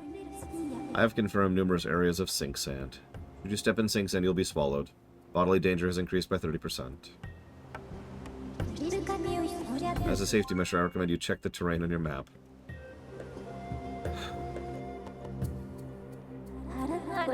My readings indicate Zelda has passed through here. As previously stated, this area is highly dangerous. None of this dialogue is necessary. One quick pan of the desert. The shot of the Triforce over there, which is thus clearly and obviously our destination. And the sink sand we've already gone through all get across everything she just said. Fine, I like you, but shut up. Or at least say something worth being heard. I'm okay with either, really.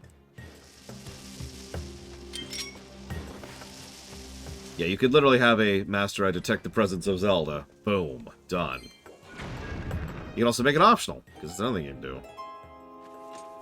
Hang on, so we did actually miss something, so back we go, because we couldn't get out in the middle. Woo! Woo! Hi, Star Wars. How ye be. Wee, woo. Yeah, remember, this is the toned down version. God, the original was so much worse. Let me out, let me out. Jesus.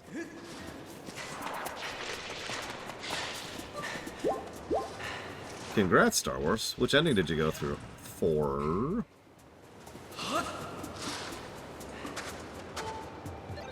I don't see many humans around here. Are you interested in the time shift stones? No, of course not. Now give them to me or I'll kill you.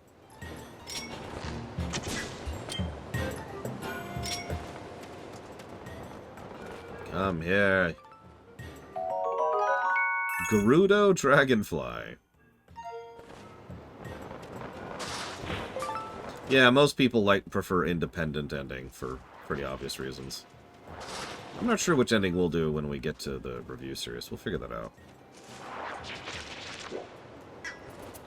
Well, that could be a discussion when we get there.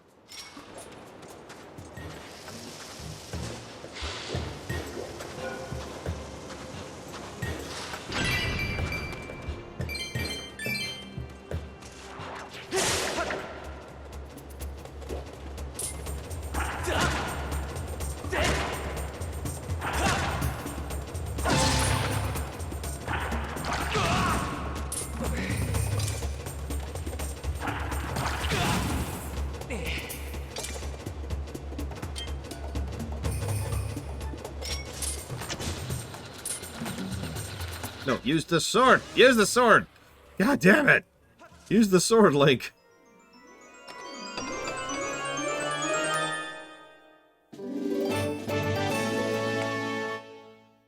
The Goddess Plume. Cool. We'll probably have use for that someday, right? We're definitely doing all the upgrade cycles.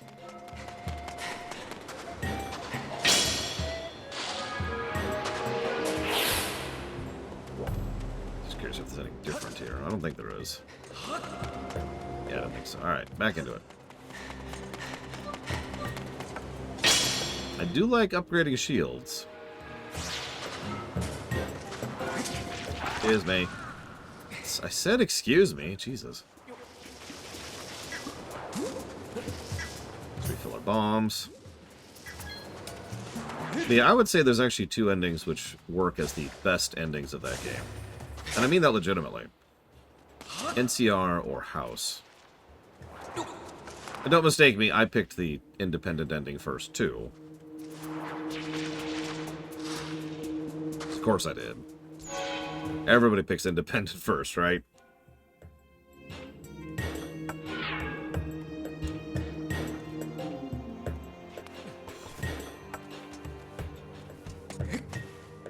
Get a hard save here.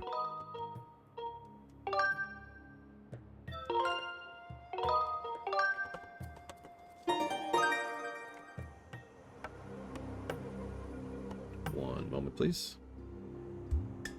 Freedom!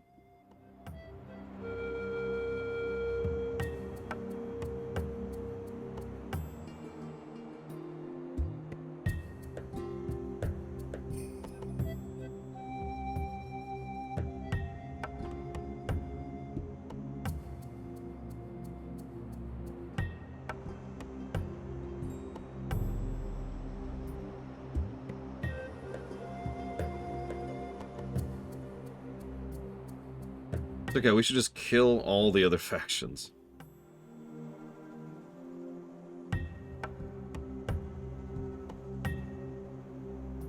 Which is an option in that game, actually.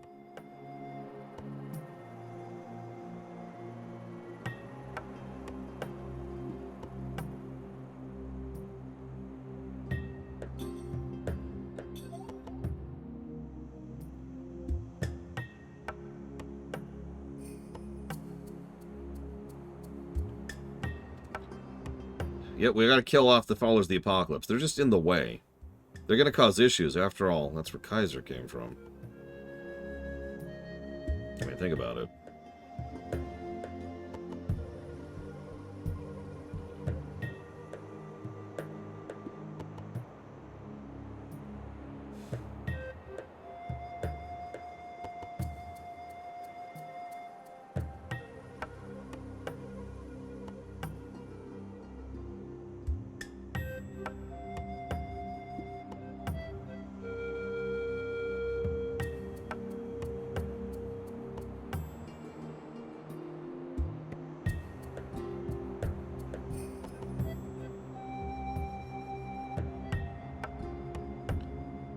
Okay, whatever.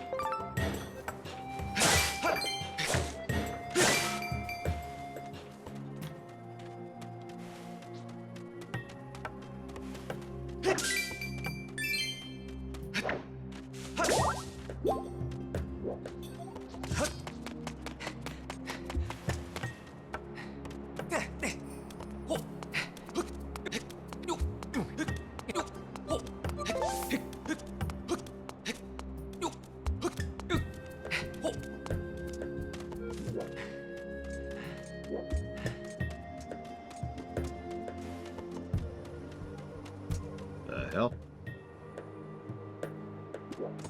Okay.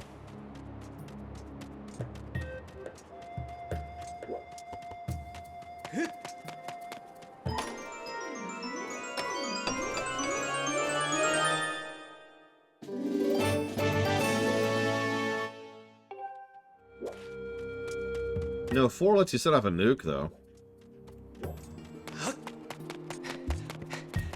Yeah, I'm confused about why I can't get it right now, Track Player. It's right here. Come on, game.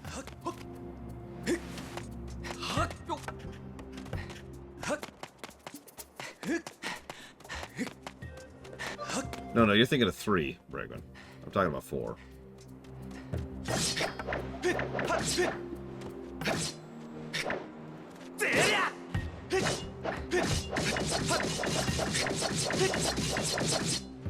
Those are some strong cacti. Holy crap.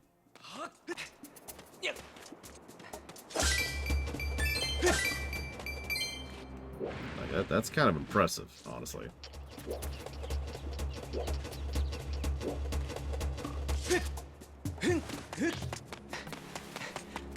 That's true, Logue. I tend to forget about that because I'm not a big fan of that, but yeah. So that's 3 Fallout games you can set off a nuke in. For some reason. Tumbleweeds sometimes roll across the desert. They're a natural material. You can collect them with the bug net. Thanks. Although that is a good point. We should probably have the bug net out for this.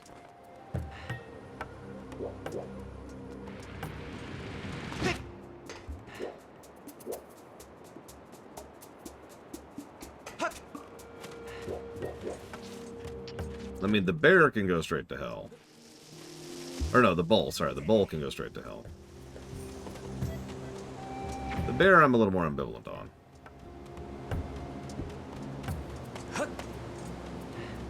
Wow, that guy was locked in there until he was slowly drained of energy. That's cool. That's okay, they're not sentient, right? Right, Blintival? The talking robots have no sentience, right?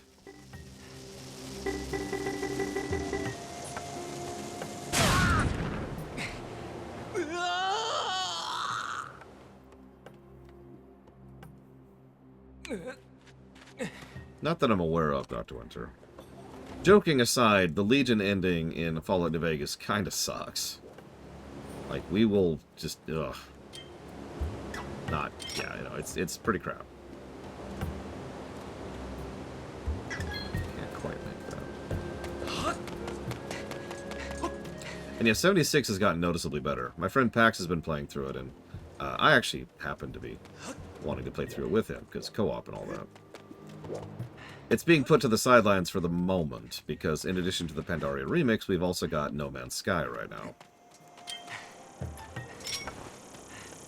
Come here, my delicious bugs. No, my delicious bugs. Good morning, Sean. Delicious bugs! Sorry.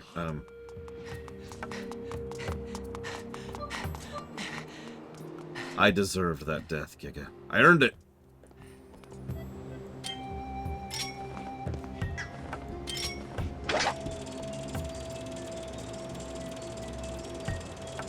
Yes, it's time for Kill Me. Aw.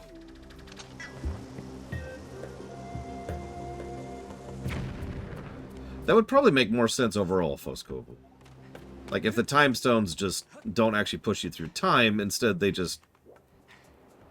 what's that called? Revision? Or, no, reversion, excuse me. It's a form of healing in a lot of settings, where rather than actually healing you, it just kind of restores you to a previous state. So it's possible the time stones are just restoring, you know, localized portions of terrain to previous states. Since we're already here and fine, we don't really get restored, but like the bots get restored and the terrain gets back to the way it should be, mechanisms still work, etc. That's still hyper advanced magic, but still a little bit more sensible than actually going into the past.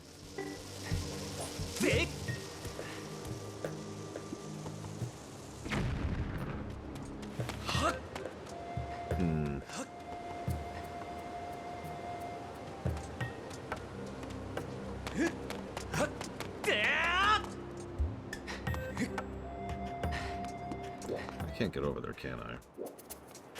Hyrule? How advanced is Hyrule? So that's an interesting question. So in the distant past, there were people who were advanced enough to make robots who could talk and interact with people. And in the present, they're functionally in a long-standing apocalypse. This is a survivalist society.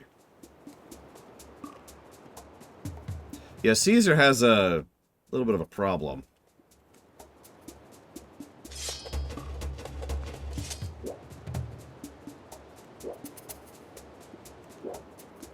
Ain't no fixing that.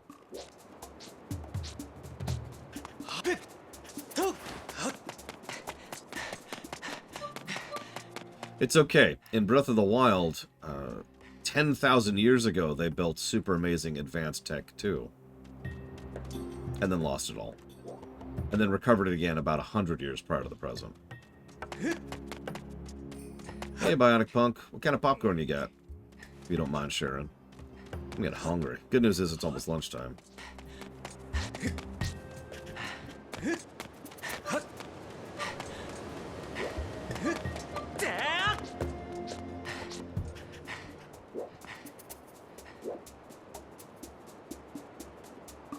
Okay, that's gotta be it. I can't think of anything else that's it, so... let's do this.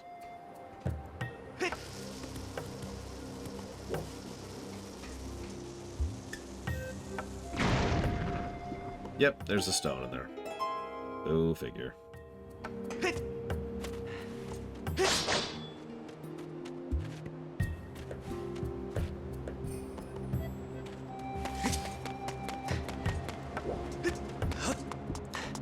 Should have paid the fine and stayed up here.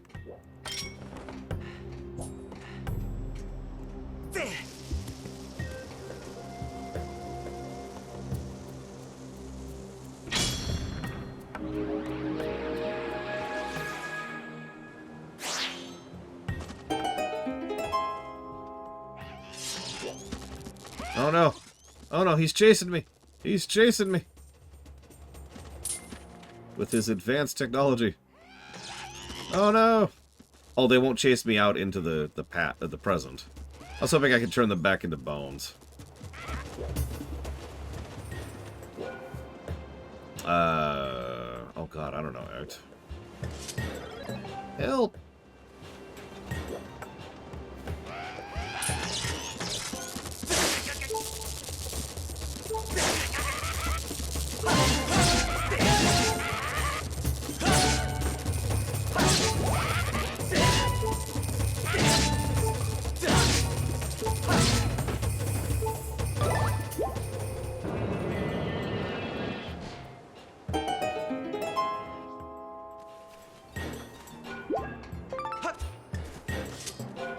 Yeah, that stun is fun. Absolutely, Bionic Punk. Although, then again, the Zelda game I've been pushing for the most, and this has just been a thing this whole series, is I've been building it in my mind quietly in the background. I want a Western Zelda, like a straight-up Western, right? Railroads, dusty, you know, plains and wild out things, and just, that would be so awesome. Anyways. I want guns, but like really crap guns. If you hadn't come along, they would have sucked all the electricity out of me. Oh, look at that. You have a beetle. Appears to be an older model. As thanks for saving me, I will upgrade that for you. Twilight does have that one section. It's a great song, too. We now have the hook beetle. Now, we can carry stuff. I've added pincher modifications so you can grab things. Be careful. Be careful.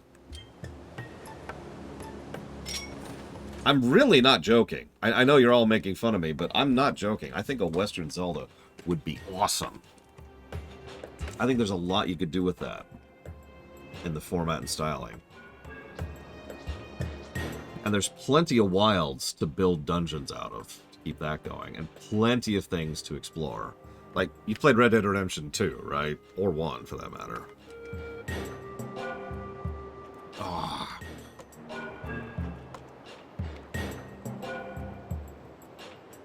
Could someone do me a huge favor and Google the name of the bots, please? The species name. Because I forget what they're called.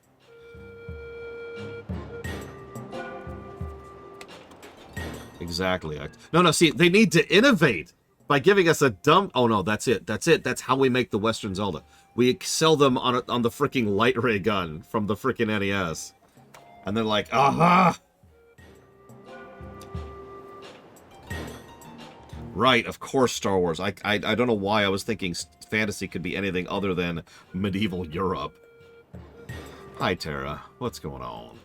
I was about to write something down. Kit!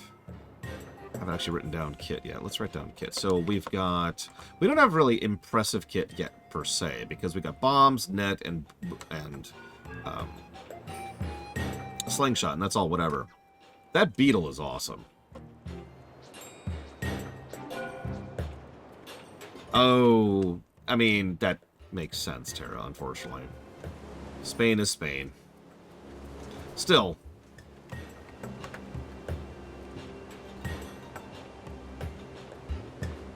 Yeah, Scotland just getting crushed. God. It's just ancient robots. Okay. Thank you, Frieza. Probably Rex, especially considering the fact that this game was being in development during the development of Phantom Hourglass, remember.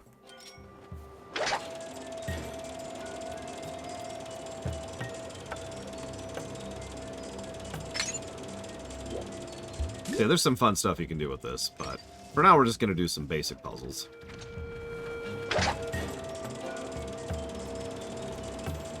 I know, right? Nugget Cruncher, like you'd think, usually when a game like that, whoops. Actually, yes, in Zelda 1, Star Wars. Usually when you have a really successful big blockbuster game like RDR2, there's a bunch of copycats, but no, we didn't get anything.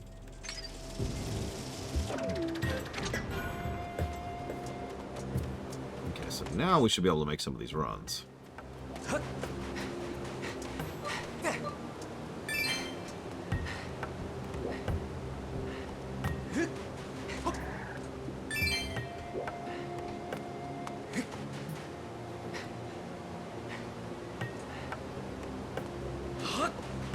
You know, I've heard that argument before. Why make a such and such because it'll be compared with, you know, the best in the series, and therefore isn't worth even trying. I don't think I agree with that mindset. Like, I love StarCraft 2, but other RTSs should exist, you know what I mean? Just because we've already peaked on RTS design doesn't mean we shouldn't have other RTSs. You know? But that's just me, and I'm not thinking about it from a financial perspective. Or, that's not true. I am thinking of it from a financial perspective. I'm not thinking about it from the perspective of a greedy asshole who wants all the money. Fortunately, nobody actually has to listen to those assholes, right? I mean, they don't determine the future of the gaming industry, right? And yeah, StarCraft 2 could still be improved upon. How many negatives we give that game? Because it was a bunch. Abso-frickin-lutely, Tara. Did you notice in the gameplay trailer, I think I may have mentioned this already, so forgive me if I'm repeating myself, but you notice the Titans look faster? The actual units? If true, that would actually solve one of my biggest complaints about the Titans expansions, that the Titans were crap. I mean, the campaign used them reasonably well, but for the most part, they might as well not have even been there.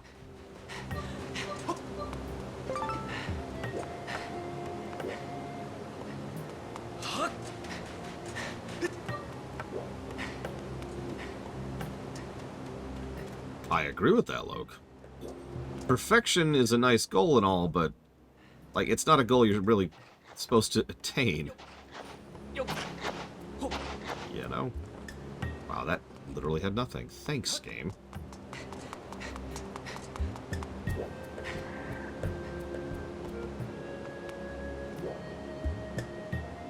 Yeah, we'll see. I'm looking forward to it. And for the Age of Empires block, we will obviously be playing... Or maybe it's the RTS block. Whenever the Age of Mythology thing is, we'll be playing Retold, not the original. I've actually had troubles getting Retold...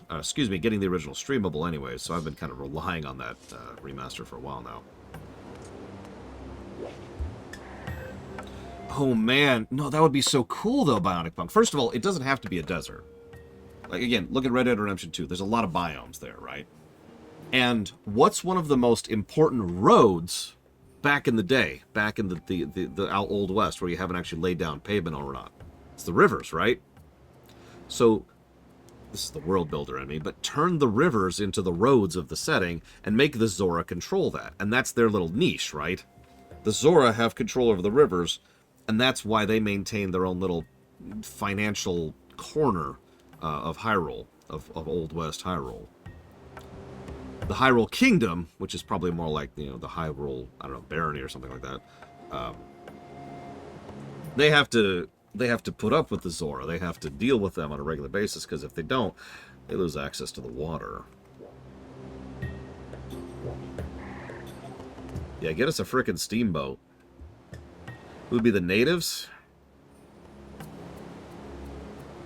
Probably no one, in all honesty. There's just too much fire there to actually do that properly, so I probably wouldn't even bother.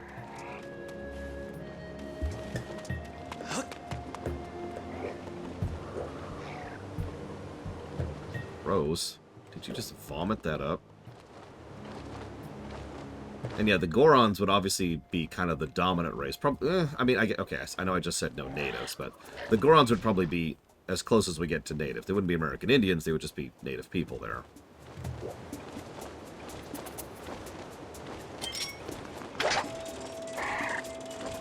Let's see what happens if I boop this guy.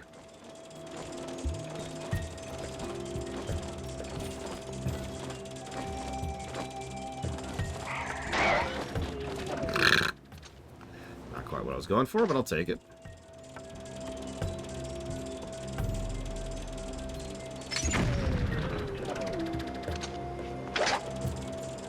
Cool.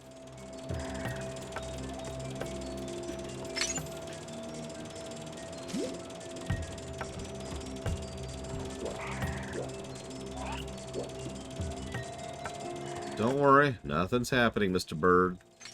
But your death! I guess that's true, Geludo. We can make all of them natives, just not make them American Indians.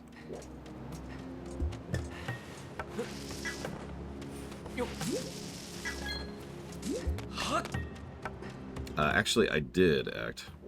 I was watching while I was eating lunch yesterday.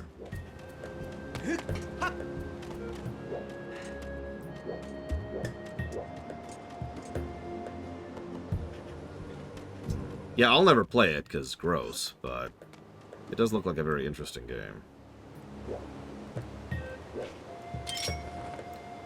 No.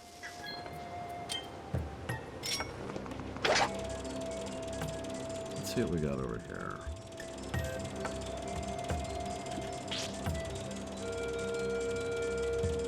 Okay, looks like we can make those trips. Let's try to make this a little bit easier. Hey, boy. Who would be the bad guys? I mean, making the banker... We were talking about making Ganondorf a railroad baron. Like, I don't know how much of you know American history, but the railroad barons were horrifically evil monsters. So, having something like, Ganondorf as a railroad baron just kind of fits pretty well. I screwed up. Honestly, Ganondorf would probably be a lot less evil than real-life railroad barons, but you get it.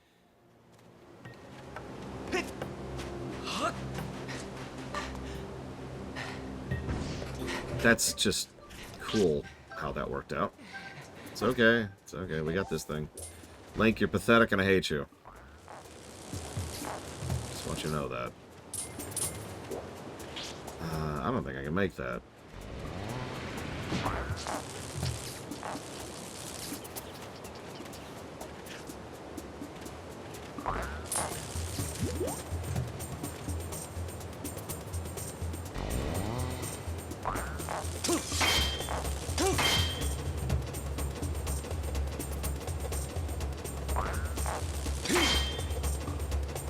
Looks like I can't rebound it. Unless my timing is really bad.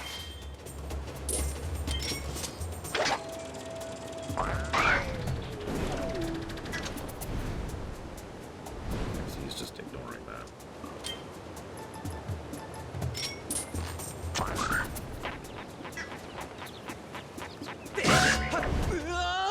We died, but we killed him too. Yeah, I'll probably veto it, Act. No interest, like I said.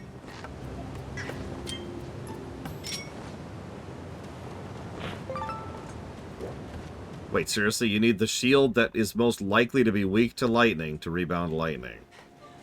Jesus. Whatever.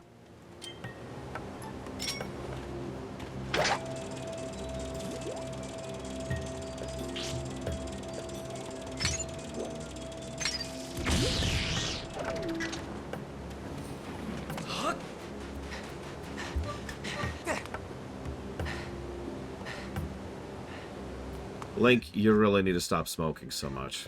It's bad for your health.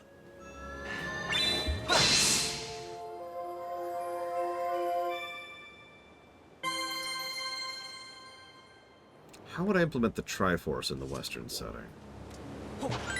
Would I implement the Triforce? The Triforce isn't in every Zelda game. Hell, we don't even need to have Ganondorf. We could just have a Railroad Baron. Not hard to do.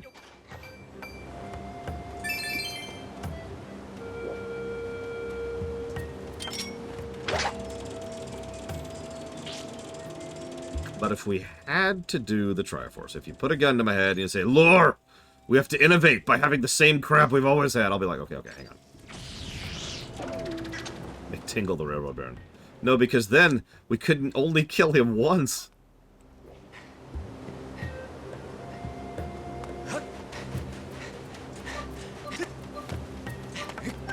What was that?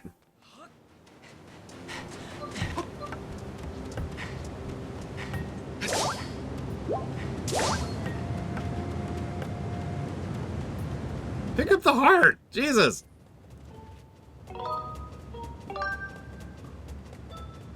Okay, I've got it. Here's what I would do with the Triforce. So, the first thing we need is we need to